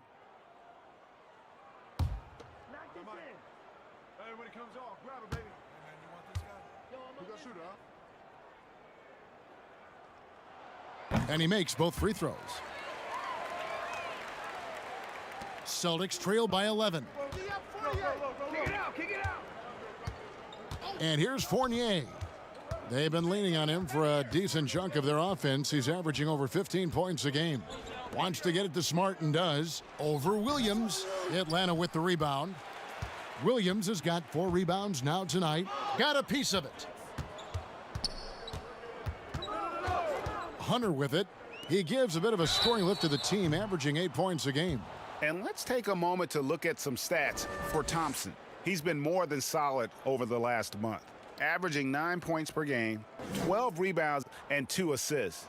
And he's done his share of the work for the team, definitely making an impact. Well, the numbers, if you look at them, impressive all the way around, and he's not letting the team down. 3 shots.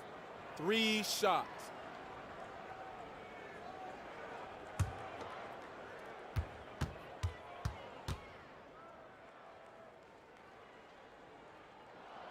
And he hits the first of 3.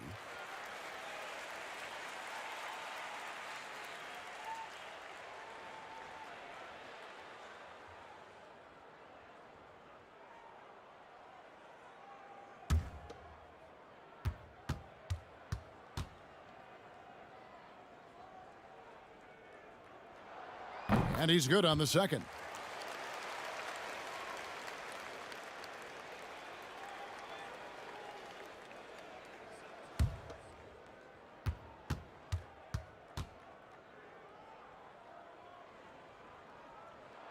And he makes all 3. Celtics trail by 14. Now Smart. The pass to Fournier to end the run. That one a little long. Talk about hurting your team. I mean, he just can't get anything to go out there. And the dunk by Capella. Yeah, you could tell Hunter knew he was open, did not hesitate to find him. Guys, some great passing from him. Yeah, everybody's touching it, and you're starting to see the assists pile up because the rhythm is on display offensively. Time called here. The Celtics decide to talk it over. And starting to send guys to the line way more than they need to. Let's get some good position defense going here. That should be the emphasis, and get away from the sloppy fouls. Some great shooters here. Let's check out the league leaders. In the 3rd spot, Clint Capella. And just so reliable offensively. It's one thing to find good looks, but you've got to finish when you get them, and he does at a fantastic rate. Tries a 3 off the inbound. That shot off. And Atlanta will come the other way. Well, both him and the team seem to be off their game right now, and the frustration is clearly mounting as the clock is winding down. Smart dishes to Williams. Some solid defense from Gallinari. It's a +5 advantage for them in rebounding after that one. Hunter with it, picked up by Thompson. Hunter no good. And here's Brown. He'll bring it up for Boston. It's an 18-point game. The shot's good from Fournier. Well, the first thought from the D there was to protect the rim, so good idea to take the three in transition. Reddish kicks to Gallinari. Outside, Williams puts up a three, drains the three-pointer. Williams has got his third basket of the night right there. Well, this is Lou's game. Phenomenal. It's sizing up the D and realizing when to get that quick release off. Outside, Williams. Here's Smart. Reddish grabs the rebound. Reddish has got rebound number 9 now. What an effort here tonight. They grab their own miss. Goes up again, and it's Capella missing. Celtics trail by 18. Fournier for 3. Hunter grabs the miss. Hate to say it, but if they're still trailing at the final buzzer, a lot of this is going to be felt by him. His shooting tonight has just been atrocious. Thompson outside, down low, and finished off by Williams. Yeah, undersized guys with athleticism do these kind of things, playing above the rim. Love to see him get up like that. Reddish the pass to Gallinari. To the middle, here's Williams, and the layup falls. Williams has got 5 points now this quarter. And not quite as aggressive from outside as they were in the first half, sticking to the high percentage shots, playing smart with the lead. Fournier for 3. Atlanta with the rebound. Gallinari's got 6 rebounds now in the game. And with the success they've had rebounding the basketball, they're right where you'd expect them to be, firmly in the driver's seat. And running with a full head of steam, but completely under control. Yeah, you think he's comfortable at that speed? He's done it so many times before. Just an absolute blur in transition, and that helps get the rhythm going. Smart misses. Well, he's just really struggling right now, and with everything he's throwing up, nothing really helping out in terms of his confidence. I mean, these ones aren't even close. To the paint. Some solid defense from Gallinari. A bit shocking that he has not registered one made field goal in the quarter, guys. Basket good. That's their third straight make off an assist. Boston's gotten 1 of 6 three-pointers to drop since coming out of the locker room at halftime. 5 seconds separating the shot and game clocks. Back to Fournier. Inside, and it's Thompson with the jam. Tristan Thompson with some force on that one. Now here's Williams. He's got 10. Takes the 3. No good on the shot. And so it's the Atlanta Hawks controlling the game and finishing the quarter with a 20-point lead. They have been excellent at both ends of the floor. The scoreboard showing what a complete performance this has been. Back right after this.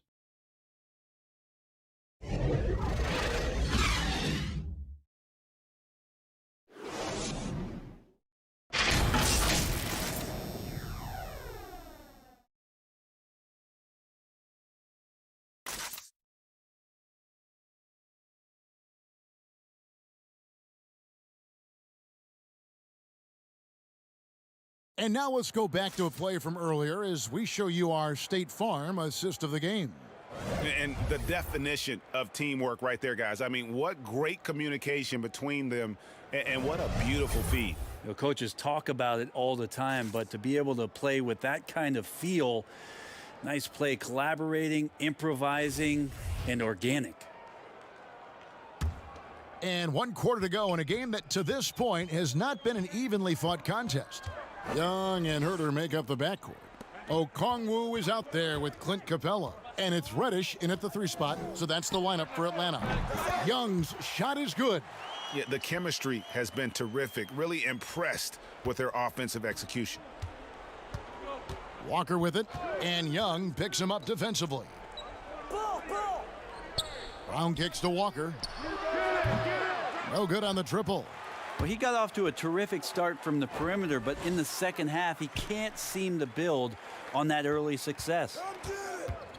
Here's Young. lays it up and banks it in. Young's got 10 points here in the second half. Yeah, the threat of Trey Young, we talk so much about gravity in the NBA. It's unlocking some other scoring options. Strong take. Fournier, that's for 2. Reddish grabs the rebound. Reddish has got rebound number 12 here already in the game. And here's Young from the arc. Kept alive by Atlanta. And I just love how he's banging down low. His hard work will let them use some more of the clock here. They need a good offensive possession. Yeah, they've gone a long time without a bucket. Left side Walker. There's the lob to Brown. Throws down the alley-oop slam. What an athlete this kid is. Brown, it's just fun watching him get up and throw it down. Young for 3.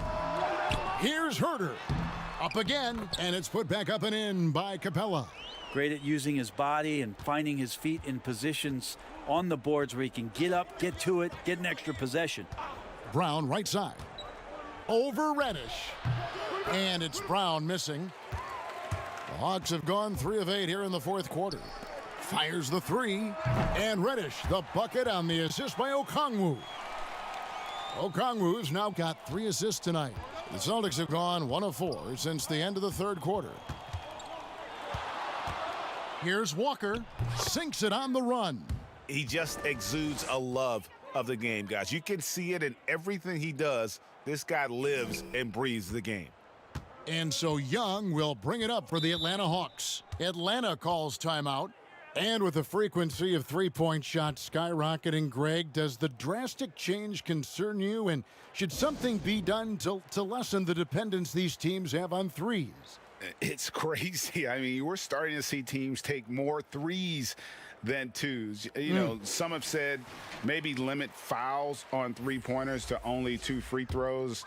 That might eliminate some of the flopping on those long-range attempts, but I really feel like this is the evolution of the game, and that 3 is going to be vital. Here's what Atlanta's going with right now. Bruno Fernando's checked in for Okongwu. Tony Snell comes in for Reddish. Bogdanovich, he's checked in for Kevin Herter. And Chris Dunn subbed in for Trey Young. Ojale passes to Williams.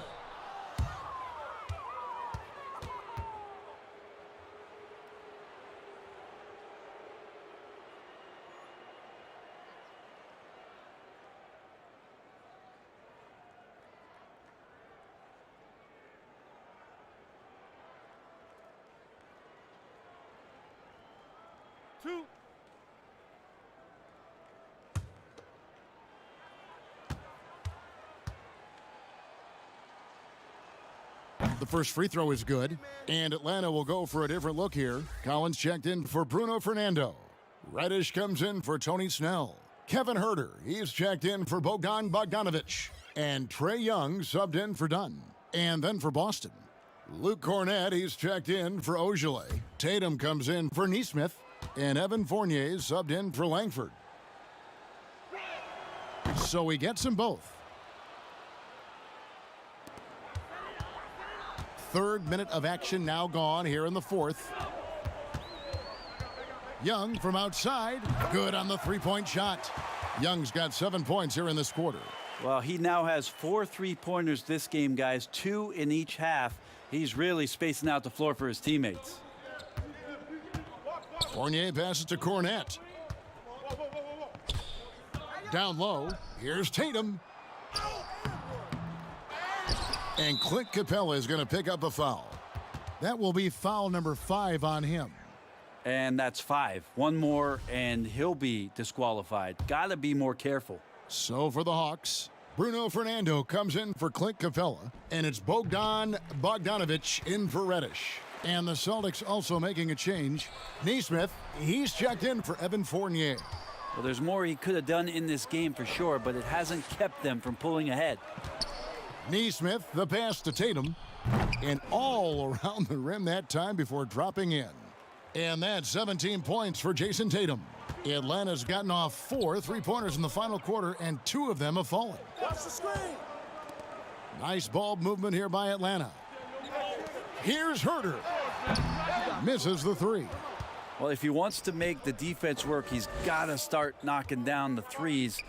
Only one so far in this game for him, and none since halftime. Yeah, and I love how strong Tatum is finishing through the contact there. He's shown a real toughness in terms of when he gets in attack mode. Young. Good D by Williams. For Boston, they've gotten just under 45% of their attempts to drop in the fourth. 4 of 9. Tatum no good. The Hawks leading by 22. And oh, here we go. Young's got it. The fast break chance. A nice shot by Bogdanovic. Three-pointers are killing them at this point, and they haven't been able to respond at the other end. Neesmith, the pass to Williams. Here's Cornette. Walker with it, and Young picks him up defensively. A nice shot by Neesmith. Nice answer back there. Love to see the competitiveness.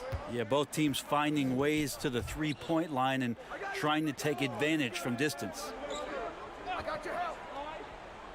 Collins dishes to Young. Pass to Fernando. And oh boy, a lot of contact there, but he gets the call and will shoot two. Kemba Walker picks one up.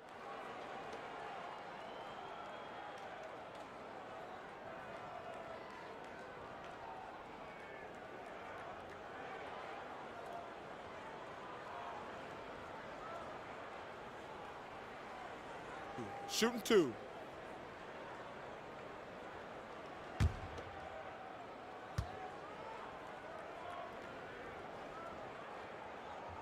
First free throw is good.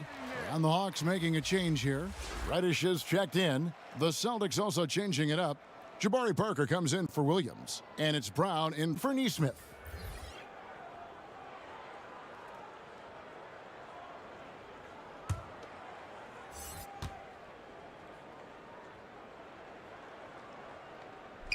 He's perfect from the line this time.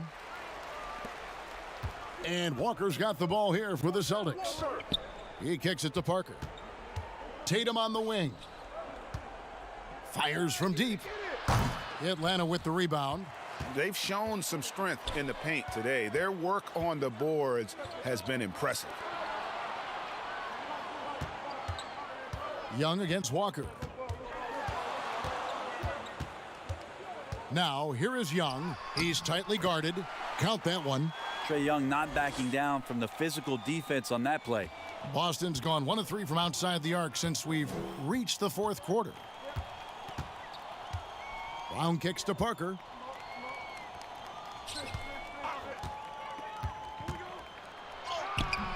Fernando pulls it in. The Hawks have gone 7 of 16 from the field here in the fourth. That's about 43%. Outside Collins. There's the dish to Young. Shot clock reset for the Hawks. Yeah, maybe a little luck, maybe a little bit of heart. Both of those at play here. He's getting every offensive rebound. Here's Cornette. He scores his 5th field goal. He's taken 9 shots to get those 5.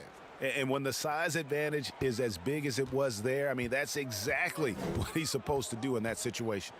Pass to Herter. Shoots the 3. Another 3 for Atlanta. Well, you can see and maybe feel right now him getting into the comfort zone out there after dropping the second 3 of the half. Tatum on the wing. Tatum draws the double. Fouled in the act of shooting. Gets the bucket anyway, so a 3-point play chance for him. Yeah, he was sitting back a little bit there in the first half, but feels like showtime now, and he's ready to put some major points up on the board. Atlanta making some changes. Tony Snell's checked in for Reddish. Williams comes in for Kevin Herter. And it's done in for Young. So Boston going with almost an entire new group here. Williams, he's checked in for Jabari Parker. Shemi Ojeleye comes in for Tatum. Neesmith, he's checked in for Jaylen Brown. And Smart subbed in for Walker.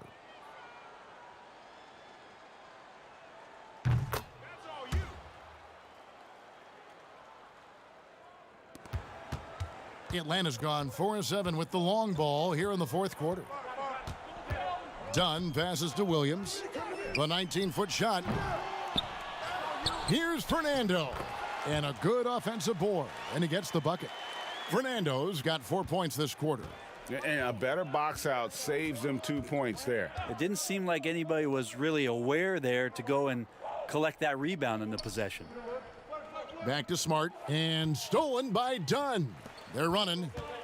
Lobbed up there for Collins. Up high to stuff the alley-oop. Collins now creating some problems down low with his length. Smart passes to Williams. Here's Cornette. Stolen by Collins. 4-on-3 break. To the paint. Here's Williams. And it's Williams finishing it off. A big man John Collins seeing the court that time. Boston's gone 1 of 3 from outside the arc since we've reached the fourth quarter. Smart against Collins. And there's the foul on the shot. He'll go to the line for 2.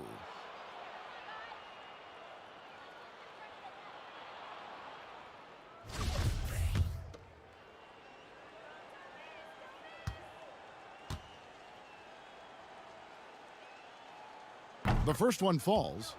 And some of what Smart gives this team doesn't always show up in the stat sheet, but he makes plays that help you win.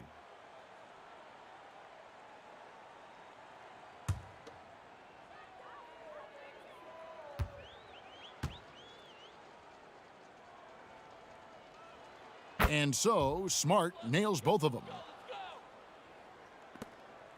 The Hawks shooting at a 46% clip in the fourth quarter. Dunn outside. Shoots. Williams can't hit. Well, maybe not the best shot against that kind of defense, but he still has the ability to knock that kind of shot down. And Neesmith with the slam. Really good ball movement there in transition. Passes to Collins. Fires top of the key. They get it again. The Celtics have gone 8 of 16 from the field in the fourth, exactly 50%. Williams finds Smart. Here's Cornette. Nobody near Williams. His three-pointer's off the mark. And here is Williams. Here's Fernando. And it's blocked. Now the pass to Ojale. And it's blocked.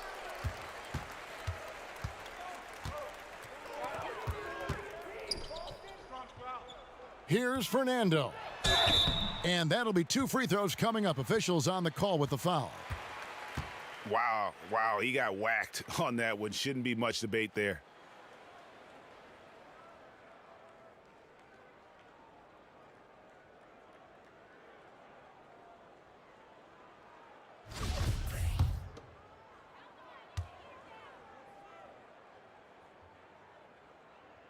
That one is off. Gallinari, he's checked in for John Collins. And a change for the Celtics. Langford's checked in.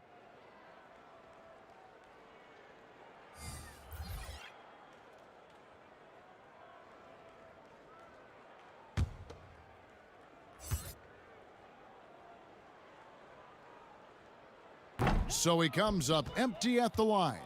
Boston's gotten just 1 of 4 three-pointers to go down for them here in the fourth. Cornette can't get it to go. Atlanta's gone 4 of 7 with the long ball here in the fourth quarter. Pass to Snell. Gallinari surveying the D. Pass to Williams. No good with the triple. Rare you'll see him miss such an open look. Cornette kicks to Langford. There's a minute 34 left in the fourth quarter. Neesmith can't get it to go. And here's Dunn. He'll bring it up for the Hawks. And as we head to the final buzzer here, a crushing blowout, big-time dominance, and this will go in the record books as a gaudy win for the Hawks. As one-sided as it gets today, you know, there were some dominant moments in about every facet of this game for that team. Yeah, I mean, Kevin, it's hard to think of what didn't go right for them. Game planning by the coaches, execution by the players, everything was just on target. So looking at the season total, this will be their 17th win. And continued dominance against this team, winning both of their matchups this season. A very solid win indeed. And when you check out the box score, there were some great numbers for Trey Young.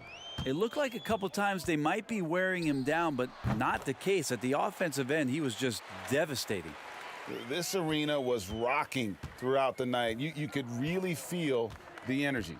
Yeah, huge motivation, always great for a young team, but veteran players also appreciate when fans come with that kind of energy and get into the spirit of the game. They retain possession. Well, good work from Gallo there. You forget sometimes at 6'10" that he can come up with those kind of defensive plays. Williams against Dunn. Gallinari passes to Dunn. And so Atlanta takes this one by a big margin. This game may not have been the most exciting we've ever seen, but you have to appreciate just what a clinical performance they put on. I know their fans appreciated it, and we saw at times just stretches of excellent defense, potency from an offensive standpoint as well. They were pretty much dominant. It's time now to go courtside as we send you over to David Aldridge from the sideline. David, take it away. All right, David, thank you. Well, folks, that's going to do it for now. For Brett Barry, Greg Anthony, and David Aldridge, this is Kevin Harlan saying thanks for watching, and we'll see you next time.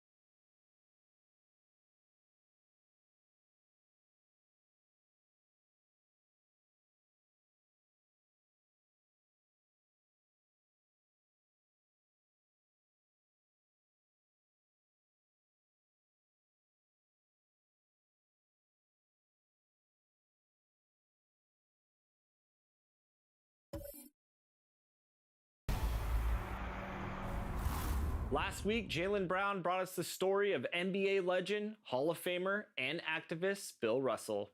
Jaylen is back this week with the final installment of Respect Your OGs. What Bill Russell has done has been so monumental. He's definitely, changed the idea of what an athlete should be and what a human being should be. I think as athletes, we have so much influence. So for us to use our platform to keep conversations alive, I think that should be a part of the role. And that's what my focus is more so on. Education and reform is important to me, of course. The resources are not equal. States have. But traffic in New York City making its way back and forth between Manhattan and the borough of Brooklyn. Our setting tonight. Welcome, everybody, to another presentation of the NBA Live on 2K Sports. This is Kevin Harlan. We've got Chris Webber and Greg Anthony with us. And from the sideline, we'll be hearing from David Aldridge.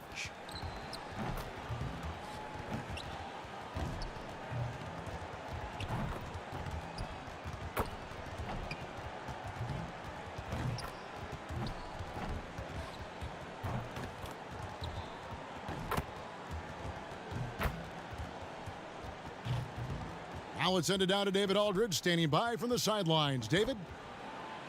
It does indeed. Thanks, David. And a look at the starters for the Pistons. We've got Josh Jackson. He's out there with Smith. Then there's Okafor, and it's Gabriel in at the 4 slot. And for the Nets, Green is out there with Durant. Then it's Harden. Then it's Kyrie Irving, and it's Jordan in at the 5. Do you remember, Greg, if you watched the standings very much when you played? We were always aware of it, and a lot of that had to do with the goals. I remember early in my career playing for the Knicks, we were trying to win championships, and We talked a lot about home court and having that.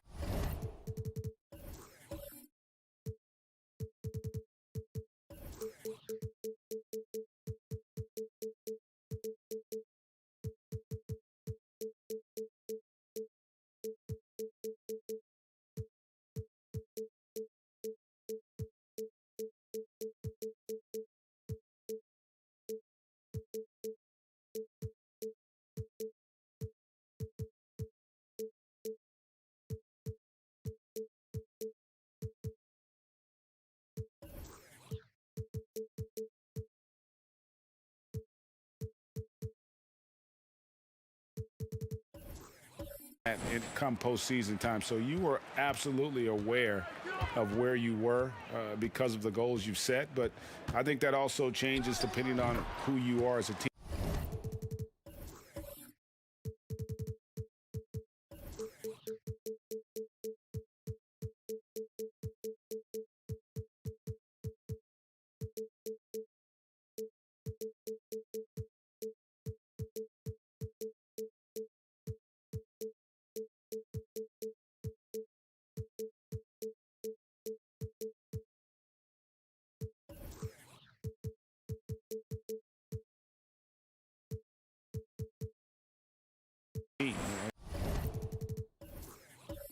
If you're a championship caliber team that's won it, and maybe you're in the midst of a dynasty run, it may not matter as much because you know how good you are and you can win no matter where the venue.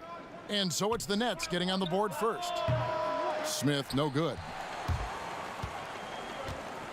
Green passes to Harden. Nobody near Irving. Bangs home the trifecta.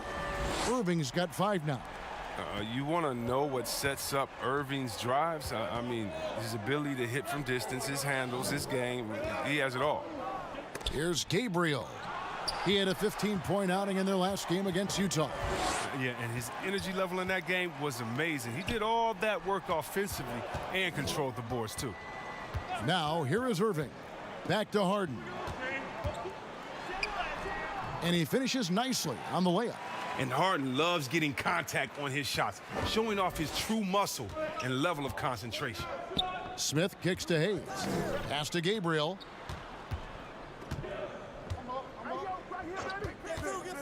Smith right side. Okafor inside, covered by Irving. Okafor gets the bucket. Yeah, and no doubt Smith has the vision. When one of his guys has a clean look, he's quick to get the ball to them. Harden outside. And the jam by Harden. Oh, that's straight TNT, baby. Explosive. That was pretty, and he just has that effortless knack for getting inside. Now, here is Smith. 23 points for him the last game against Utah. That works just like they drew it up until the part where he short arms the layup. You gotta love his hustle, leaving the defense no time to react. How about then not settling? I mean, instead of being lazy with the shot selection, they go right to the rim. Here's Hayes. Taking a look at his stats, he's averaging around 9.5 points a game. And the pass to Smith from the arc. And a clear foul there as he shot the triple. He'll go to the line for 3 free throws. It's going to be on DeAndre Jordan. The Pistons shooting their first free throws of this game. And they've had really good numbers all season from the free throw line.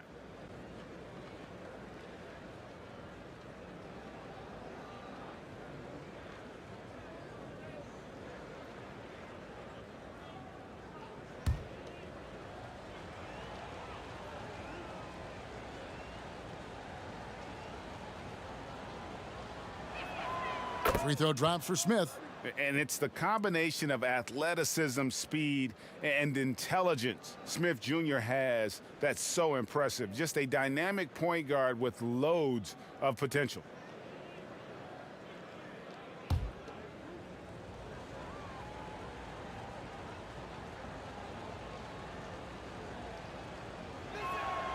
Good on the second free throw.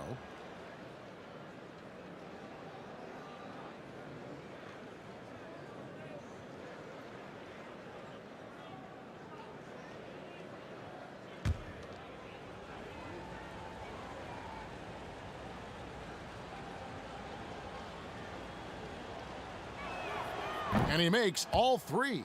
Just solid. Really one of the very best there is at the free throw line. Outside Irving. And the call on the shot that sends him to the line. And Kevin Durant, one of the greatest scorers to ever play. Not the most prolific scorer, but perhaps the most talented. He's dangerous from any part of the floor. This is his first chance at the line tonight.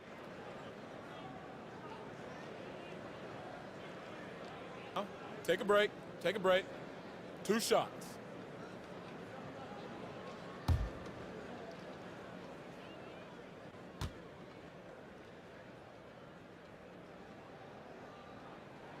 First one falls for him. Greg, as scores go, Kevin Durant's as efficient as any. I mean, Durant has an insane field goal percentage for the shots that he takes. I mean, when you factor in how many threes he puts up, it gets even more impressive. Durant takes so many shots where he's covered and is still efficient. It's just mind-blowing. Oh, this is a big fella who has no problems at the foul line. I mean, a very smooth touch on his stroke. Jordan against Okafor. Here's Hayes. Detroit, no good that time either. Oh, man, as good of a shooter as he is, it drives him crazy to miss a wide-open three like that. The ball movement on this run has been fantastic and is a big part of why they've been able to get these good looks. Now, here is Smith. He provides a good amount of offense for the team, averaging around 11.5 points a game. Okafor inside. He's against Jordan. 5 on the clock. Right side Jackson. And here's Brooklyn. They're on a 15-5 run here. A shot by Harden, wide open. And the shot is good, dropping in off the front of the rim. Excellent all-around performance so far, hence the big lead. They've come out of the gate strong at both ends of the floor, just in total control so far. And Jordan sends it back. And really, that's the brilliance of Jordan, just denying those shots there with tremendous power. Clearly a foul. The Pistons shooting their 4th and 5th attempts at the free throw line tonight.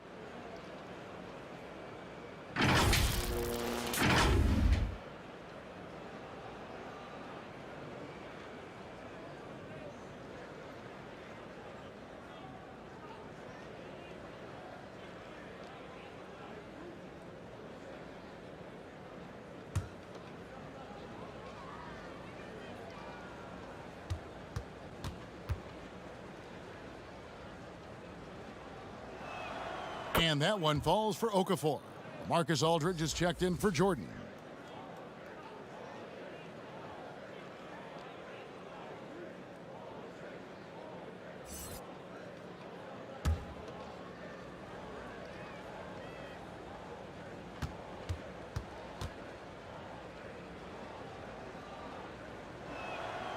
Good on both. And here is Irving. 7 points in the game. Passes it to Durant. Yes, and it's Irving picking up the assist. Irving's got 3 assists in the game. And now the first timeout called here for Detroit. They just couldn't come out on top last time they took on the Nets. That one was played in Brooklyn. Well, if they want to avoid the outcome of that first meeting, they'll need to be stronger on the glass. They were completely outmatched in the last one. They needed more fire and intensity tonight. Even if they don't win the battle of the boards, they have to put up a fight. And let's take a quick look at the numbers for Green. Averaging about 11 points, 7 rebounds, and 2 assists. Fantastic totals for him across the board. I wouldn't be surprised if he keeps rolling. I think if you talk to anyone on this team, they believe in his abilities 100%. Now, here is Smith. And 2 free throws coming up, unable to get that one to go with all the contact. It's going to be on Kyrie Irving. And have to be very careful when you're on Smith Jr. He doesn't back down from the contact. And this is his 2nd trip to the line tonight.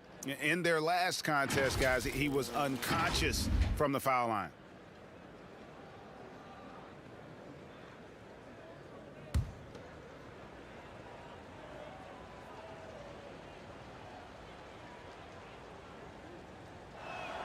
And he makes the first.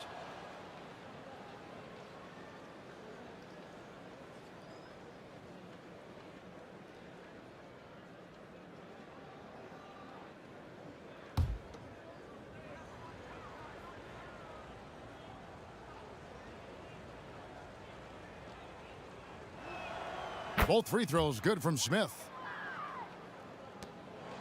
Nets leading by 11. Outside Irving. Pass to Harden. Over Hayes. Harden, no good. Oh, their movement is good, and they get the ball into the right hand. Now, usually he drops those in between jumpers.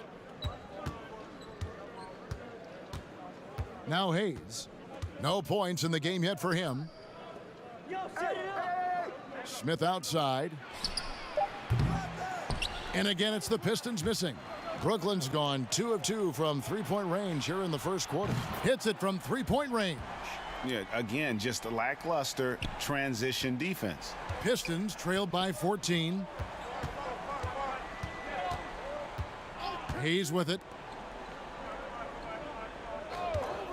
Smith feeling it out a bit. Back to Hayes. And again, it's the Pistons missing. And on an open look like that, he's very gifted at making the weak coverage pay. KD's shot is off. Detroit's gone 0 of 4 from three-point land to start out. Looking cold from outside. And not allowing the shooter even an inch of breathing room on that one. That's just great defense, forcing his man into a difficult attempt. This is as good as it gets for a first quarter in terms of shooting the basketball. Now here's Hayes, guarded by Harden. Here's Smith. That one misses. Good D by Irving. It's time for him to start looking for other options. They can't let him keep shooting. His touch is gone. Fires from the wing. Rebound, Detroit. This game coming after a loss against the Jazz. Painful to watch, guys. You could see their frustrations mounting, unable to get into any kind of a rhythm whatsoever. And sometimes you have games like that, but you just got to shrug it off and move on to the next one. Now Hayes. James Harden missing on the three. And he lobs it up. And Smith with the stuff. And hard to decide which was better, the pass, the catch, or the slam. Oh, there's no wrong answer. Sensational alley-oop.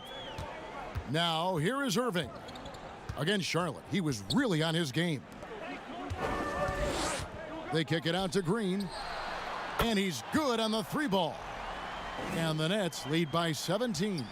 Yeah, those are starting to add up, guys. Of their last 5 baskets, 3 have been triples. Now a timeout called by Detroit. And the league's preeminent practitioner of the step-back 3, James Harden, is as good as it gets. And, you know, like the skyhook, an unguardable shot. And paired with his dribble drive, a 2-move torture chamber. Some changes for Brooklyn. Blake Griffin comes in for Green, and Harris subbed in for Kevin Durant. Outside, Joseph. Rejected by Harris. And they've come out with a take-no-prisoners approach on the glass here tonight, guys. And the shot goes in. Irving's got 11 points. And thanks to that step back, Harden already the all-time leader in unassisted three-point shots. And not to mention 4-point plays. And up until recently, teams built elaborate offenses to create their three-point looks. Harden the first to do it one-on-one with volume and efficiency. Clearly a foul. First trip to the free throw line for him in this one. Gotta admire what he's been able to do at the free throw line this season. How about over 90%? Take a break. Take a break. 2 shots.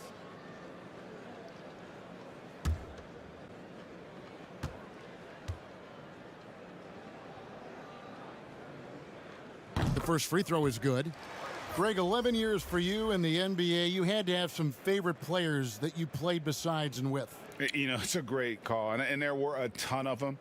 A few guys, though, will say. Gary Payton, I got a chance to play with Gary for a year and have known him. We used to go at it in high school, and it's really about his personality. This is a guy that constant chatter, practice on the court. That's what fed his confidence. Charles Oakley, another guy, he would run through a wall or through you to win a game. And then Scottie Pippen later in my career, just a winner and somebody who I competed against for many years, but then having the opportunity to play with up close, I got a greater appreciation for his skill set. Pistons have made the most out of their opportunities at the line. They have yet to miss in 7 attempts.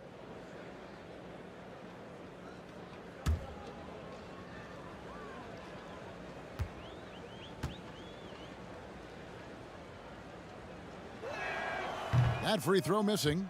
Chris, today's coaches have a different way to get through to their players compared to some coaches of the past. Well, yeah, I think, this culture is different. Guys don't want to be yelled at when they're giving their all. They want to try to find a solution instead of getting emotional about it. So I think, the emotional aspect of some point has been alleviated. I think guys want to enjoy going to work every day and having a boss that they can discuss and figure it out with. I don't think the NBA is any different. The three from Harden scored the bucket. He's made 5 so far, shooting a very clean 5 of 7. Outstanding start from three-point range. Their shooters are on fire. To the wing right side. Grant against Harris. And again, it's the Pistons missing. A team's rebounding is a great measure of its energy, and theirs has been terrific here in the first quarter. And a chance here to check out some stats for him. In the last 5 games, you can see the trend upwards for effective field goal percentage, and it shows you how confident he's playing right now. Shooting 2.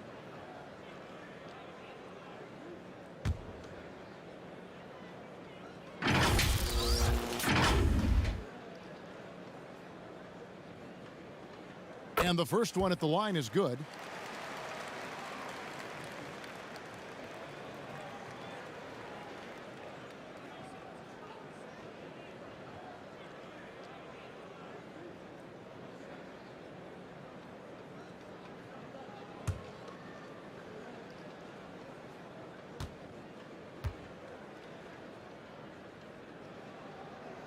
And both free throws good for Dinwiddie. Yeah, drawing fouls and making them pay at the line. To the inside.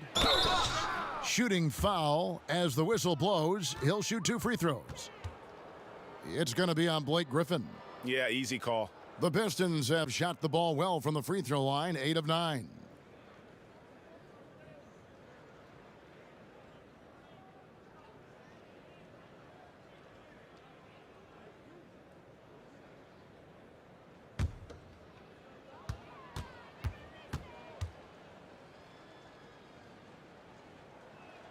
And the first one drops.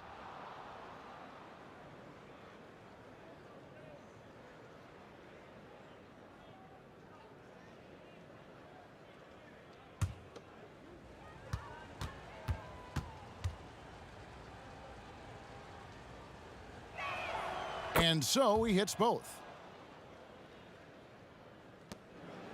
Brooklyn leading by 23. To the middle. Here's Harden. That one falls coming off Dinwiddie's feet. Harden's got 15 points. Displaying intensity right off the opening tip, especially on the offensive end. Yeah, they've been very aggressive, and they've taken early control of this game. Pass to Stewart. Here's Plumlee, and it's sent back by Aldridge. And here we go. Harden heading to the hoop. Well-rounded effort, and they show no signs of letting up. Yeah, and it hasn't just been the offensive output. They're putting in the work at the defensive end as well. And stolen by Harris. Dinwiddie passes to Harden, and the jam by Harden. He's a top-tier scorer in this game. I mean, Harden only needs a few shots to fall, and then it's like watching a volcano erupt. The pass to Diallo. Back to Joseph. Oh, and there's the alley-oop. Deflects the pass. And foul on the shot. He'll shoot 2 at the free throw line. Looking now at some numbers for Dinwiddie. Really been a key contributor over the past month. Averaging about 11 points, 6 assists, and 4 rebounds. And he has been passing the ball like a virtuoso. That's what really stands out about these recent performances. Hey, every symphony needs a conductor. He unifies his teammates, sets the tempo, and they make some sweet, sweet music.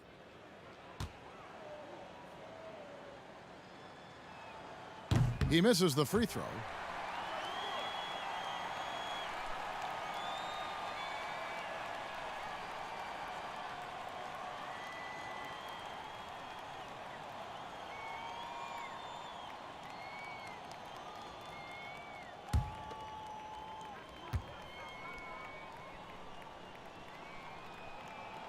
He hits the second from the line. And so it's Dinwiddie with it. He'll bring it up for the Nets. Harris outside.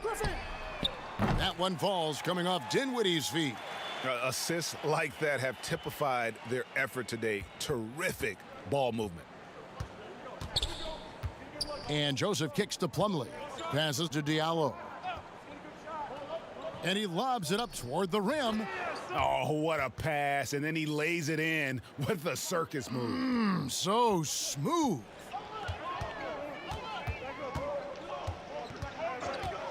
.146 left in the first quarter. And Harris wide open. He shoots. And again, Brooklyn with the triple.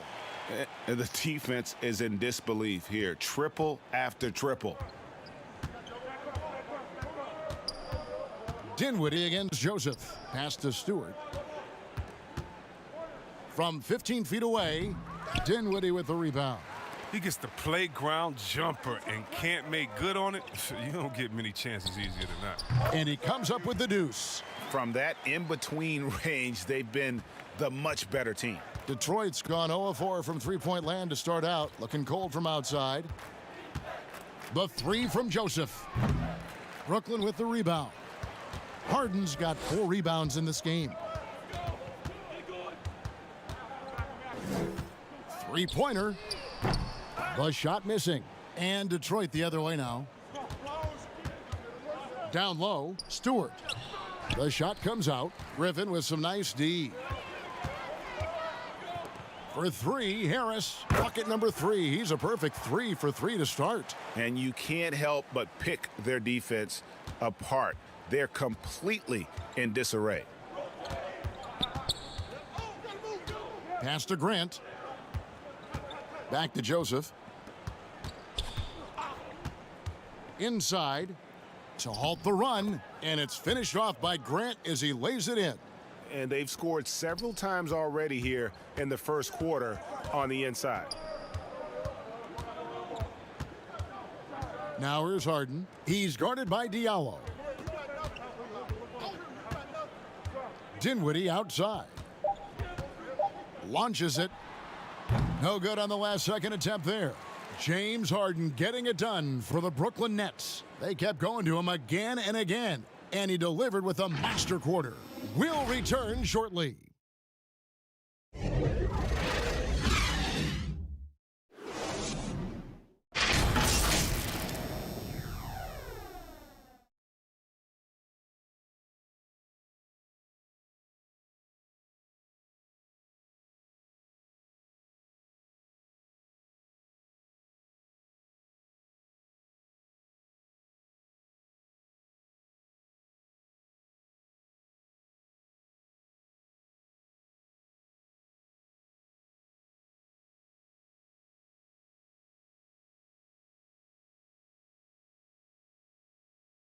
Naturally a ball-dominant player, James Harden talked to us about others setting him up a little bit more. Giving their offense another dynamic. And it also helps him preserve some energy for those big moments in the big games. And if you're just tuning in, we've got a wide margin on the scoreboard, but plenty of time left for a comeback. And guys, the Nets enjoying a nice lead here. Well, this is the edge that great rim protection can give you. Showing no mercy right now. The shooters look frustrated seeing so many of their shots get stifled. On the court for the Pistons, Diallo out there with Smith. Then there's Jeremy Grant. Then there's Plumlee, and it's Stewart in at the power forward position. From the sideline, let's catch up with Hall of Famer David Aldridge. Well, guys, we all know that there are some people who dislike James Harden's style of play. They're bored watching him shoot free throws. He said, "I see how teams guard me and find ways to exploit it. I just outthink the game, and I'm faulted for it." Kevin, that may be, but it's hard to argue with the results. Back to you. You're right, one of the top scorers in league history, David. Thanks for that report. And let's see, guys, if that triggers another little explosion from him after hitting 3 triples in that first quarter. The pass to Diallo. And again, it's the Pistons missing. Well, they've been better than good on the glass today, and there is a glaring discrepancy between these two teams in that area. Greg, you and I have talked about how the NBA Finals used to be tape delayed. What's the value of fans getting to see the broadcast live now as opposed to tape delayed as it was back in the 70s? Isn't that weird to even think that that's the case? I know it. You know, I think, Kev, that the fans, they just feel more connected to their favorite teams, the end players. It creates more anxiety, right? Because nowadays there's nothing that can happen that you don't know about it, whether you see it or not. So live sports, especially the NBA Finals, the anticipation, that anxiety that we talked about, man, I'm still a fan to this day in a different way. So I can only imagine when you have a personal vested interest in a team, what that's got to feel like. Edge of your seat, you're right.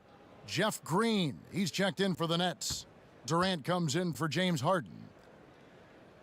And so Jordan nails both of them. And this spot has always been Jordan's biggest drawback. He's never been able to make his free throws at even a modest rate, and teams are never afraid to put him on the line. Now here's Jordan, and they get some nice contributions from him on a nightly basis as he averages over 11 points a game. Controls the rebound and puts it back up and in. One thing never changes in the NBA. Jordan will always be there among the top offensive rebounders in the league. Smith against Dinwiddie. Smith the pass to Okafor. Dinwiddie with the steal. And now Harris running the floor all by himself. And I think that play sort of sums up what we've seen tonight. Just simply being outplayed both sides of the ball. Smart basketball defensively, turning into easy points. And foul on the shot, so he'll get a chance at the line. No question, he got bumped on that shot. This is his third trip to the free throw line in the game.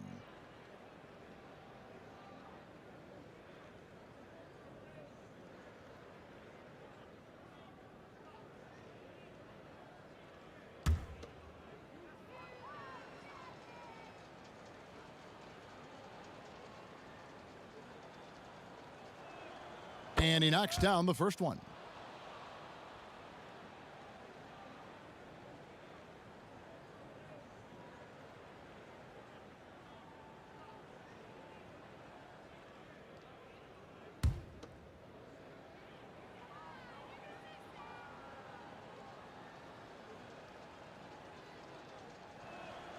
That one misses, so he goes 1 for 2. You know what? He's just stone cold right now. Really not sure if he's their best option offensively as they try to get back in this game. Passes it to KD. And the 3 off target. For Detroit, they've gone 0-4 in the second quarter. Obviously, that needs to change. The putback. The rebound by the Nets. They get to take on the Bulls at Chicago after this one. That'll be the first half of a 2-game trip. You must know that Durant is looking to score off the pass. He has such a quick trigger. And it's Smith with the ball. He brings it up for Detroit. They've been struggling here on offense. Yeah, a bit of a dry spell for sure. The drive by Jackson. Here's Okafor, and he gets the whistle. 2 free throws coming up. Let's use this break to look at the teams that over the past month have been tremendous at converting turnovers into points. The fourth spot held by the Nets. And you always like to see aggressive defense. And then when you can convert mistakes into points offensively, that's a big key.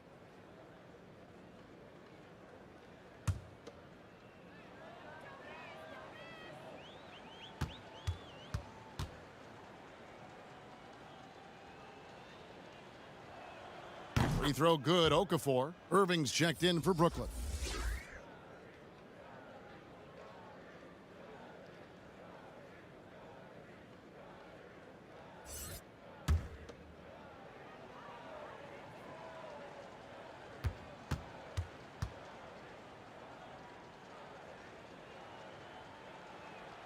Both free throws good for Okafor. Nets have gone 5 of 8 from the floor here in the second quarter. Over 60% shooting. To the paint. Green, no luck. Yeah, and that was lining up to be a huge alley-oop, but they just couldn't quite connect. Oh, I'm always surprised when it doesn't happen. I'm sure these two will have a good laugh about it later. Jordan kicks to Irving. Dinwiddie dishes to Irving. And the wide open shot from Green. Yes, and it's Irving picking up the assist. Irving's got 4 assists now tonight. Well, here's the thing. Irving draws so much attention from the defense. I mean, there's always a guy left wide open. Now, here is Smith. 8 points for him. Hayes the pass to Okafor. And foul on the shot. He'll shoot 2 at the free throw line. It's going to be on DeAndre Jordan. And looking back at what was a stellar career, Greg, if there was one thing you could have done differently, do you have anything on your mind? You know, I would have loved to have had the opportunity to finish my career in New York. That was a special place, a special time. Unfortunately, that didn't transpire, but that's the one thing that stands out. That and obviously not winning a championship. Yeah, I can understand both of those. Yes. No good on the free throw.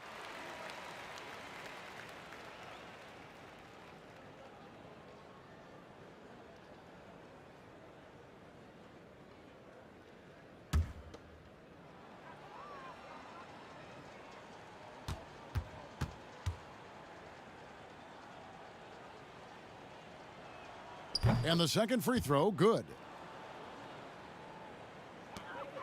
Brooklyn's gone 2 of 4 from three-point range so far in the second quarter. KD looking around. Pass to Dinwiddie. There's the triple. That shot, no good. And it's Detroit the other way. Hayes down low. Dinwiddie covering. Shoots from 14, and that'll be 2 free throws coming up. Officials on the call with the foul. And he's got his first free throw of the game.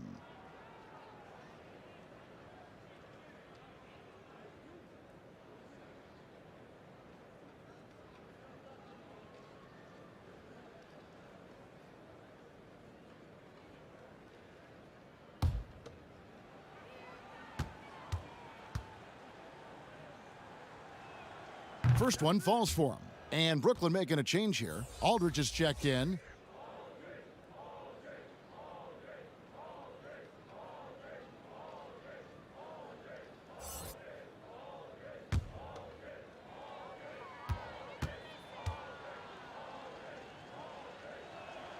He hits both from the stripe. The Nets have gone 6 of 11 from the floor. Over 50% shooting here in the second quarter. Dinwiddie finds Irving. Nets passing it around.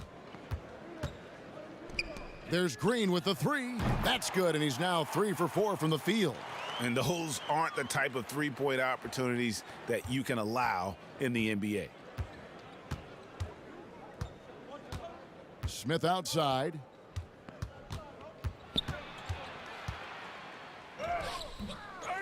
Second shot opportunity. 2 free throws coming up, and they call the shooting foul. That's on LaMarcus Aldridge. And it'll be his 4th time going to the free throw line in the game. And he has been really good here at the free throw line in the first half.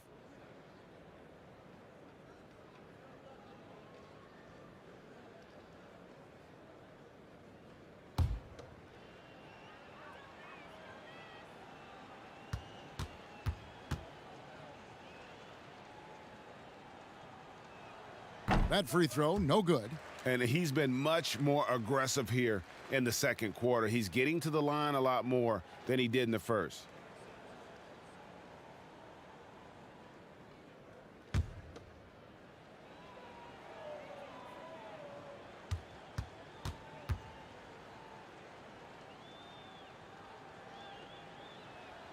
And he's good on the second.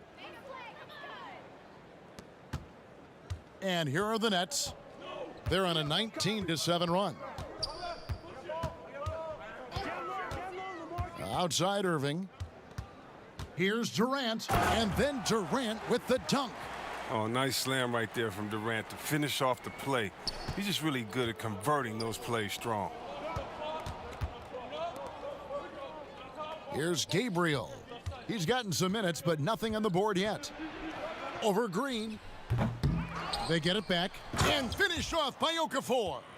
And able to pad his stats a little bit there on that play, the board and the bucket. And you know, Greg, that'll put him in the good graces of that coaching staff, too. My goodness. Irving finds Green.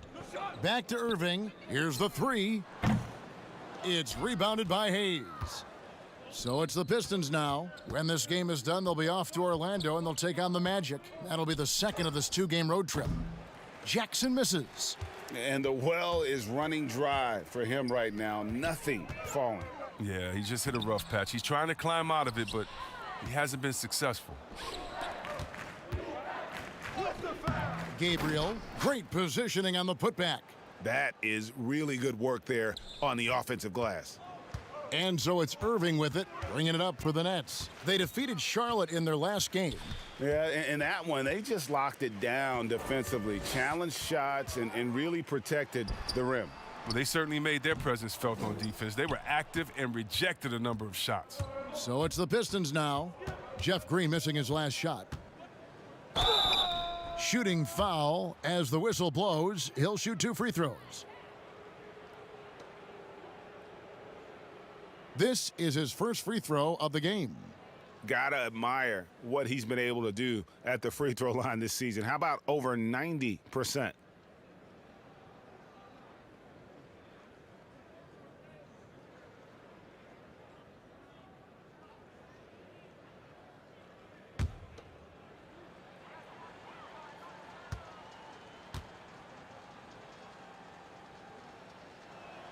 And the first one drops. A different look here for Detroit. Grant, he's checked in for Jackson. And Corey Joseph subbed in for Dennis Smith.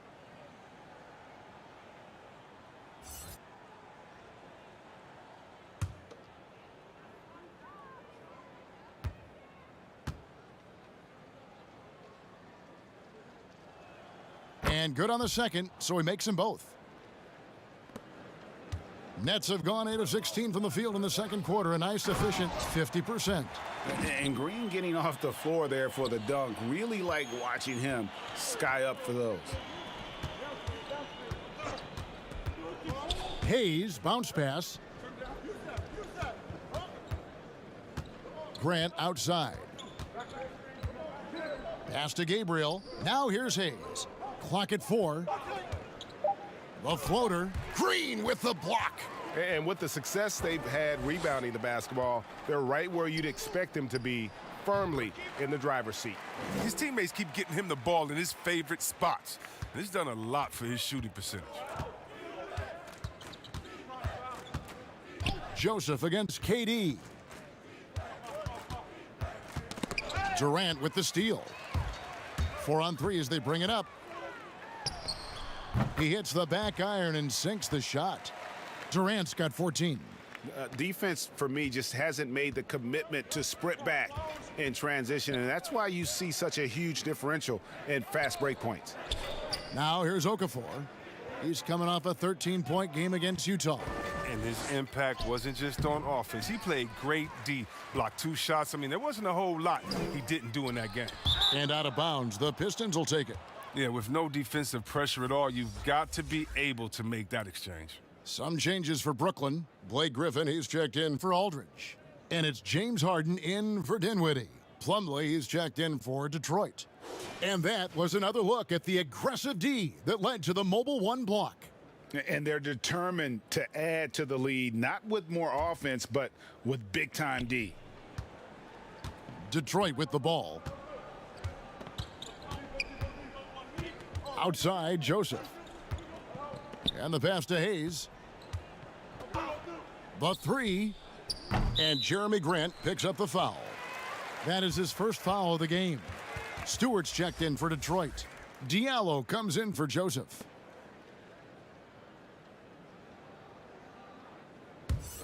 Brooklyn's gone for the three-pointers 7 times here in the second and been successful 3 times. Grant against Griffin. Back to KD. Shot's good. Griffin making the play. Griffin's got 3 assists now in this one. Detroit's gone 0-2 from deep here in the second. To the inside, Plumlee, and it's slammed in by Plumlee. Look, he may not be thought of as big for a center, but with his ability to go vertical, he sure plays big. Oh, and James Harden throws it down hard. I mean, come on, man. Harden is ridiculously clever, including how he decides to posterize you, a superb athlete. And see, Webb, the strength and conditioning of James Harden, something I'm not certain everybody has an appreciation for. Yeah, and to your point, back in high school, despite leading Artesia to back-to-back state championships, Harden dealt with asthma and was frankly out of shape. Over the years, dedication to diet and training, that enabled him to reach new heights. +8 in the rebound differential. One more reason why they're in control. It's good. Irving's got 4 points now in the quarter. And they've had assists now on their last 3 baskets. And it's Detroit's ball. They could use a big shot here to get this offense going. Too many empty possessions. Right now, they need a basket. And Griffin sends it back. Oh, you want more of this from Griffin. There's no question he has the size and vertical to block shots. And we're seeing some great ball movement out of this group, guys. Now here's Hayes. 1:39 left now here in the second. To the middle. Defended by Griffin. Detroit, no good that time either. A scoreless quarter for him. I mean, you can see by his body language that he's getting discouraged. Harden can't hit. And here's Grant. He'll bring it up for the Detroit Pistons.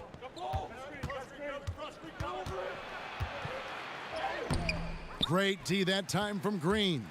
It's not easy to keep him from converting those. I mean, the D has to be airtight. 59 seconds left in the first half of the game. And Plumlee kicks to Hayes. Back to Plumlee.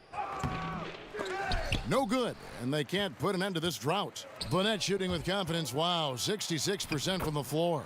Out in the open court, Irvin's just too quick, too shifty to contain. Detroit's gone 0-2 from deep here in the second. Pass to Diallo.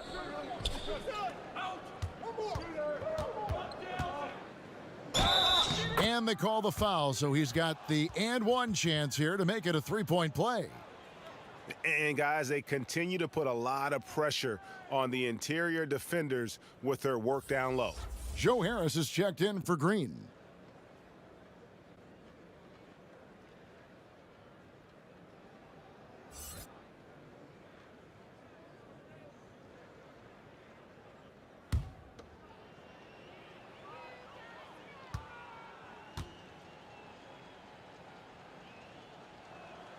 That free throw good from Diallo.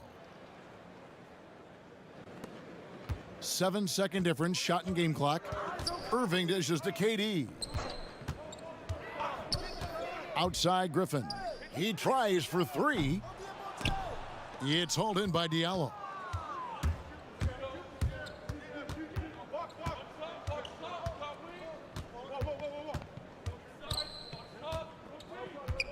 Pass to Stewart. Over Harris. Set it up with the fake, but it's offline. And so it's the Brooklyn Nets with a huge lead at the break. Safe to say there's no catching them today. Defensively, they have gotten after it, contesting every shot going up. And now let's catch up with David Aldridge, who's standing by. Thanks for the great interview, David. And we'll be back for the third quarter of basketball following halftime. It's the 2K Sports Halftime Show.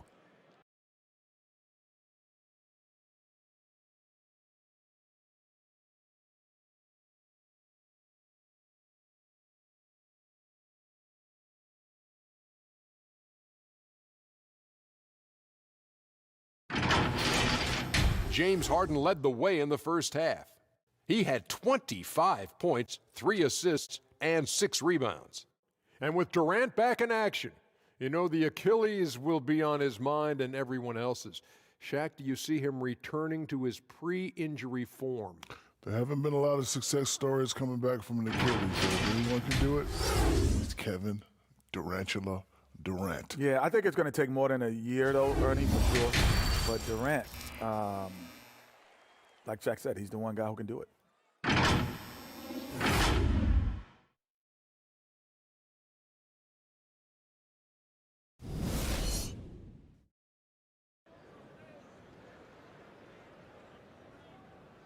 And with the second half upon us, we'll find out if this game becomes the route that it's threatening to be.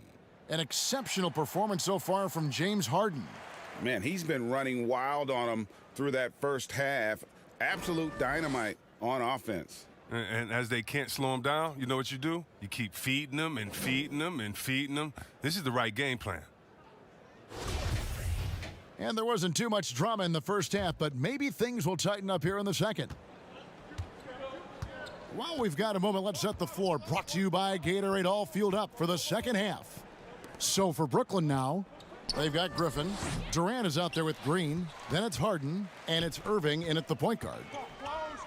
And the slam by Blake Griffin. And the chemistry Griffin has with his teammates, he's so good at realizing when to jump for the alley-oop. Hayes the pass to Gabriel. Pulls it up. The rebound by Harden. Harden's got his 7th rebound here tonight. The tray. Okafor grabs the miss. Okafor's got his 7th rebound of the game with that last one. Here's Hayes. Rebound, Brooklyn. Harden's got rebound number 8 now on the night. And they start the second half with 3 straight misses.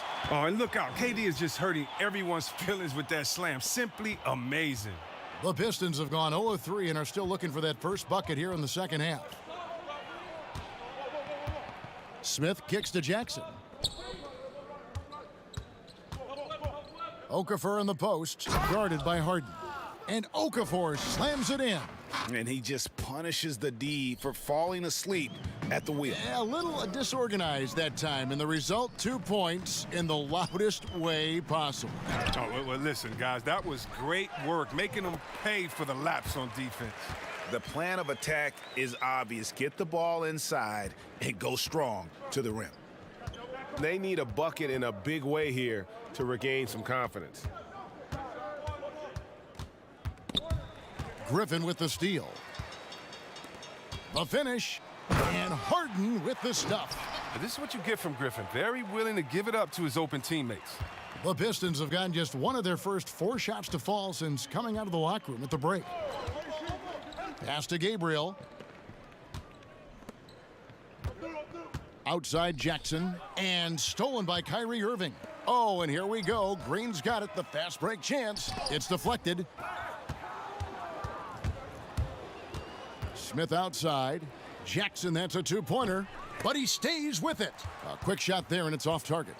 Hate to say it, but he's dragging them down. Not a single bucket this game. Irving can't get it to go. Irving's gone just 1 of 4 from deep. Here's Gabriel, and he makes that one. Gabriel's got his 2nd basket of the night. And so it's Irving with it, bringing it up for the Nets. Harden outside. Green passes to KD. Lets it go with a 3.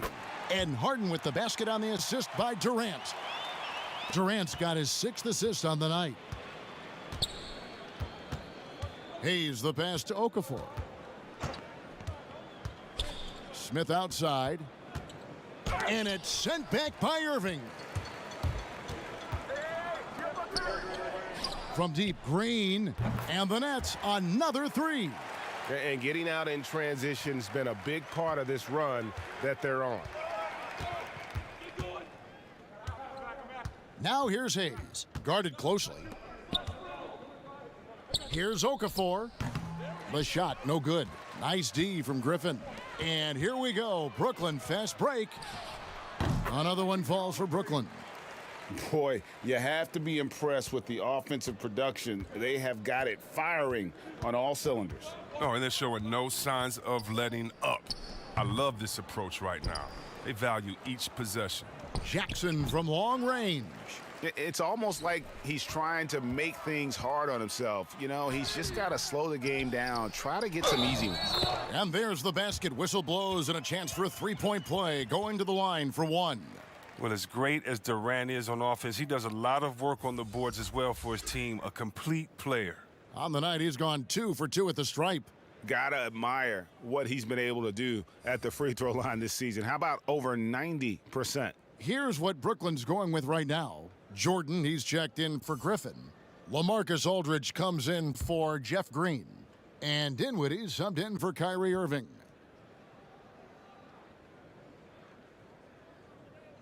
That's good from Durant. And the winning mentality of Durant, I mean, he can take over games. He puts the team on his back. Smith outside. The pass to Grant.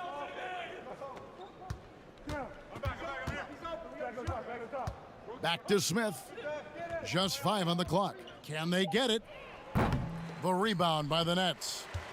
Jordan's got his 5th rebound right now in the game. And Harden with the stuff. The athleticism Harden possesses is scary. I mean, he's constantly driving toward the basket for these dunks. Down low, here's Okafor. Yes, and it's Smith with the assist that time. 14 points for Jahlil Okafor. Now that's how you lead your teammate into an easy scoring chance. I love that assist. Out of bounds, Detroit takes possession. Harris is checked in for Brooklyn. His shot was hindered by that momentous mobile 1 block. And he's all over that shot, has it read the whole way and gets the position he needs to make a play.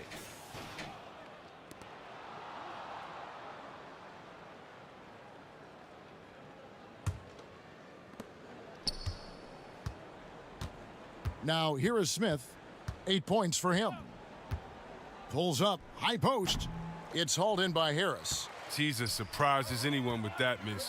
When he's left alone like that, you can usually count it. And Joe Harris, the lethal shooter, he can also be a threat in the pick and roll game. Yeah, Harris does a great job reading what a defense is giving. He's more than just a catch and shoot type of player. Harris can hit shots on the move and isn't afraid to go at defenders. Pushing it up. Here's Harris, and slam dunk by Harris. Man, he's superb at finding open teammates. Harden, I love how he looks to shed a rock. Detroit's gone 0 of 2 from deep to start things here in the second half. Smith for 3. Knocks down the 3 ball. Smith's got 11 points. Now there you go, his first 3-pointer of the night. That should calm him down, maybe even get him going a little bit. Out of bounds, Detroit takes possession. Still a ways to go between now and the 3-point contest, but it's always fun to talk about it. Let's see who has the best shot to earn a spot in this year's event. And maybe this list changes between now and All-Star Weekend, but I don't think anybody would be disappointed if it stays exactly the same as it is right now. You look at Harden. He's going to need to leapfrog quite a few great shooters if he's going to be a part of the 3-point festivities in All-Star Weekend, but, you know, maybe he can do it. I mean, anything's possible, especially if he has a few big games from beyond the arc before All-Star Weekend. That'd give him a nice bump in the voting. And as the votes keep pouring in, we'll keep you updated on any changes to that list. It looks like we're going to have quite a group. Oh, man, you talk about the ultimate marksman's list here, Kevin. Maybe this will be the year somebody gets that perfect score. He's shooting free throws, number 4 in 5 here.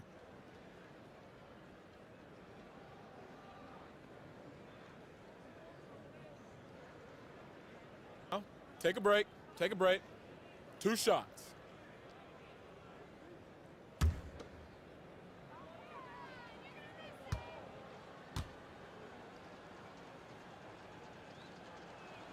The first one falls. Stewart's checked in for the Pistons.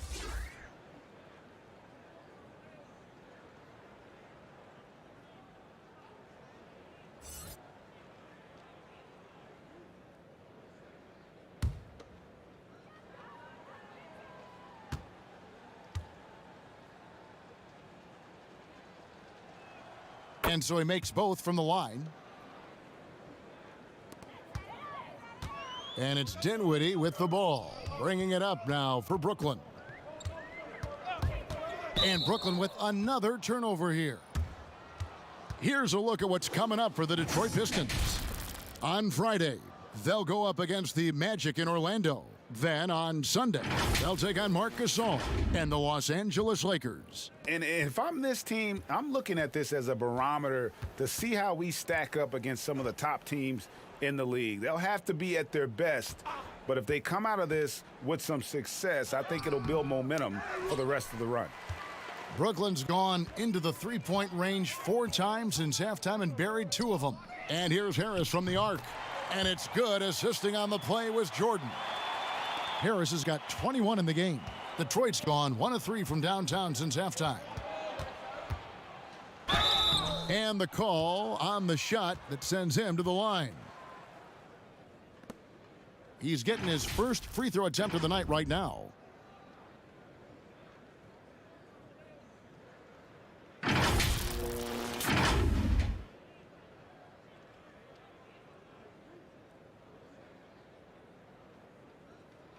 Shooting 2.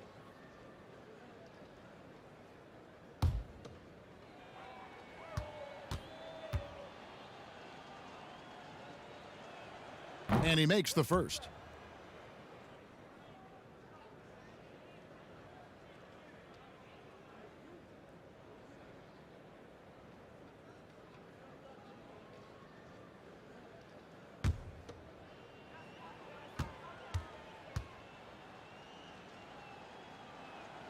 Both shots good from the stripe. Wow, they've made every free throw here in the second half. Brooklyn's gone 3 of 5 with the long ball since entering the second half. Passes it to Harden. Beyond the arc. Rebound, Detroit. Grant the pass to Diallo. He can't hit that time. Good D by Harden.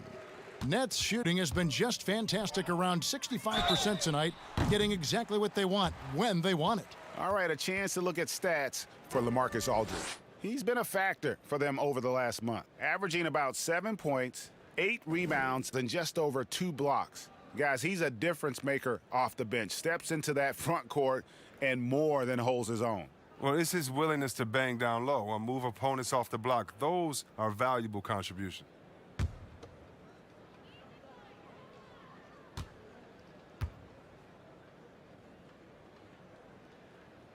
The free throw drops for Dinwiddie.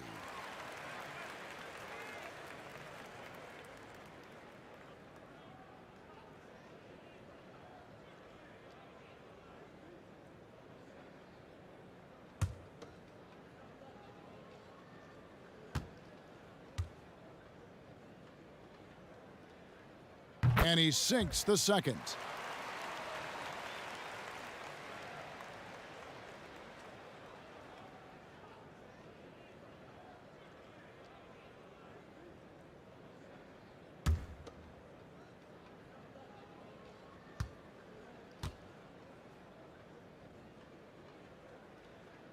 And he nails the third. So it's the Pistons now. Joseph looking over the floor. Here's Diallo. And contact on the shot, so he'll be shooting free throws here. That's on LaMarcus Aldridge. He shot well from the line tonight, going 4 for 5. And, of course, we'd all like to see his percentage at the line improve, but he just does not have the touch right now. He's in the 60s. Take a break. 2 shots.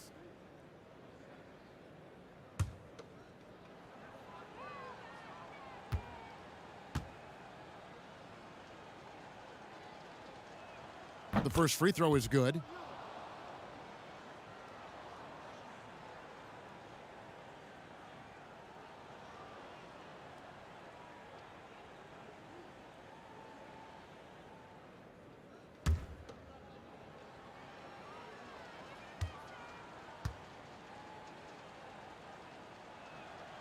No good on the second free throw. The defense has done a good job of forcing him into tough shots this quarter. Dinwiddie with it, picked up by Joseph. Dinwiddie with the bucket. Just another way Aldridge beats you. As a facilitator, very comfortable making decisions. To the paint, here's Plumlee, and it's slammed in by Plumlee. Oh, fellas, that was vicious two-hand monster slam. Guys, I don't think there was anyone who could have stopped him on that one. Dinwiddie against Joseph. Clock at 6, and it's going to be out of bounds. The Nets will retain possession.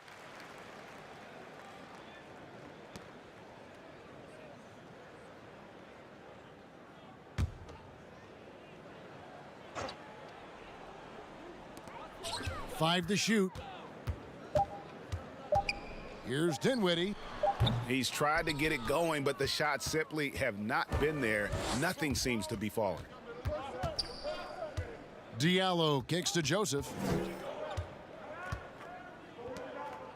Guarded by Jordan. Stewart passes to Diallo. Joseph has an open look.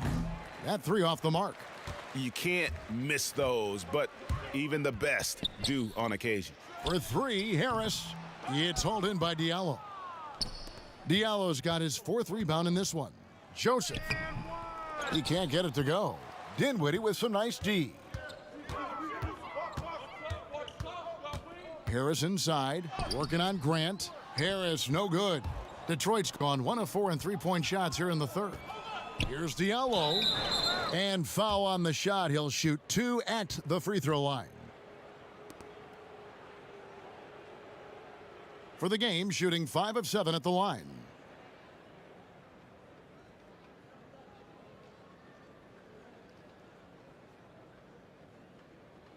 Take a break. Take a break. 2 shots.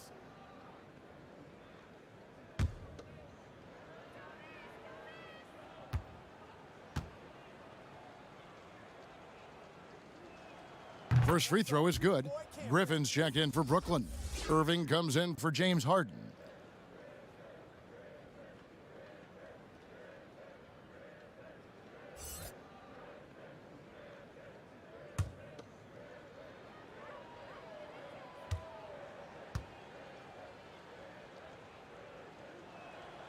So he makes 1 of 2 as the second one misses.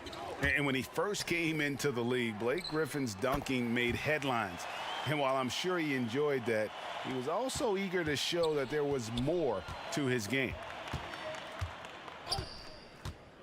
Pass to Diallo. 1:53 left to play here in the third. And you know, Greg, in the past, Griffin felt at times criticized as being a one-dimensional player. I tell you, Kevin, I think he's answered those critics. You look at his passing and his development as a shooter, one of the more complete offensive players in the league. And he's been to the line quite a bit in this one, shooting 6 of 9.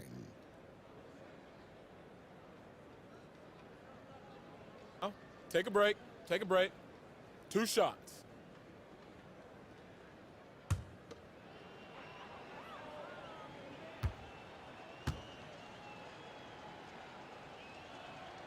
And the first one at the line is good. Detroit making a switch here. Hayes is checked in.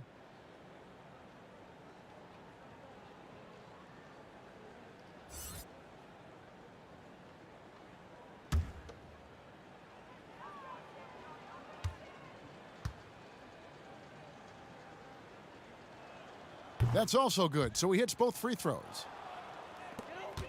Brooklyn's gone to the three-point shot 8 times already in the second half and hit 4 of them. And he's fouled pretty hard on that shot, but he's got the chance to pick up the points at the line. It's going to go on Killian Hayes. 3 trips to the line so far for him in this one.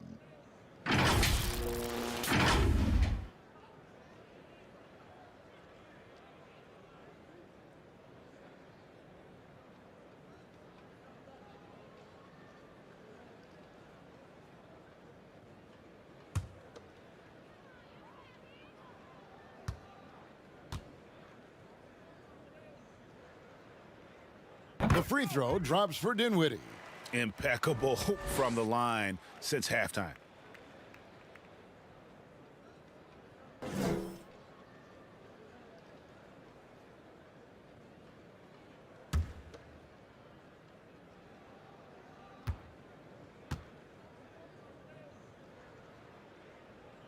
And both free throws good for Dinwiddie. And there's 1:45 left to play in the third. Pass to Hayes. Pistons passing it around. Here's Joseph.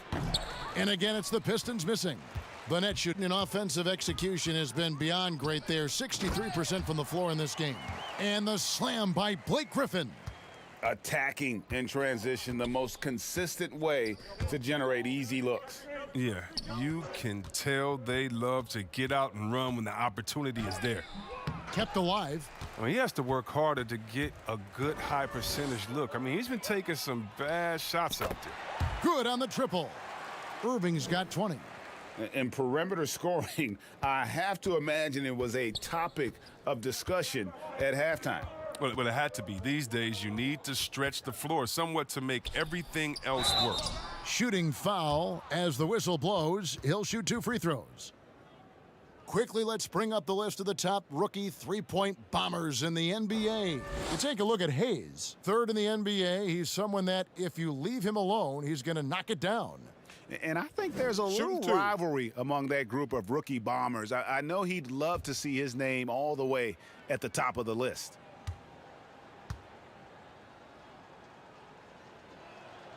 That free throw missing. Some changes for Brooklyn. Green comes in for Blake Griffin. And Kevin Durant subbed in for Dinwiddie. And a switcher also for Detroit. Jackson, he's checked in for Joseph.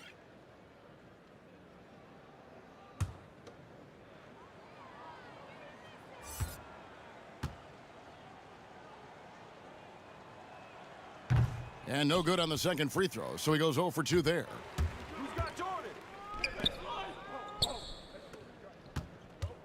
Outside for Jordan, and there's the pass to Green. Off the mark there with the three-point shot.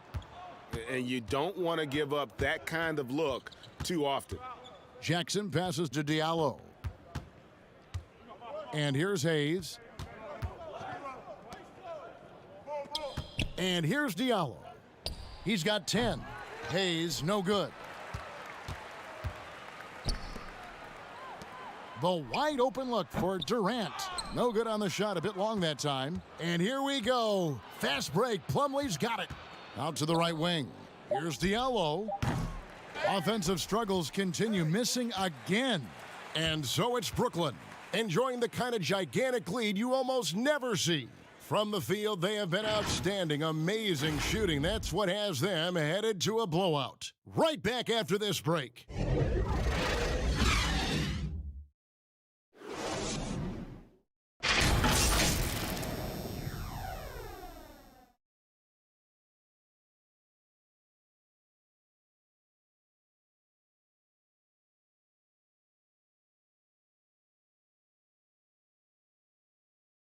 And it's time to bring up the State Farm assist of the game. And definitely deserving of the prize tonight. How about the read he made here? Looking like a point guard, putting the pass right on the money. Oh, beautiful feed. Always a luxury to have a big man who can see the whole floor.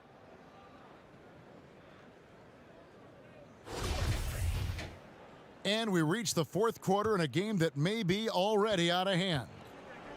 And so it's Johnson who brings the ball up for the Brooklyn Nets. On the court for the Pistons, Corey Joseph is out there with Wayne Ellington. Then there's Doumbouya. And it's Bey in at the 3, the small forward. Luwabu's shot is off.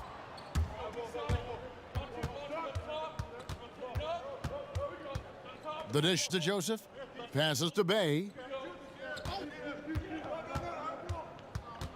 Well, you hear about the extinction of great NBA big men. Do you see it that way? And if so, Greg, is the game that has changed or perhaps a dip in the talent at that position that has changed? You know, you think back to the likes of Russell, Wilt, Kareem, and Hakeem, and Robinson, and Shaq. Some would say, well, we just got lucky. But in a lot of ways, we still have the dominance of the big man. They just play more outside of the paint, right? You know, Giannis. Yep. You look at what he can do. Anthony Davis and the way he plays the game. I mean, LeBron, in essence, is a big man. I mean, you still can dominate the game as a big. It's just that you now can actually, in some respects, have more impact because you're involved in more facets of the game. Final quarter of play, about a minute and a half off the clock into it. Here's Bay, guarded by Green. And oh boy, a lot of contact there, but he gets the call and will shoot two. I mean, even from over here, you could see that one pretty clearly.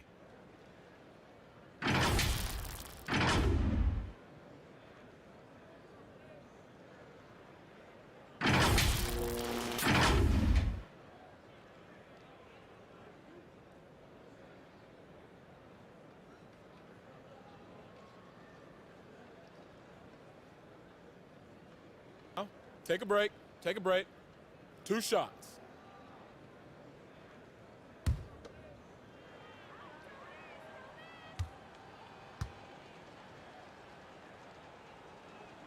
And that one misses. Chris, you look at last year's all-defensive first-teamers. 4 out of 5 of those guys were 6'10" or taller. Clearly, size is an advantage. Yeah, size or at least length. I mean, long arms, you know, with that comes block steals and deflections. You know, as long as you can move your feet, though, bigger is better. Good on the second free throw.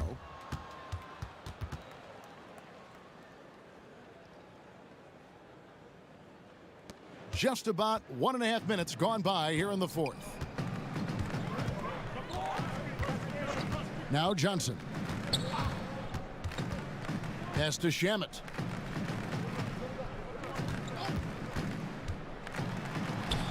And yes, it's good.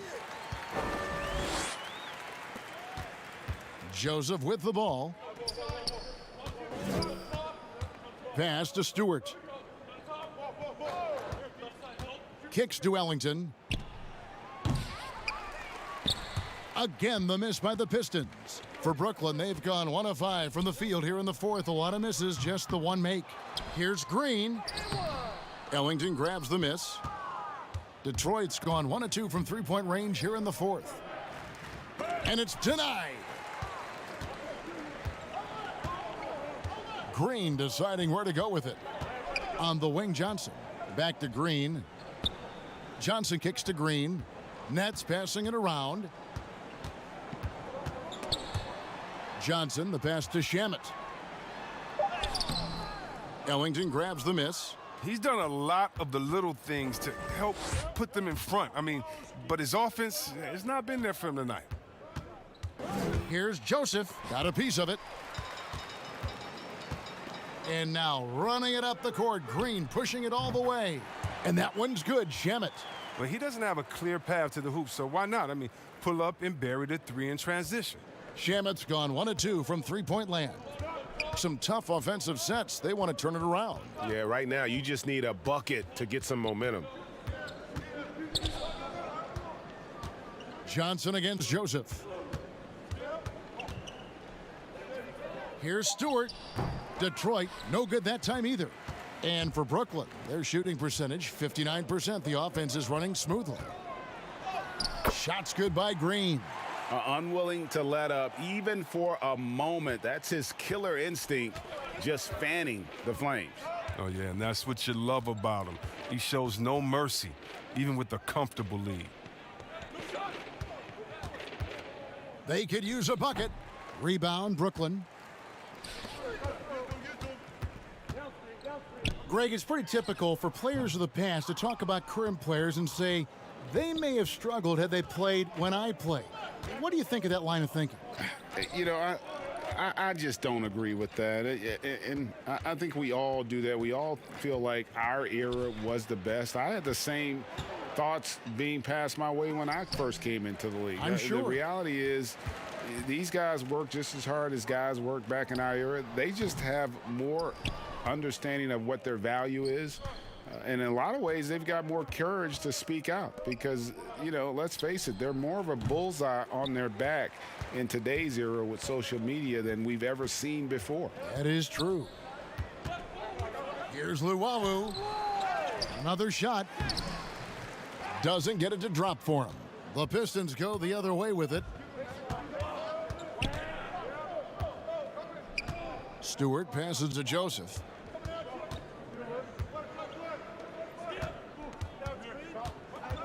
Trying to break that ice-cold streak, and that's 2 points on the layup. And so it's Johnson who brings the ball up for the Brooklyn Nets. So far in the fourth quarter, they've allowed just 6 points. Here's Green. That's good, and it's Johnson with the assist. Green's got 4 this quarter. Up and under and in. I mean, thinking on the fly with the double clutch. And Luwawu Cabarrot is going to pick up the foul. That is his first foul of the game. The Nets making a switch here. Aldridge is checked in.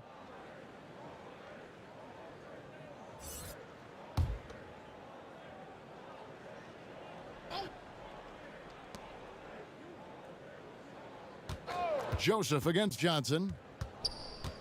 There's the pass to Ellington. And it's off from three-point range. Brooklyn's gone into a funk from downtown in the fourth. Only one of their 5 three-pointers has found the bottom of the bucket. Perfect read from Aldridge there. Very willing to share it with his guys and getting them going. Passes it to Doumbouya.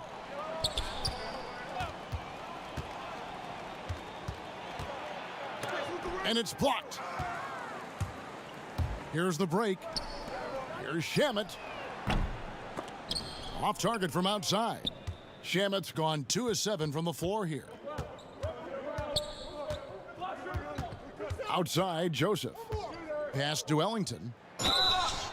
2 free throws coming up, and they call the shooting foul.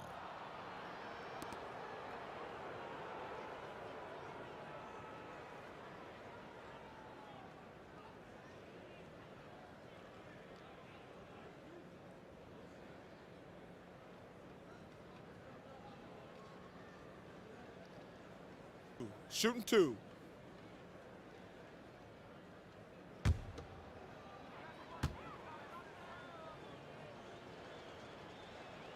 And he makes the first.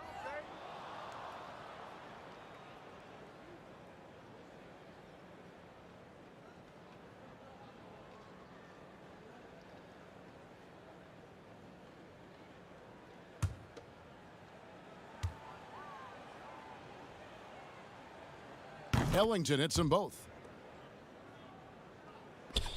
And here are the Nets. They're on a 12-4 run. Now, here's Shamet. Ellington defending. Johnson for 3. Offensive rebound. That's tipped. Well, it was only a matter of time, but they finally get the bucket. Now, here's Joseph. Pass to Doumbouya. Top the key, Ellington. Launches a 3. Doumbouya can't get it to go. And for the Nets, they're shooting 56% in this game, really stringing quality possessions together offensively. Here's Shamet. Rebound by the Pistons. Stewart's got 6 rebounds here tonight. The shot. Tries again. And that'll be 2 free throws coming up. Officials on the call with the foul.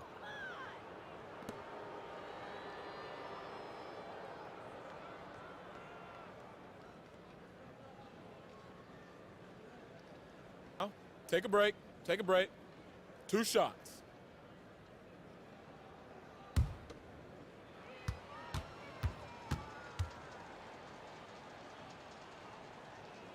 And the first one drops.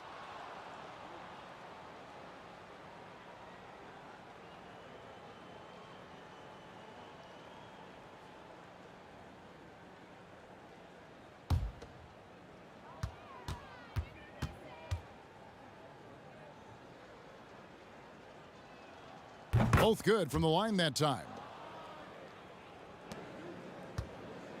And here is Johnson. The pass to Shamet. Passes it to Claxton. Shot clock at 6. The Nets need to get a shot off here. From the top of the key, here's Aldridge. And 2 shots coming up at the line as he gets fouled on the shot. And there's the foul against Detroit. Terrific at just being aggressive. Aldridge excels at putting pressure on the D and getting the call.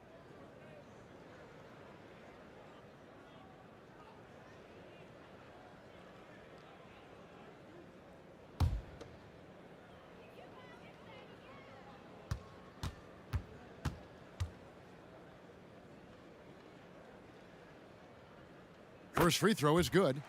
And what a tremendous career for LaMarcus Aldridge. I mean, so many double-doubles, a rim protector, makes plays for others. Man, the list goes on.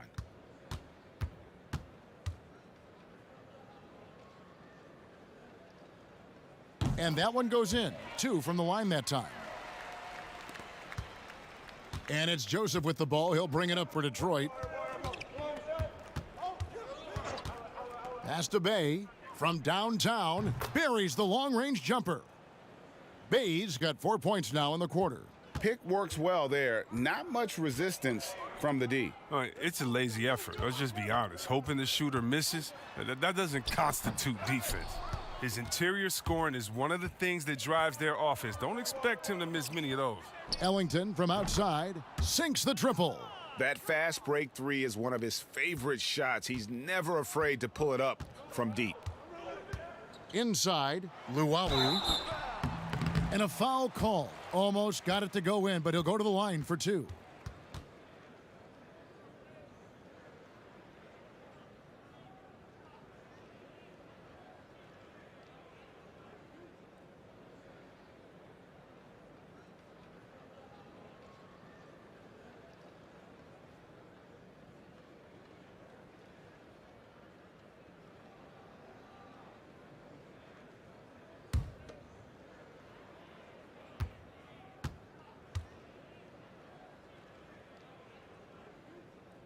The first free throw is good.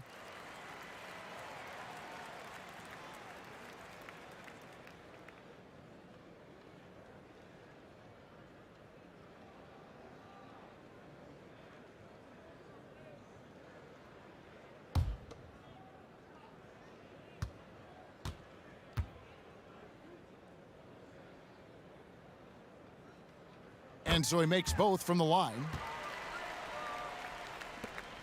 Detroit's gone beyond the arc 7 times here in the 4th and been successful 3 times. Pass to Ellington from outside the arc, and another 3 for Detroit. Their 3rd three-pointer in a row. And Brooklyn has possession. Here's Johnson. Now the pass to Shamet.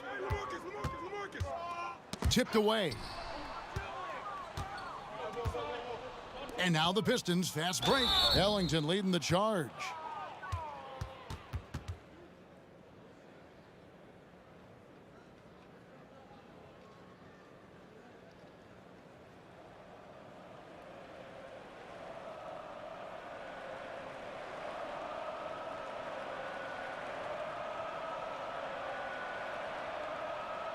Shooting 2.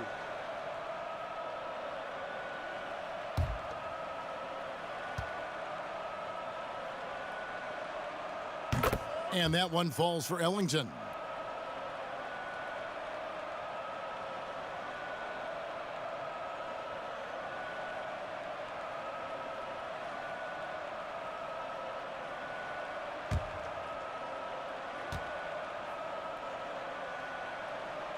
Ellington hits them both. Here's Luwawu.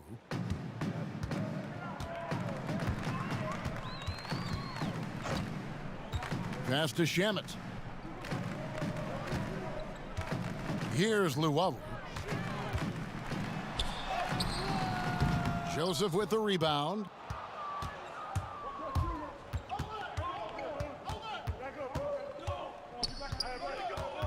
Pass to Stewart. Over Johnson. Detroit, no good that time either. For a player who's almost a sure thing to score in tight, that one's a stunner. Pass to Shamet. Looking to get back on track here. And the call on the shot that sends him to the line.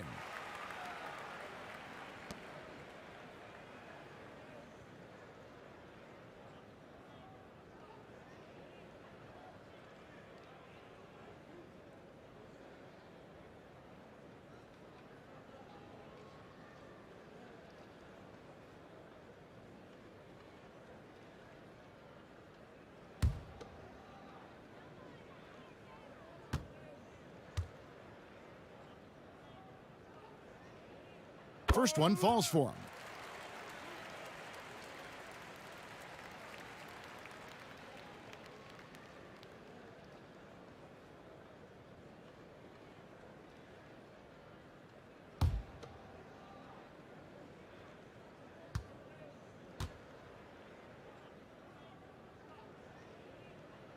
And good on the second, so he makes them both. There's a minute 47 left in the fourth. The pass to Doumbouya. Unloads. Misses off the right iron. And guys, not sure where his head was on that shot. Not what this offense was designed to create. Come on, you can't be selfish. You got to be willing to make the next pass. Otherwise, you're just predictable. On the wing, Johnson. Just 4 to shoot. Feeds it to Aldridge. Over Joseph. And it's going to be a 24-second shot clock violation. They turn it over.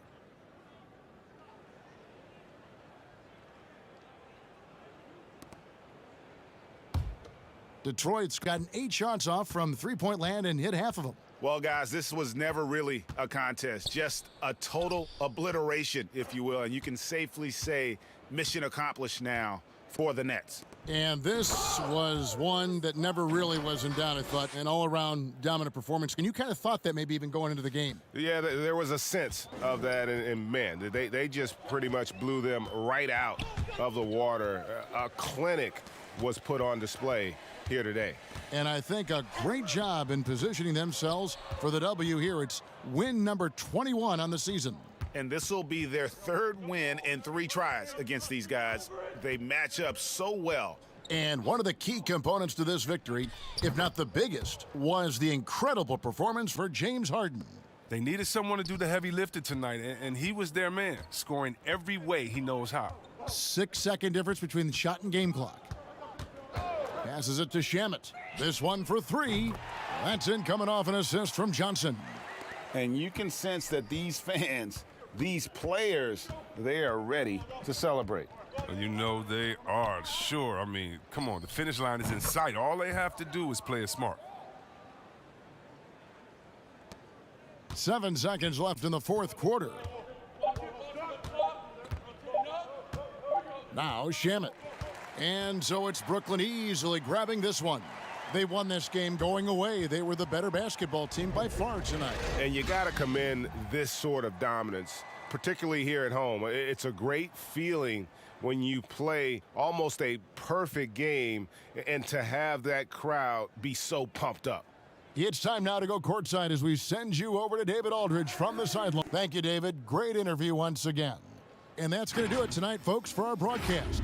For Greg Anthony, Chris Webber, and David Aldridge, this is Kevin Harlan thanking you for watching the NBA, presented by 2K Sports. We'll see you next time.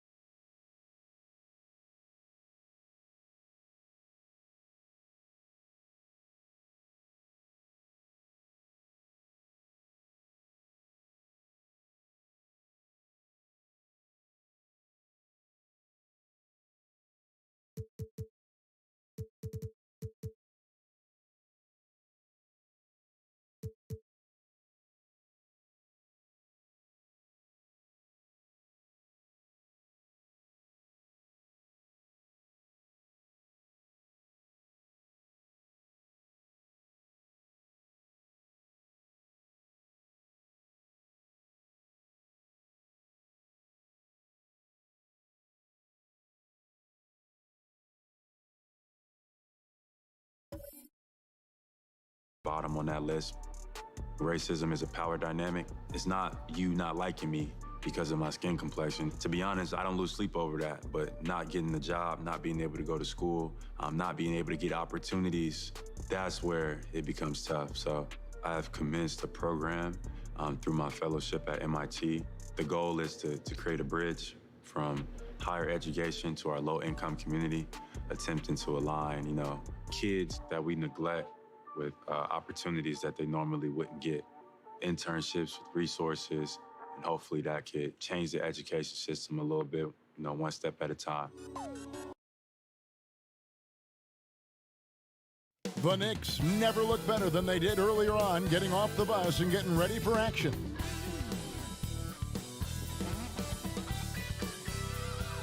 A beautiful look at downtown Charlotte, North Carolina, the Queen City, where we're coming to you today. Welcome to 2K Sports for another edition of NBA basketball. With Greg Anthony and Hall of Famer Doris Burke, this is Kevin Harlan. And joining us on the sidelines, another Hall of Famer, David Aldridge. Hey, Dave. Hey, Kevin, thank you very much. What a great comeback story for Derrick Rose. His resilience over the years of injuries has been rewarded. He says everybody struggles. People pretend like they don't. My down days were on TV, so I couldn't hide. The whirlwind I was in, I always stayed calm. I think that's just part of who I am. It's my character. Kevin? Good insight there, Dave. Thank you. And how about we check the numbers for him? And he's got it going at the foul line these days. His free throw percentage looks a lot different in the last 10 games than it did earlier in the season. He's tinkered with a few things and really improved his form. And now the New York Knicks starters. Barrett and Knox are the wingmen. Robinson is out there with Toppin. And it's Ntilikina in at the 5. And for the Hornets, Washington and Zeller are in the middle. Ante Graham is out there with Terry Rozier. And it's Hayward in at the small forward. Yeah, tonight, Greg, two teams with a lot of talent, but also a lot of inexperience on each side. And Kevin, you know what that means? It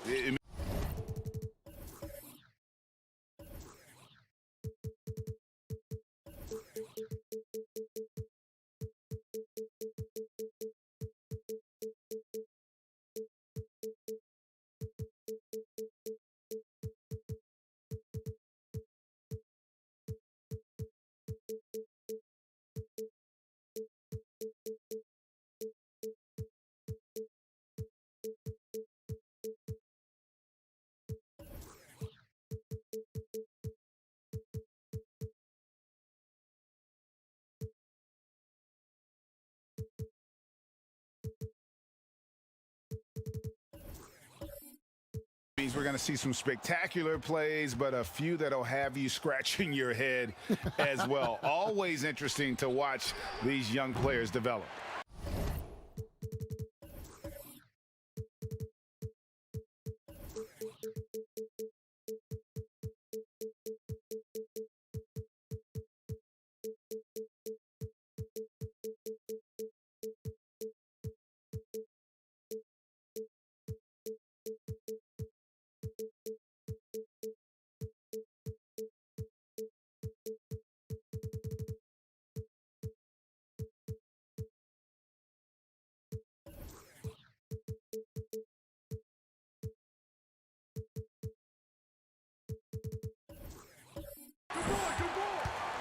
And it's the Hornets ball.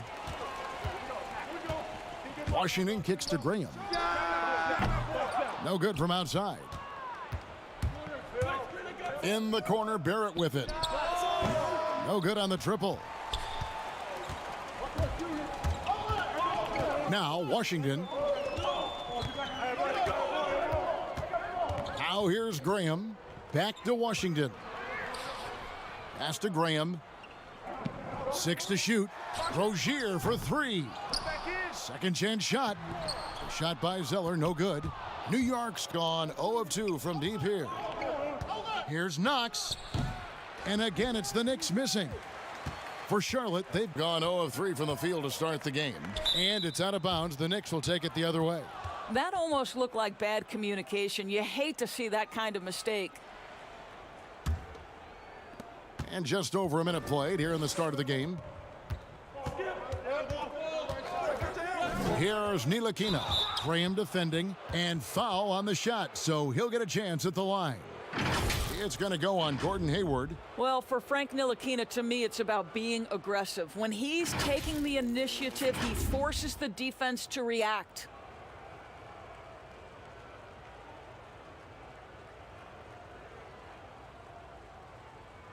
Two shots. Relax on the first.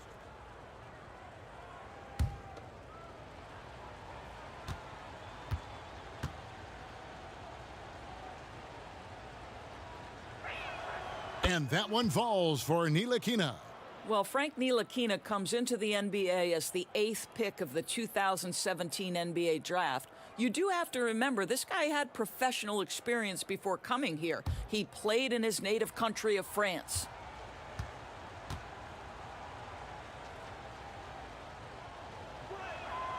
Good on both. Here in the first, a little over a minute played so far. Graham with the ball. He had an 18-point outing in the last game against Orlando. I thought his physicality was crucial, too. You know, he kept the defense on their toes and repeatedly got to the free throw line. And this is his first trip to the line tonight. Gotta admire what he's been able to do at the free throw line this season. How about over 90%? Mind the lanes. Mind the lanes. One shot.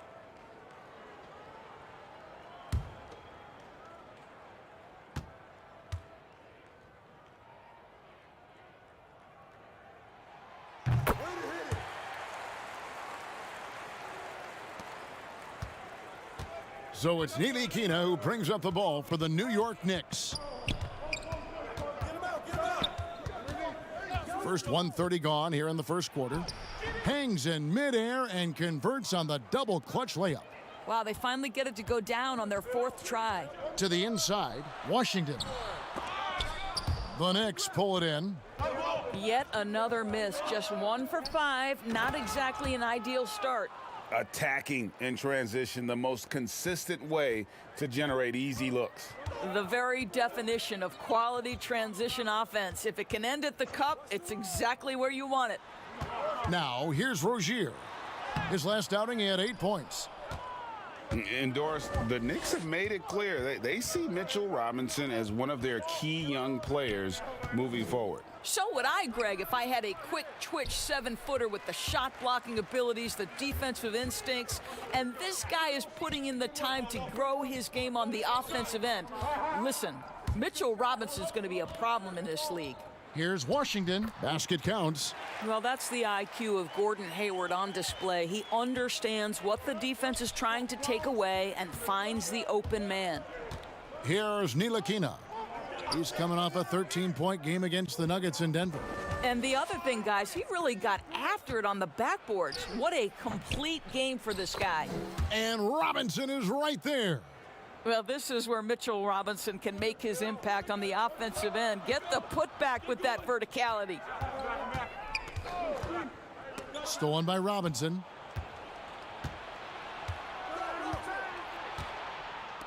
Here's Knox. Rebound, Gordon Hayward. Boy, with his shot not falling right now, it might be time to look in a different direction. See if you can get your teammates started.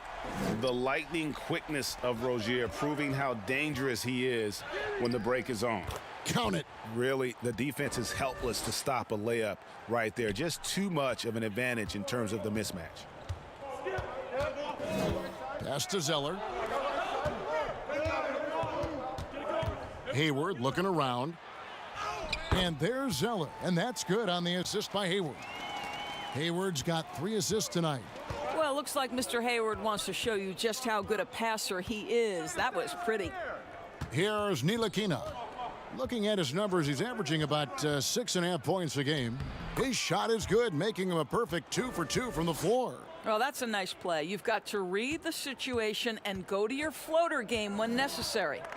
Passes it to Zeller. Rozier with the ball. And there's the big-time jam as he slams it right over Toppin. For Rozier to be effective, that's just what he has to do. Keep moving, don't sit back and be passive. Ntilikina passes to Toppin. Still looking for his first make after that miss. He's 0 for 2. Whoops, they pick off the pass. Takes a 3. Hornets with the rebound.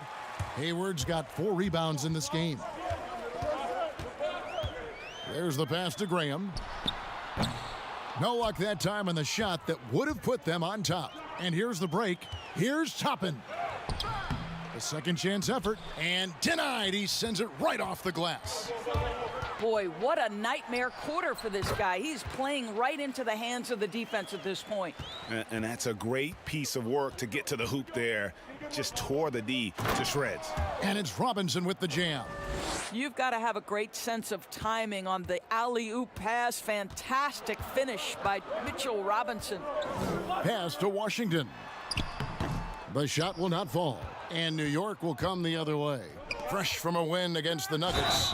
Yeah, in that game, I thought they took advantage of some sloppy play, but give them credit. They turned mistakes into points. Well, you have to capitalize when your opponent has miscues, and give this team some credit. Every time that opponent turned it over, they capitalized. Catching up on the changes for Charlotte. Biyombo comes in for Washington, and it's Bridges in for Gordon Hayward.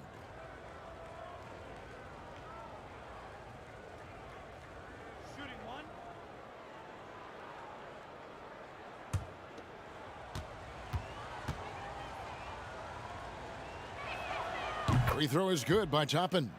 Well, for the teams that are clearly rebuilding, should they simply play the young guns, Greg, no matter what, or should they make them earn their minutes? Kev, I don't know that there's a right answer to that. I think it's really about the personnel and the personalities of the guys on that roster. And really, the front office should play a big role in that as well. But it's a hard call. You got to believe enough in those young guys to say, hey, that's our future, we're going in that direction. But you still got to also take care of your veteran guys who are kind of setting the table for your future. Charlotte no good that time either. So it's Ntilikina who brings up the ball for New York. 6-point game. Last time they met in New York. And the last time these two met, they were able to get a big win because of that bench production. Second unit might be a factor in this one as well. Certainly something to keep an eye on. We'll see how the rotations go this time out. Every night it seems to be different. Monk's checked in for Charlotte. Ball comes in for Devontae Graham. And the Knicks making a change here as well. Randall's checked in. Charlotte's gone, just 1 of 4 from three-point range here in the first.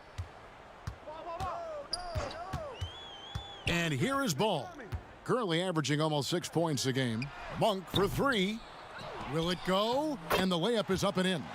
We call that persistence, folks. Bismack Biyombo is a force on the offensive glass. Here's Ntilikina. He's covered by Ball. Knocks the pass to Robinson. Up top, Barrett. They picked up 24 points in their last one against the Nuggets in Denver. And let's not forget about the assist. This guy is a playmaker, was a driving force for that offense. To the paint, here's Randall, and Randall throws it down. That's two things right there for R.J. Barrett. It's awareness and unselfishness. Pretty pass. Guys are looking for a spark here. Yeah, a cold stretch offensively for sure. Ball no good. The Knicks leading by 6. Here's Barrett. Zeller grabs the board. Here's Charlotte now. Last game matched up with the Magic. A tough loss there. Total embarrassment. I was shocked at how poorly they played. I think they were shocked. Well, frankly, they should be shocked. I mean, that kind of effort simply won't cut it in today's NBA. Let's see if they take any lessons from it. And the Hornets making a change here. Martin's checked in. And then for New York, Alec Burks comes in for Kevin Knox. And Derrick Rose is subbed in for Frank Ntilikina.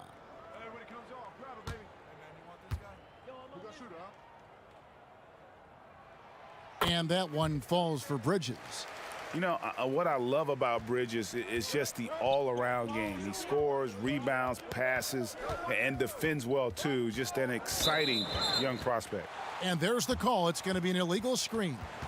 When a pick like that is questionable and creates that much of an advantage for the offense, you have to blow the whistle. I don't think there's any question. There are so many rules that favor the offense these days. You've got to be able to equal things out when an illegal screen is set. Monk for three. Knicks with the rebound. Pass to Barrett. Back to Randall. Here's Robinson. Bucket number 3. He's a perfect 3 for 3 to start. And of the last 6 baskets, 5 have come on the interior. This is just smash mouth physical basketball, guys. Now here's Ball. He's been quiet so far. Still no points in the game.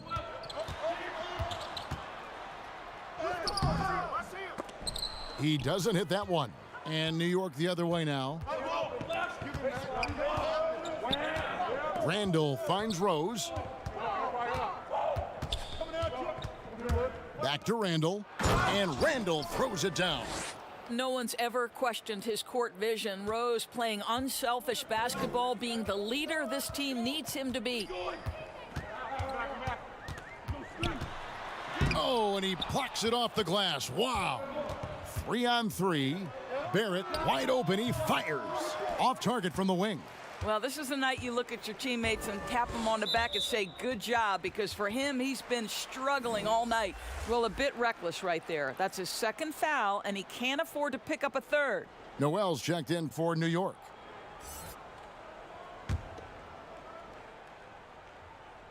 Here's Monk.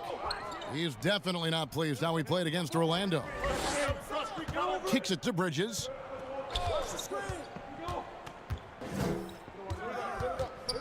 In the corner, it's Martin. Clock at 6. Tried to bank it in, but he misses. The Knicks leading by 7. Barrett the pass to Randall, and Randall throws it down. Well, if the basket is within reach, Julius Randle understands how to finish. And so it's Ball with it. He brings it up for the Hornets. And the call is going to be, yes, it is, an illegal screen. And checking out some numbers for Barrett. Tremendous numbers for him over the last 10 games. Averaging 32 points, 7 rebounds, and 5 assists. And he brings it for them every game on the offensive end. Well, I think you can tell he relishes this role, being the catalyst on the offensive end, night in and night out. Knocked away. Stolen by Martin. And now the fast break. Bridges with the ball. And the Hornets miss again. They've been beating them to a lot of those loose balls and rebounds here to start. And as he gets older, we've seen Derrick Rose coming out of his shell a bit more. Early in his career, he was wary of strangers and the media.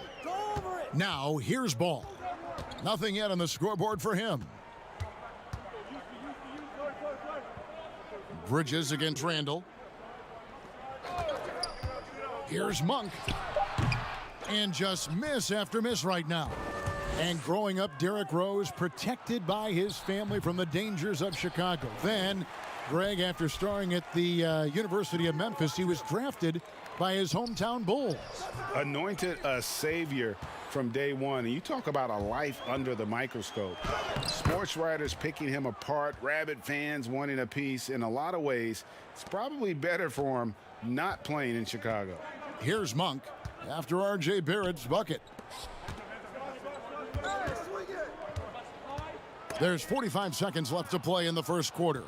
How about the timing? The rejection by Julius Randle. Read that one beautifully. Passes it to Noel. Jacks up a 3. Bridges with the board. Hornets trail by 13. Down low. Oh, the power on that throwdown. Wow. Strong move to the 10, trying to get his guys going. Hard not to get motivated, GA, right when your teammate makes that kind of play. Where was the defense? No help. You can't afford to give up these kinds of buckets. Now here's Rose. He's been patient so far. Nothing on the scoreboard yet. Burks on the wing from deep. That shot off. And so it's the New York Knicks holding on to an 11-point cushion as we get ready to take a break. They've set the tone. They love their tempo. They're going to be very tough to stop. We'll get right back to the action when we return.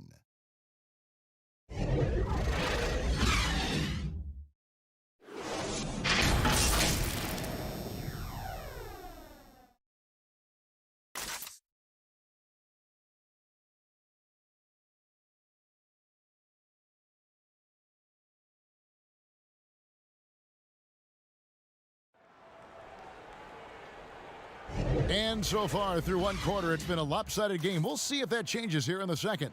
And the Knicks guys have been rolling right along here, haven't they? Guys, I love their defense in that first period. They were in position and just challenging shots. Well, I think they combined great intelligence with great effort, and you can see the results.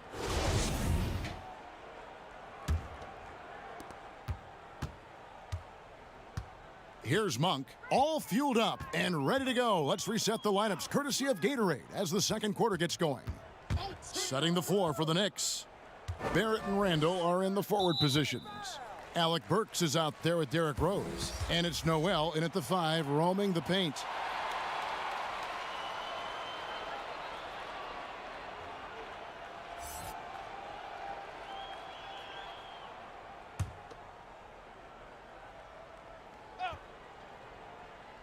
Here's Ball.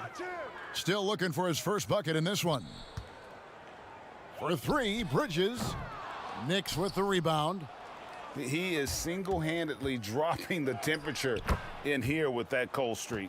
He is trying to shoot his way out of it, and it might be better for him to pass the basketball at this point. Here's Bridges after R.J. Barrett's bucket. Now Bridges. He's coming off a 10-point game against Orlando. And the other thing, guys, he really got after it on the backboards. What a complete game for this guy. Burks' shot is good. Burks takes no time getting that shot up, ready on the catch. Hornets trail by 16. Ball, the pass to Washington. Burks against Hayward.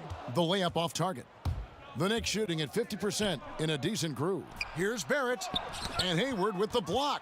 Well, this is where Gordon Hayward has turned himself into a dependable two-way player. How good is he at using his length to turn away these shots? Bridges kicks to Martin. Oh, that's blocked. And it's out of bounds. The Hornets able to retain possession here. Devontae Graham's checked in for Bridges. Toppin, he's checked in for the Knicks. Kevin Knox comes in for Barrett.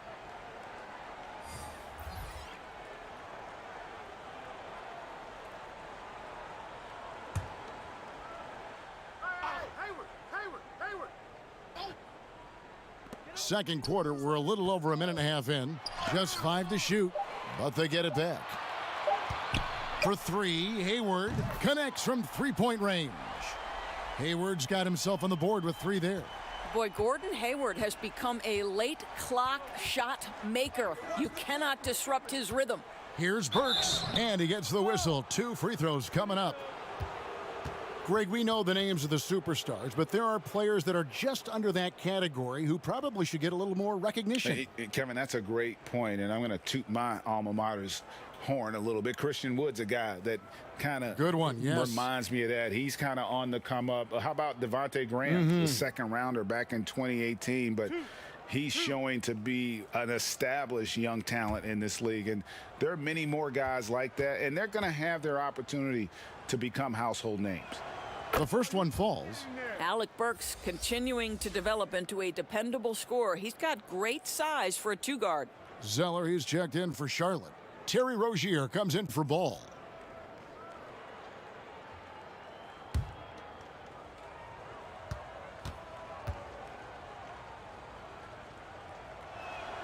And Burks hits 2 free throws. This is about the last guy you want to send to the stripe right now. They keep fouling him, and he keeps making them. Now here's Graham. He isn't playing a big part of their offensive scheme, averaging around 15.5 points a game. 3rd foul of the half, and that's the risk you take leaving him out there. New York leading by 15. Burks dishes to Toppin. And there's a whistle. That goes on Terry Rozier. That's his first foul.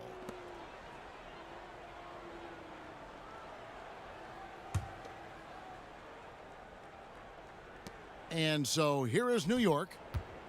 In the second quarter, they've given up just 3 points. And it's Noel missing. And not allowing the shooter even an inch of breathing room on that one. Right, he stays connected, and great timing on the contest.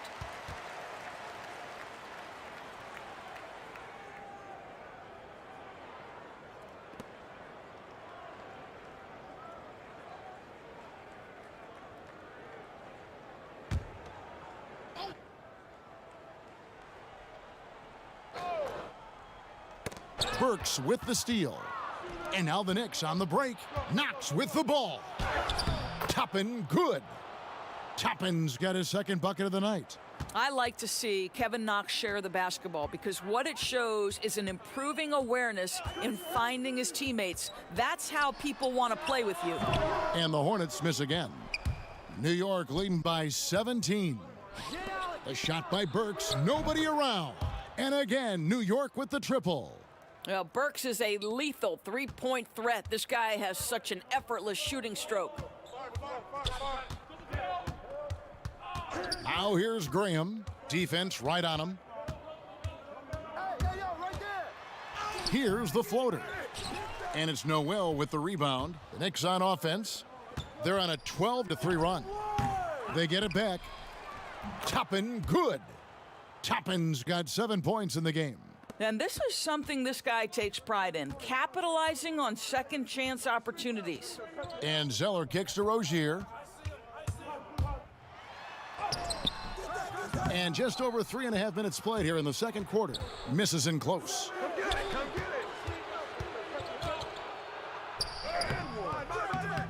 Burks can't get it to go.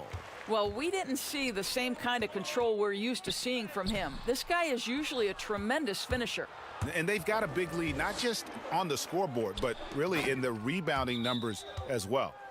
And the definition of teamwork right there on that alley-oop. And, Greg, what about the finish? Bringing it down with some thunder. Yeah. And now the first timeout called here for the Hornets. And the lack of rim protection, top of the list. And the question they're going to have to answer to me is it a problem with the scheme or is it a problem with matchups?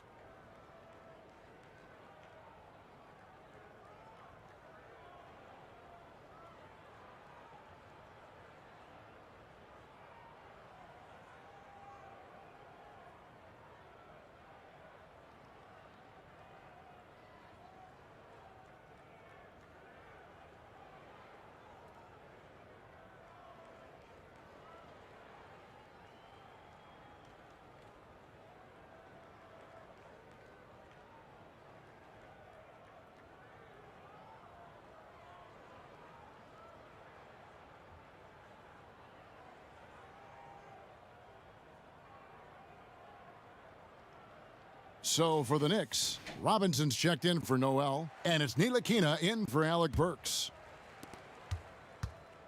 And so Graham will bring it up for Charlotte. Their next game is at the American Airlines Center in Dallas for a game with the Mavericks. That will be a getaway game for them, a one-game road trip.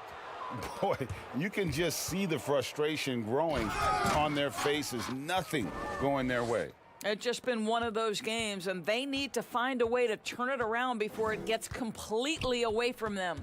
And so here's Charlotte, the Knicks making the shot. Here's Graham, and the call on the shot that sends him to the line.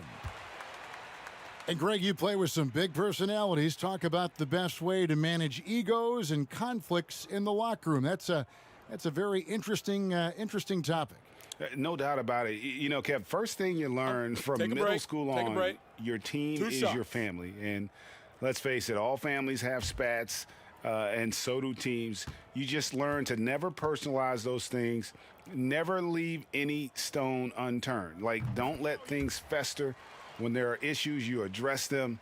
And if you're not taking things personally, you tend to be able to work through whatever issues you may come in front of. Good advice.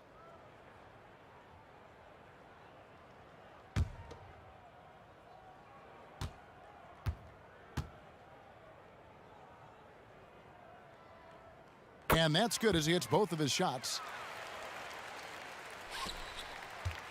Now the Knicks with it. They're on an 18-5 run. Here's Ntilikina. 6 points for him. And he makes no mistake on the slam dunk. Yeah, they're rolling right now. That lead continues to grow. And one of the things that's helped that is they're getting it done on both ends. Terrific focus on offense, and they're locked in defensively. And it's Rozier missing. +8 in the rebound differential. One more reason why they're in control. And again, New York with the triple. Assists like that have typified their effort today. Terrific ball movement. Rose against Rozier. Launches it. He can't get that one. Nothing seems to be going his way this quarter. Well, not at the offensive end, certainly. He cannot buy a bucket right now. Doris, you and I know the quality of play in the NBA bubble was terrific. And some people have said a lack of travel a possible reason why. The league, we think, looking at ways to reduce travel moving forward. Exactly, Kevin. And one option on the table is the, quote, series model. You see it in baseball, where you play consecutive games against a single opponent. So what about the states with multiple teams? New York or California? Can you play all of those teams in one trip? This not only preserves players, but it also cuts travel expenses, something the league is looking hard at.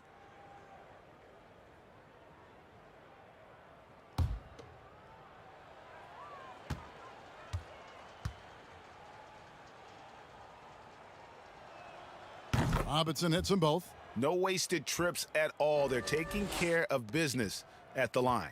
Charlotte has gone 1 of 4 from three-point range in the second. Not a whole lot dropping out there for them.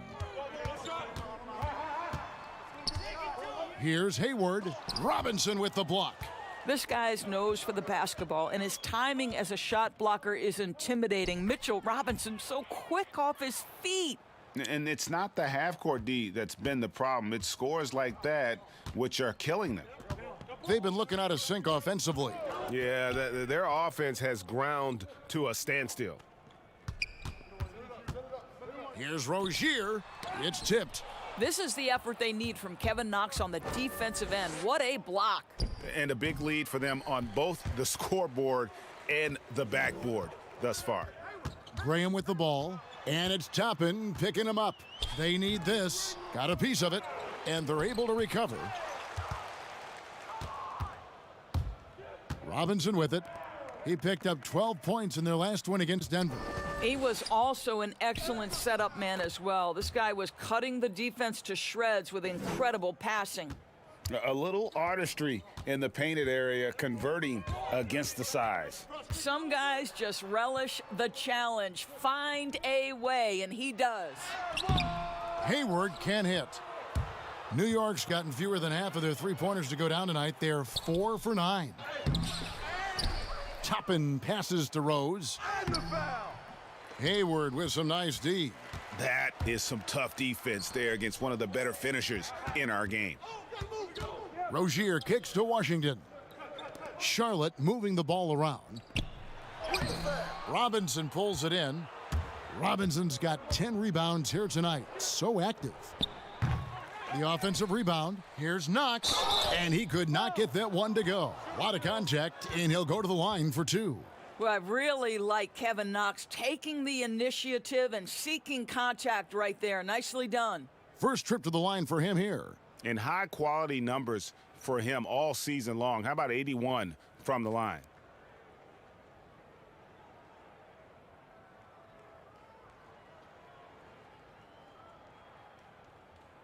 Two.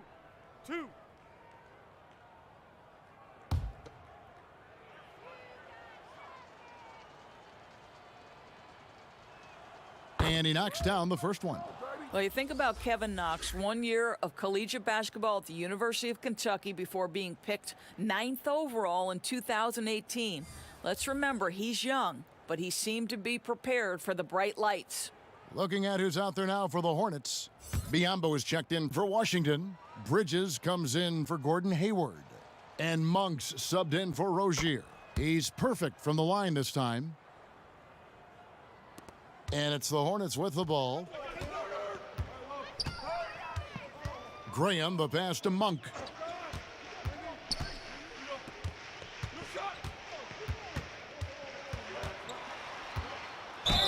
And contact on the shot, so he'll be shooting free throws here.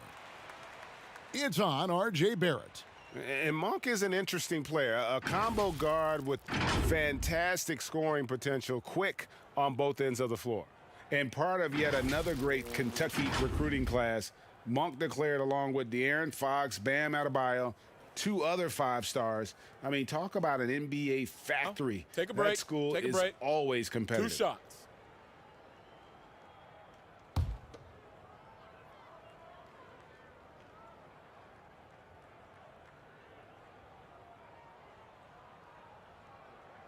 The free throw drops for Monk. And Monk made second-team All-American in his only year with the Wildcats, looking unstoppable on many occasions. I mean, he just overwhelmed college opponents with his athleticism. But you get to the NBA, you find out how many great athletes are in this league. That's when you have to retool aspects of your game, which is what Monk is in the process of doing. And so he hits both. Your son, Cole Gregg, was one of the top high school players in America. A lot of services had him number 1. Talk about what it was like going through the recruiting process as a dad. You know, it was fun for the most part because he really kind of kept everything in perspective. And the teams we dealt with, the schools we dealt with, man, they were all top notch. So that process about as enjoyable as one could ask for. But at the same time, it's still stressful, man. That's still your little guy getting ready to head off to college. Well, you're a dad and a proud one at that. Chalk up 2 there. I'll tell you, the catch and shoot game of Kevin Knox, he's got to have it in his arsenal, and he does. The pass to Bridges. Here's Zeller. And foul on the shot. He'll shoot 2 at the free throw line. Yeah, in this quarter, they've had the right approach, driving and drawing, initiating contact, create opportunities, get to the line. First trip to the free throw line for him in this one.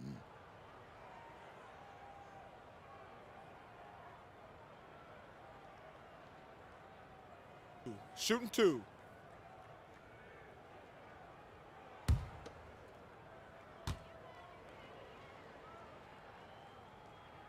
And the first one drops.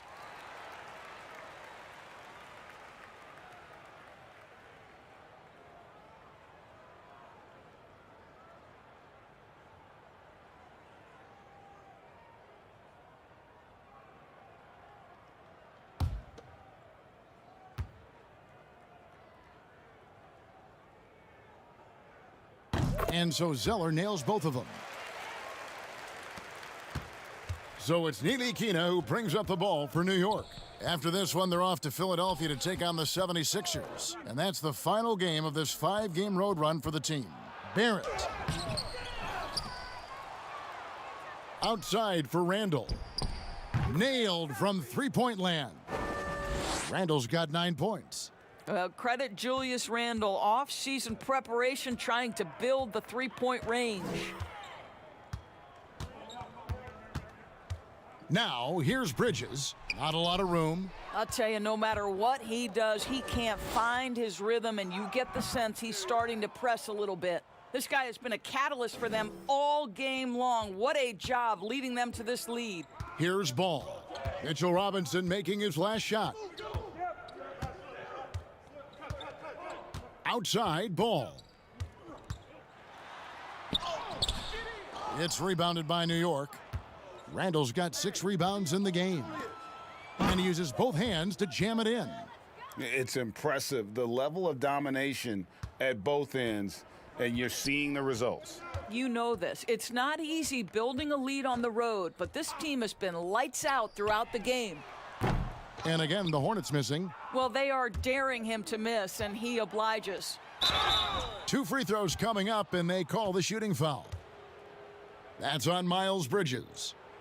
Julius Randle is never going to back away from a defensive player. He knows he's got the strength to play through contact. Nice job drawing the foul.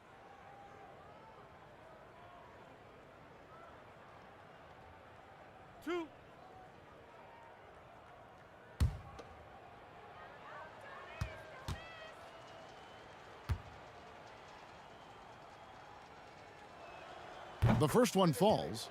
And a physical presence is former Kentucky Wildcat Julius Randle. But he's got some mobility to go along with it, able to move and attack in transition. Martin's checked in for Charlotte. Burks, he's checked in for the Knicks.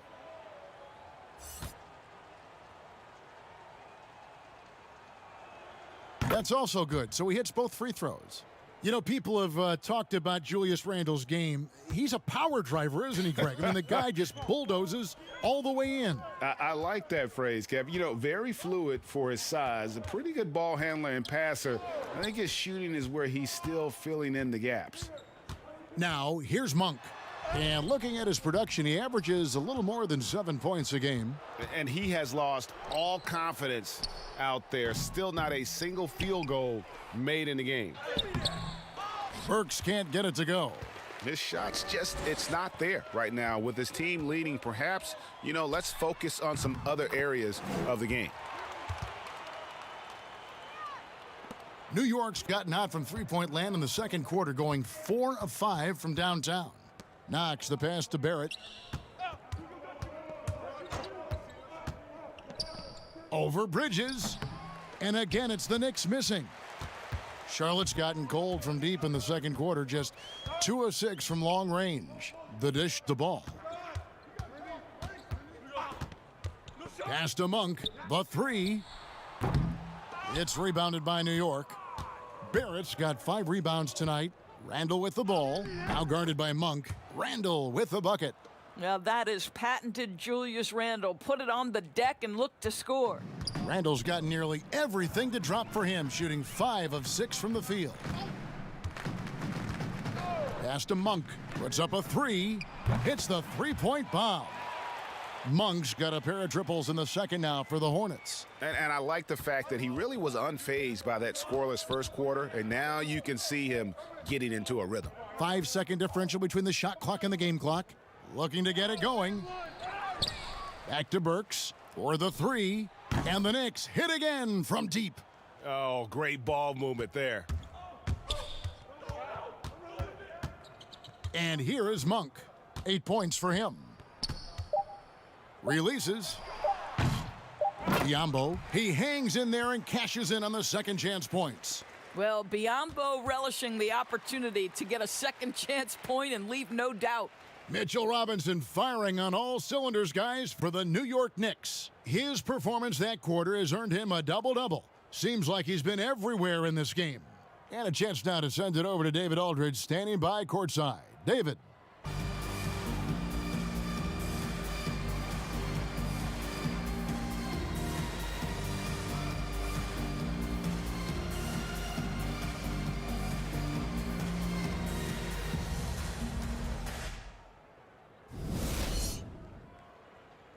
The 2K Sports Halftime Show.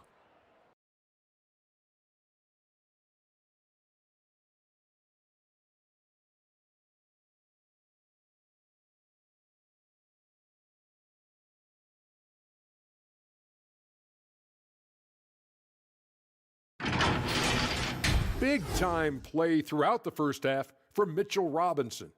He had 14 points, 2 block shots, and 1 assist. And let's get your thoughts, Kenny, on the Knicks. They looked like they were playing an easy game of pitch and catch out there. The playmakers and finishers were in sync on every level. The assist disparity, now that was big. Now that's the reason why it's a blowout right now, and they play well. And now, Shaq, let's get your opinion on Charlotte. Hasn't been pretty anywhere for them, but I point to their weak inside defense more than anything else. They didn't protect the rim at all, and it's cost them, Ernie.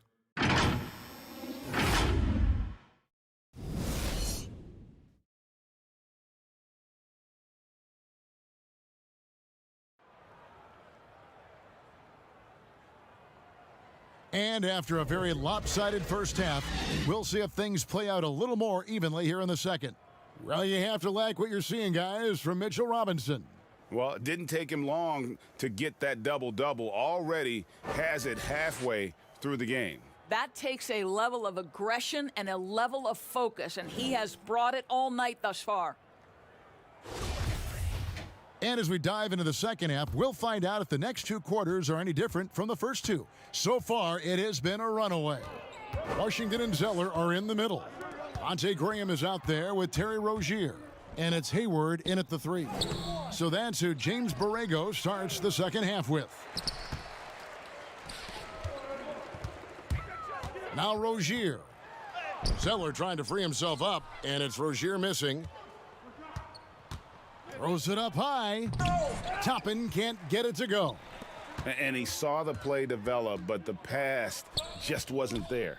It was a really good thought for sure, but the lob has got to be better than that. And here's the fast break. Barrett leading the way. And the basket by Knox. Knox has got the first points of the third quarter up on the board for New York. And here's Rozier. He brings it up for the Hornets. Second half just getting started. About a minute played. Passes to Hayward. Shooting foul as the whistle blows. He'll shoot 2 free throws. I just love how Gordon Hayward has become so crafty on the interior. He really just keeps the defense off balance. The Hornets have been at their finest form at the free throw line tonight. 8 attempts, 8 makes. And they've had really good numbers all season from the free throw line.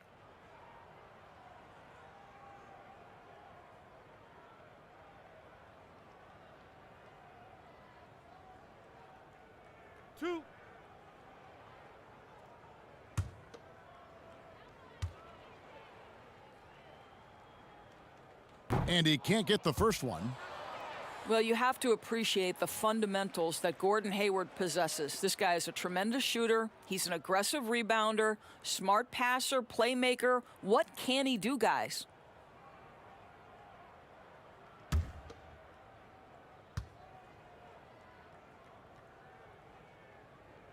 And he sinks the second. And if you're just joining us, we played over a minute here in the third. Barrett against Rozier.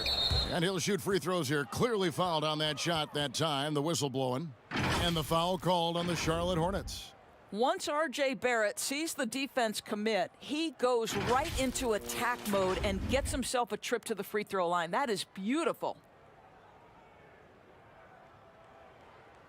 Take a break. Take a break. 2 shots.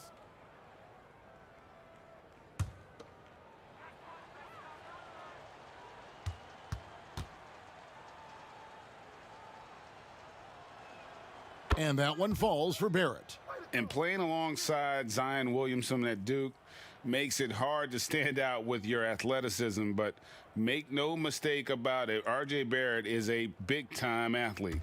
And, Greg, I think maybe as impressive as what he brings from a physical standpoint is his commitment to put in the work, his understanding of what's required to be successful at the NBA. This guy has not only the physical tools, but the mental makeup and the work habits to be great. I think one of the things I most admire about R.J. Barrett's game, he can do a little bit of everything. He can score it, board it, pass it at a high level. This young man can play the game. After an ugly 0 for 4 to start the half, they get one to fall. And the pass to Robinson. To the middle. Here's Toppin. Good, and the assist goes to Robinson. Toppin's got 13. Unwilling to let up even for a moment. That's his killer instinct, just fanning the flames.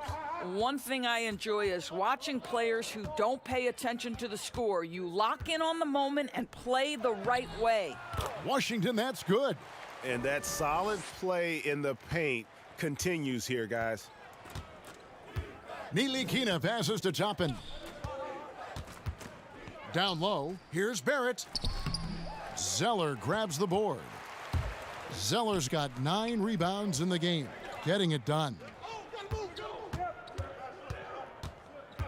Rozier looking around. It's stolen by Barrett.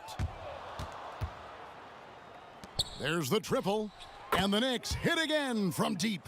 Ntilikina may not be the prototypical lead guard, but he puts it on time and on target right there.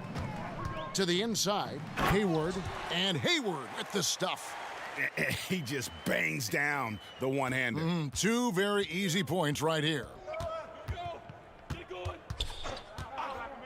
Barrett against Rozier. Barrett the pass to Toppin. And that'll be 2 free throws coming up. Officials on the call with the foul. Wow, he got whacked on that one. Shouldn't be much debate there. And this is his second trip to the line in the game.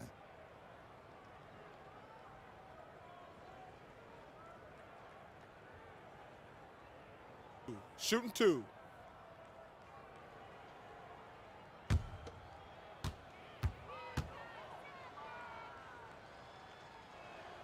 First free throw is good. And New York making a change here. Noel's checked in.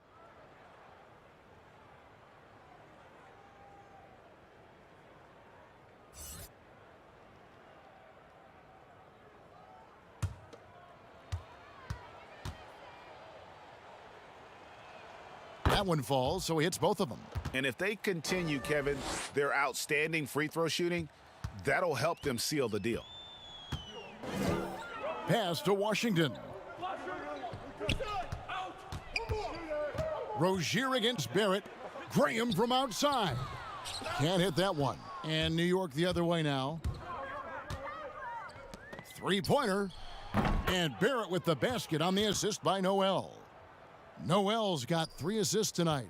Boy, you've got to be shot ready in catch-and-shoot situations, and we know RJ's got a quick trigger. Now here's Graham. He's got 7. Rozier the pass to Washington. It's rebounded by New York. I know he's got to be frustrated right now, but the team is fighting from behind. He's got to stay with it. Defense doesn't get much better than the mobile 1 block we just saw on replay. And those are plays that get you in front and keep you in front. Derrick Rose is checked in for Frank Ntilikina.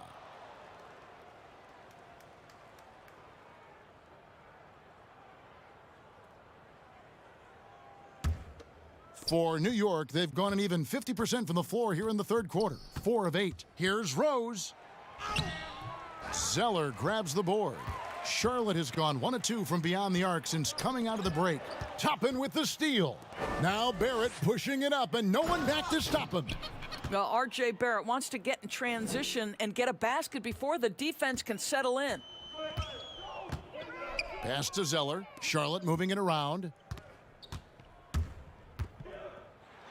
Now here's Hayward. D right on him. Knicks have gone even 5 of 10 on shot attempts in the third.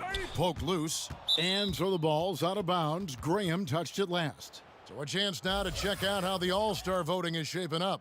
And I tell you, the excitement's starting to ratchet up a little bit as the tallies start coming in. You look at Robinson. He's gotten his share of votes, but there are still a lot of players in front of him. And it's just been tough in the East this year. Kevin, so many guys are having huge seasons. Even getting near the top 10 is impressive. And keep tuning in for updated results. You can visit NBA.com for more. Well, remarkable tenacity on the defensive end. Gordon Hayward showing he's more than just an offensive powerhouse. And he's got his first chance at the line here. And some changes here for the Hornets. Biyombo checks in for Washington. And it's Miles Bridges in for Gordon Hayward.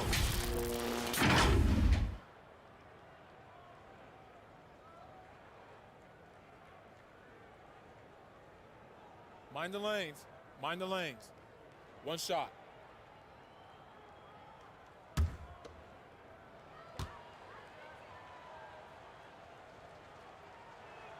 That's good from Noel. And you know, guys, listen, Noel brings value. The reason he's a menace on the defensive end and an absolute warrior on the glass. Now here's Graham. He's got 7.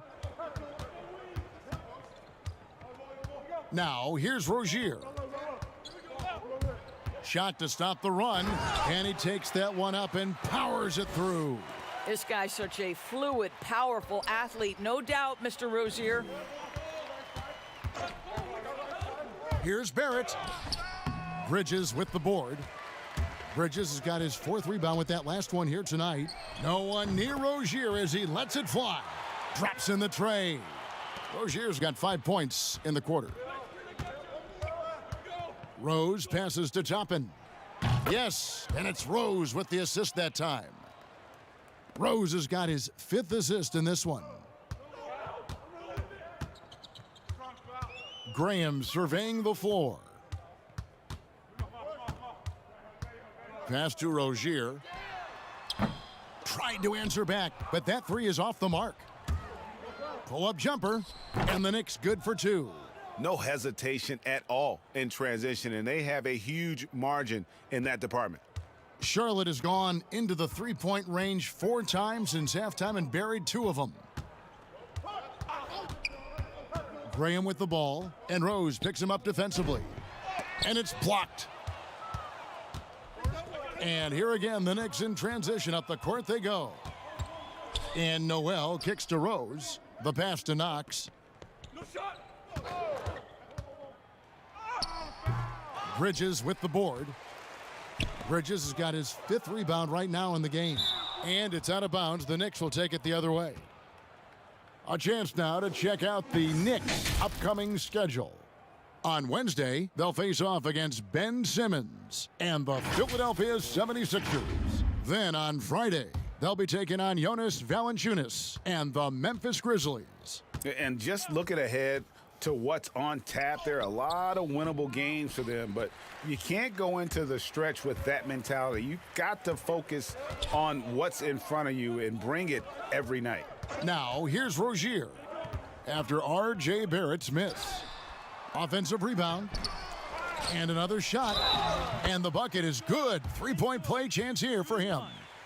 Don't you love how Bismack Biyombo is all over the floor? This guy trying to be a factor on the glass right now. You know, discussing Biyombo, it's hard not to think back to Game 3 of the Eastern Conference Finals against the Cleveland Cavaliers, is it? I mean, how about 39 minutes? Only 7 points scored, but how about 26 rebounds to lead his team to victory?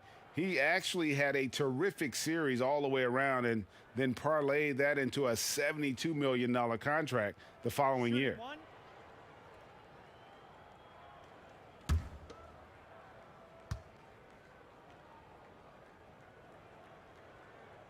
What you want from a guy who's going to be a defensive specialist is understand your role, be ferocious, and be aggressive. And that's what you get with Bismack Biyombo.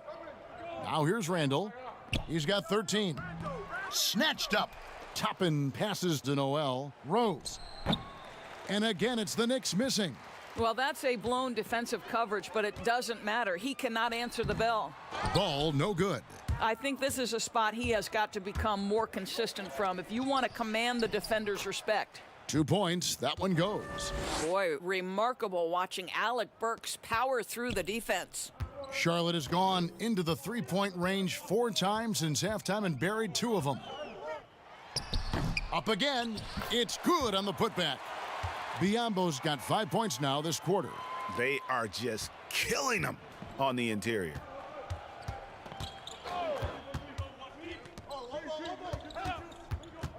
Noel finds Rose. And foul on the shot, so he'll get a chance at the line.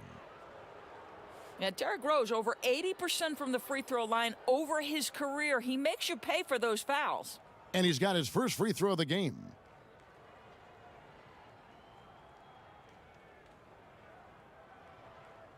Take a break. Take a break. 2 shots.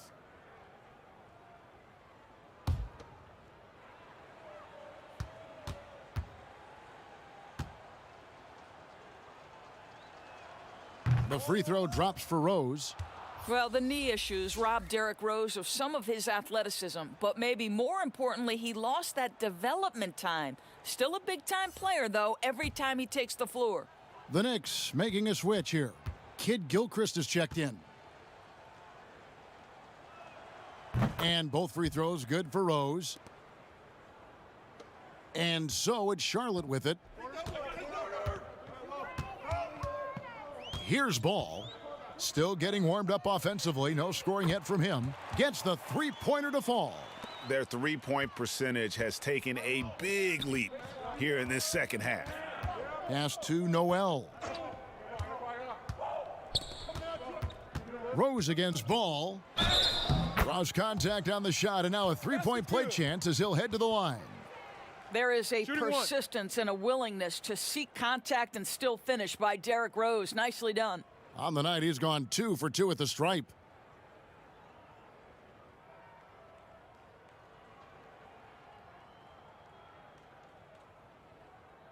Mind the lanes.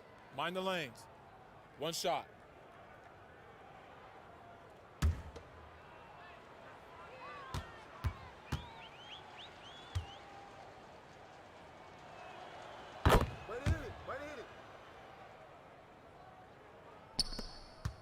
Charlotte has gone 3 of 5 with the long ball since entering the second half. Ball, the bounce pass. Rose with the double team. Biyombo finds Ball.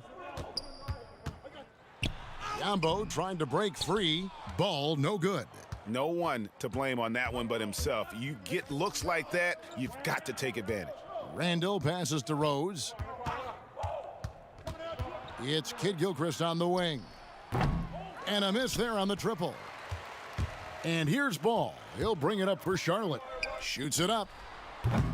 Wasted no time on that shot, but it's off the mark. New York shooting well, 50% from the floor. And finished off by Kid Gilchrist. Wow, look at the way the big man Noel set up his guys, puts the pass in the perfect position, easy shot. Pass to Monk. He dishes it to Ball. Bridges with it. Now guarded by Noel. 5 on the clock. And again, the Hornets missing. The Knicks shooting the ball at 46% success rate since the beginning of the third quarter. Rose dishes to Kid Gilchrist. Noel trying to break loose. And there's Michael Kid Gilchrist on the assist by Rose. Big miscommunication on defense. He recognizes it and quickly takes advantage. And that's typical of this guy. He's always reading the situation, reacting quickly, and capitalizing. Biyombo. 2 free throws coming up, and they call the shooting foul. It's going to go on Michael Kid Gilchrist. Well, with that frame, if Bismack Biyombo gets that kind of position, your best bet is to foul him. He made the only free throw attempt he had earlier in the game.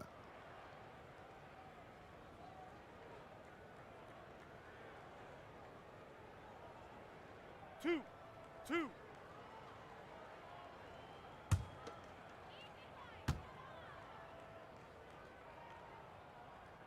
The first free throw is good. Frank Ntilikina is checked in for New York.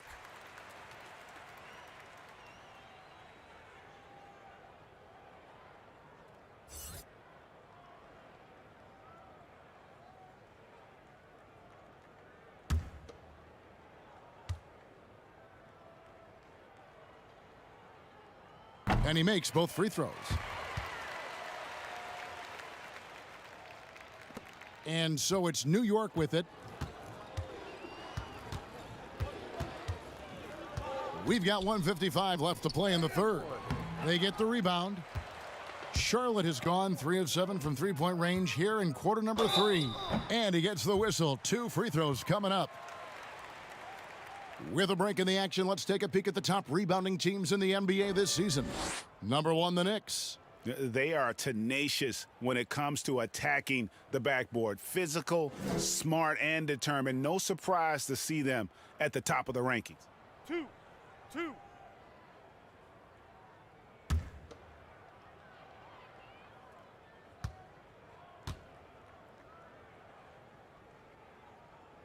And the first one at the line is good. And New York making a change here. Robinson's checked in.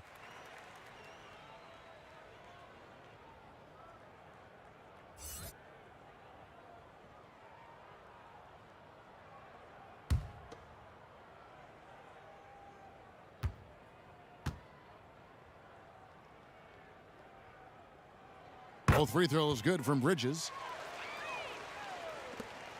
1:46 left in the third quarter.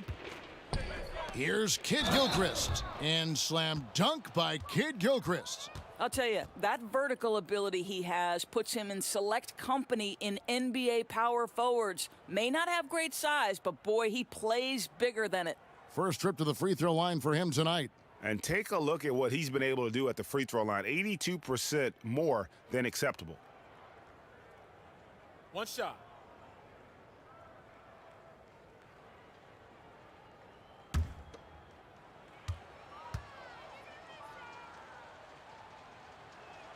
Free throw good. Michael Kid Gilchrist. 1:41 left here in the third quarter. Bridges kicks the ball. Robinson with the block. And that's out of bounds. Charlotte will retain possession.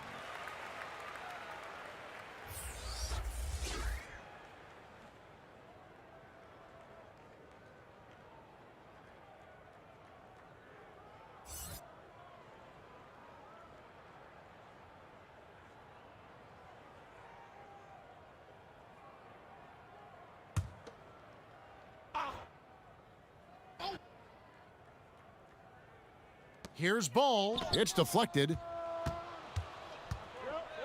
And now it's Burks running. He can go all the way. You've got to stay attached to Alec Burks. What a job in transition as he takes off toward the rim. Monk with the ball. 8 points for him. To the paint. Robinson with the block.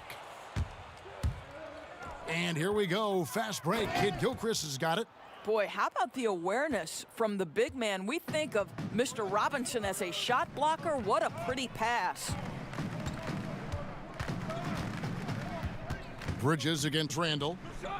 Outside, Martin. And too much time in the lane. They get called for the 3-second violation. And to make that mistake at this time is tough to come back from. These are the kinds of plays that can be game changers, that can make you hang your head. Gordon Hayward's checked in for Bridges. Here's Robinson. And that'll be 2 free throws coming up. Officials on the call with the foul. Mitchell Robinson on the floor for his defense unequivocally, but this young guy is really coming on the offensive end. Great job drawing the contact. He'll take his 3rd and 4th free throw shots of the game right here.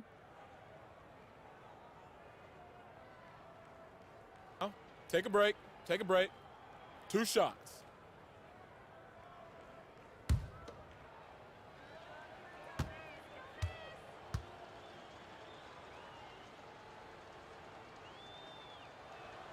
And that one falls for Robinson.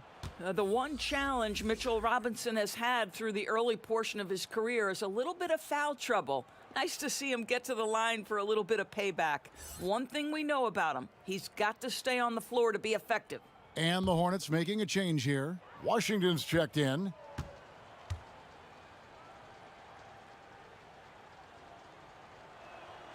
Robinson hits them both.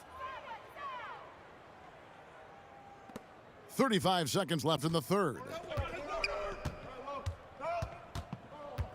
Ball feeling it out a bit. That one doesn't go. And again, New York running the court in transition. Burks for 3. Gets that one through the hole. Make him now 7 of 13 in this game. Alec Burks can get hot quickly, and when he's getting to his spots, look out. Hayward against Randall. Passes it to Ball to stop the run. No good off the back of the rim. Listen, we know the mid-range game is in this guy's arsenal, but you wonder, should he have moved it just one pass more? And so it's the New York Knicks holding an unbelievable lead as the quarter wraps up. The scoring has been tremendous, and they are shooting lights out with very high accuracy. Back to the action after this word.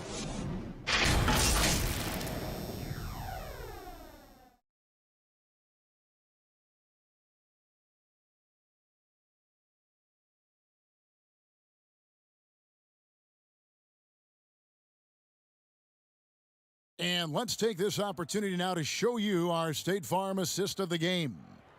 Yeah, an easy choice tonight. Look at the precision on this pass. Put it on a platter for him. And when you're the beneficiary of a pass that good, you better deliver, and he did just that.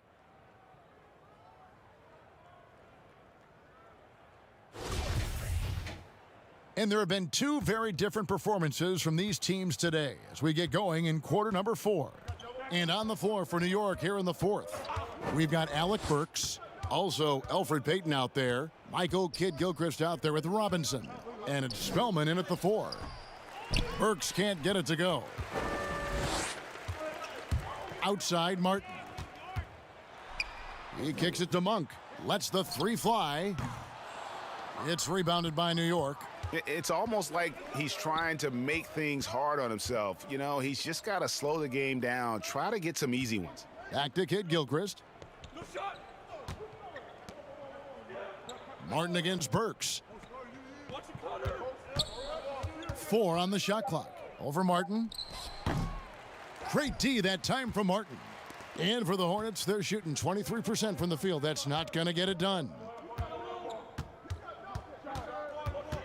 Martin's in the post. Shoots a 3. And it's Martin missing. Now the Knicks with it. Here in the fourth quarter, their defense has been very strong, allowing no baskets. And we've seen more attention given to how fans, Greg, interact with players during the games, whether it's verbal or even physical. Is that something the league's got to keep an eye on? Absolutely. It's all about making sure that everyone is protected and respected. You know, this is entertainment, right? This is not do or die from a life standpoint, and we don't want to have things escalate. Yeah, there's got to be some kind of barrier there. I agree. First one falls for him. Reggie Bullock, he's checked in for Robinson.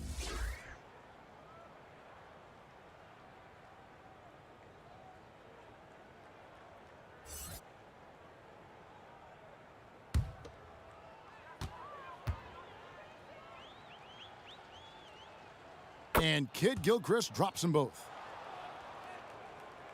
Just over a minute played here in the fourth.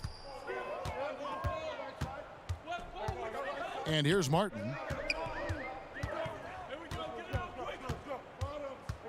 It's Martin on the wing. And the call on the shot that sends him to the line.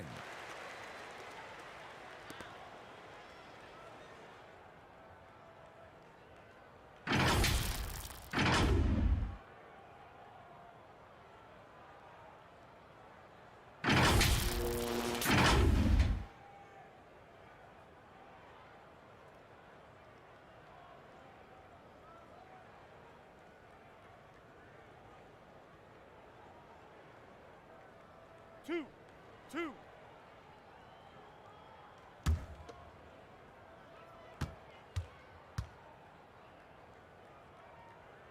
That's good from Martin.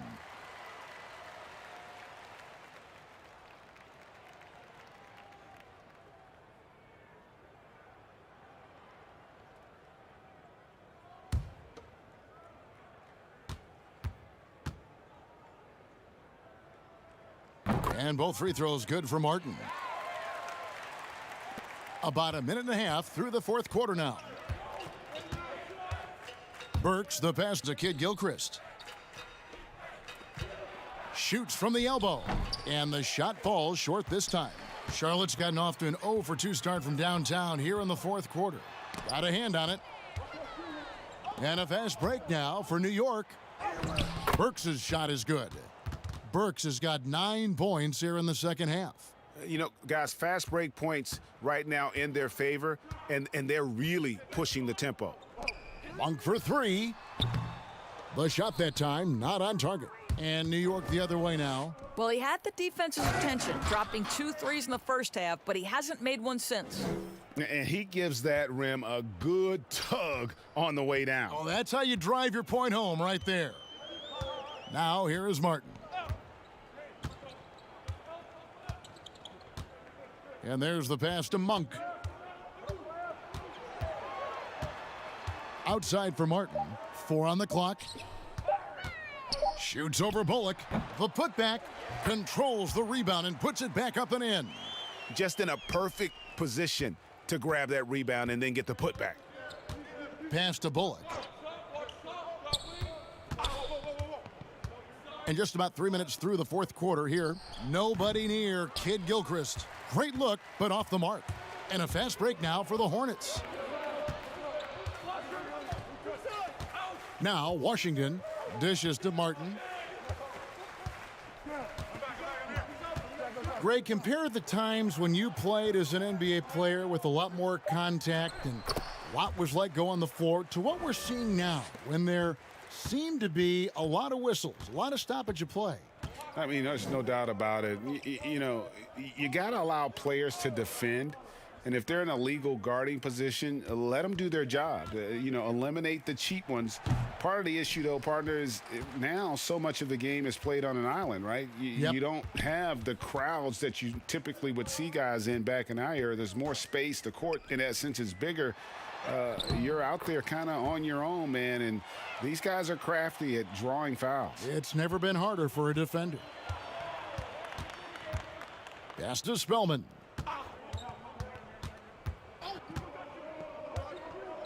Kicks it to Burks. And again, it's the Knicks missing. For Charlotte, they've gone 3 of 8 here in the fourth quarter. Here's McDaniels. It's blocked. And it's out of bounds. The Hornets able to retain possession here. And some changes here for the Hornets. Zeller, he's checked in for Washington. And Terry Rozier subbed in for Malik Monk.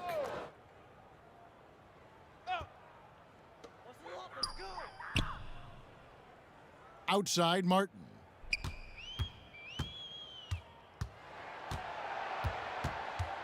Shot clock at 5.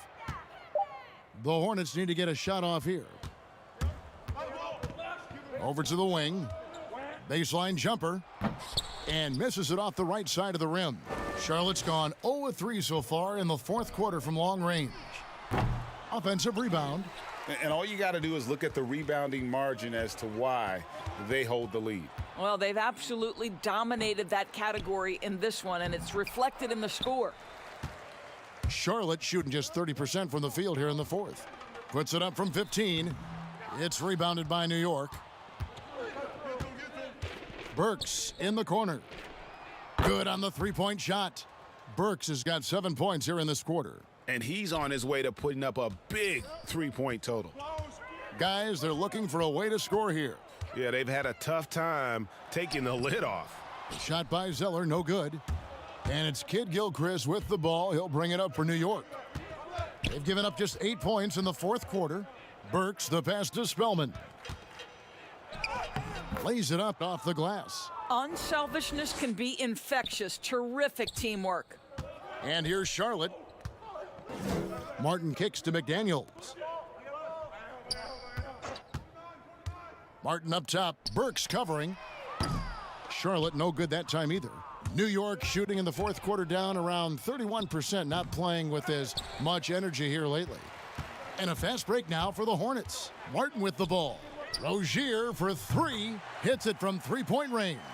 And he's finally getting the feel from beyond. His second 3 of the half right there. Burks with it, and Zeller picks him up defensively. Burks kicks to Payton, passes it to Spellman.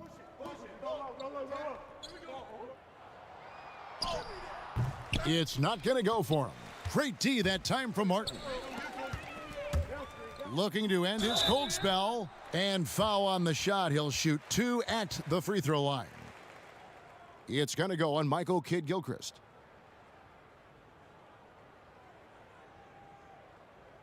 Game continues to evolve, Greg. Any changes in particular that you do not like? That's a great question. You know, I'd like to see the replay review streamlined a little bit better.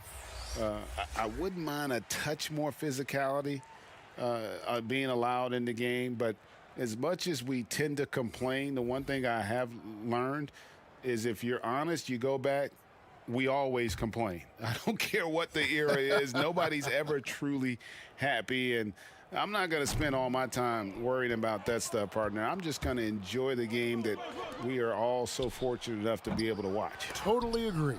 The momentum continues to go their way. Pretty much the story of the game. Well, this has not been his finest hour, but give your teammates some credit for doing the job of stepping in. It's nice to see Rozier being the aggressor, dictating the action, putting the defender on defense. And he's good on the first of 3.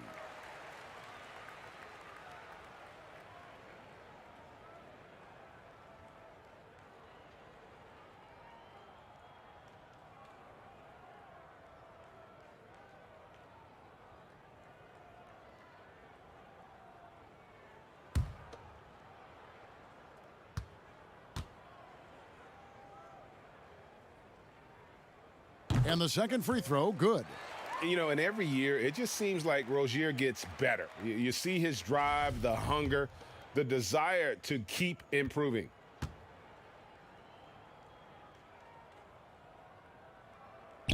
And he makes all three.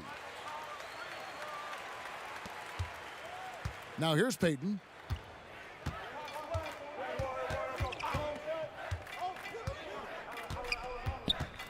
He kicks it to Bullock. Jacks up a three. Yes, and it's Rose with the assist that time. Rose has got assist number 7 for him tonight. Outside Martin. Rozier for 3. Oh, and he almost had a 4-point play right there. But he'll go to the line with a chance for 3. It's on Elfrid Payton. And he makes the first.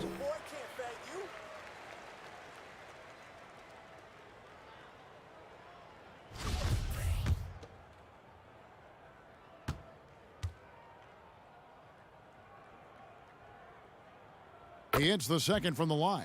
Really getting after the defense since the break. He's so hard to keep off the line when he pushes the action.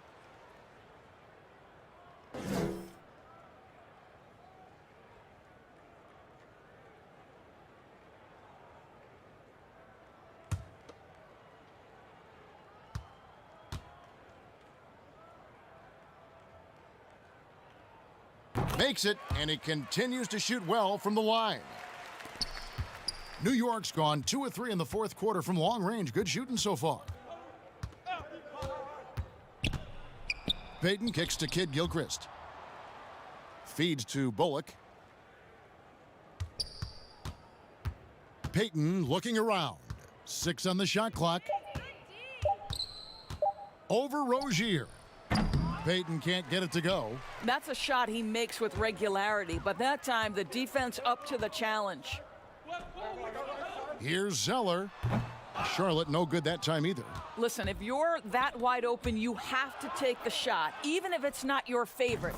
Rose gets the bucket. I'll tell you, you have got to have a short memory. You put a poor first half behind you, and you get to work here in the second.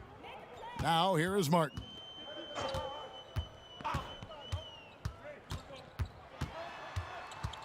Now the pass to Zeller. Now here is Martin. Here's Rozier, and he drops it in from the low post. Rozier's got 16 points here in the second half. Well, they're not behind because of this guy. He is putting on a tremendous run. And it's Rose penetrating. Whistle blows. Bucket is good, and he'll have a chance at the line to make it a 3-point play. Shooting 1. Yeah, he's still showing flashes of that incredible athleticism. Rose is a force attacking the lane. McDaniels, he's checked in for the Hornets.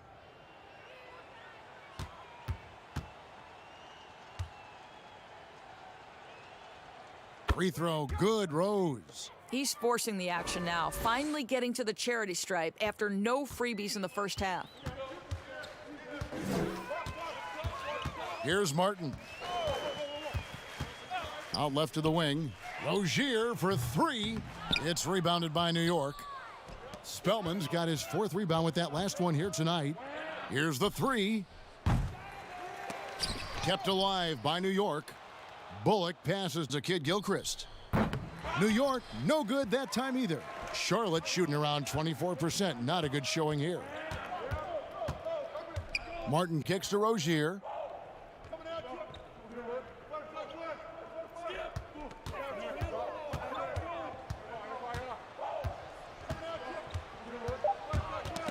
That's tipped. 3-pointer. Martin. Spellman with the rebound. Spellman's got his 6th rebound on the night.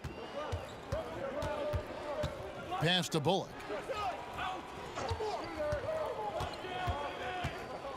Inside. And contact on the shot, so he'll be shooting free throws here.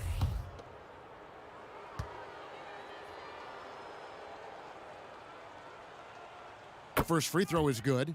Nerlens Noel checks in for New York.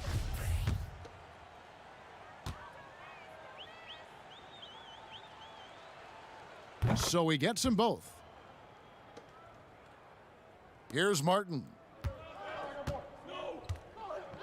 They've been struggling here on offense. Yeah, a bit of a dry spell for sure. Stolen away. Kid Gilchrist against Martin. Spellman, and the powerful one-handed slam. Well, what you want to see from Elfrid Payton are floor general skills on full display. Finds the open teammate. Nice. Now here is Martin to the paint to end the run, and he banks in the layup. Well, easy money, right? I like the strategy. Go inside, get a high percentage look. And so Payton will bring it up for the Knicks. Pass to Spellman. Noel down low. He's against Martin. And it's Noel missing. Cuts off the pass. And so it's going to end up in the record books as a blowout, a dominating performance for the Knicks. This was a physical game. Yeah, I mean, they were aware of the rotations defensively and were able to attack the rim. And so this will now translate to 14 wins on the season. And on the season, this is going to be their third win in 4 games against this team. And what a tremendous standout performance it was for Robinson. Boy, I thought his best work was his pursuit of the basketball. He competed for every rebound, fought for position in the paint, and never stopped working. I love it. You know, you look at the 2020 class for the Basketball Hall of Fame, Greg, some great names, headlined by Kevin Garnett, Tim Duncan, Kobe Bryant. I mean, historic players. And all the more emotional, Kevin, having Kobe enshrined after his tragic passing. But when you look at the accomplishments of this class, arguably the most decorated that the Hall of Fame has ever seen. And Greg, you've gotten a bird's eye view, you've gotten a front court view, you've had a chance to be alongside these Hall of Fame players. Incredible talents, great people, and truly they've been terrific ambassadors for our game. Passes it to Martin. 30 seconds left here in the fourth quarter. To the middle. Just 5 on the clock. Rozier for 3. Bullock with the rebound. And so it's New York with it. Payton with the ball.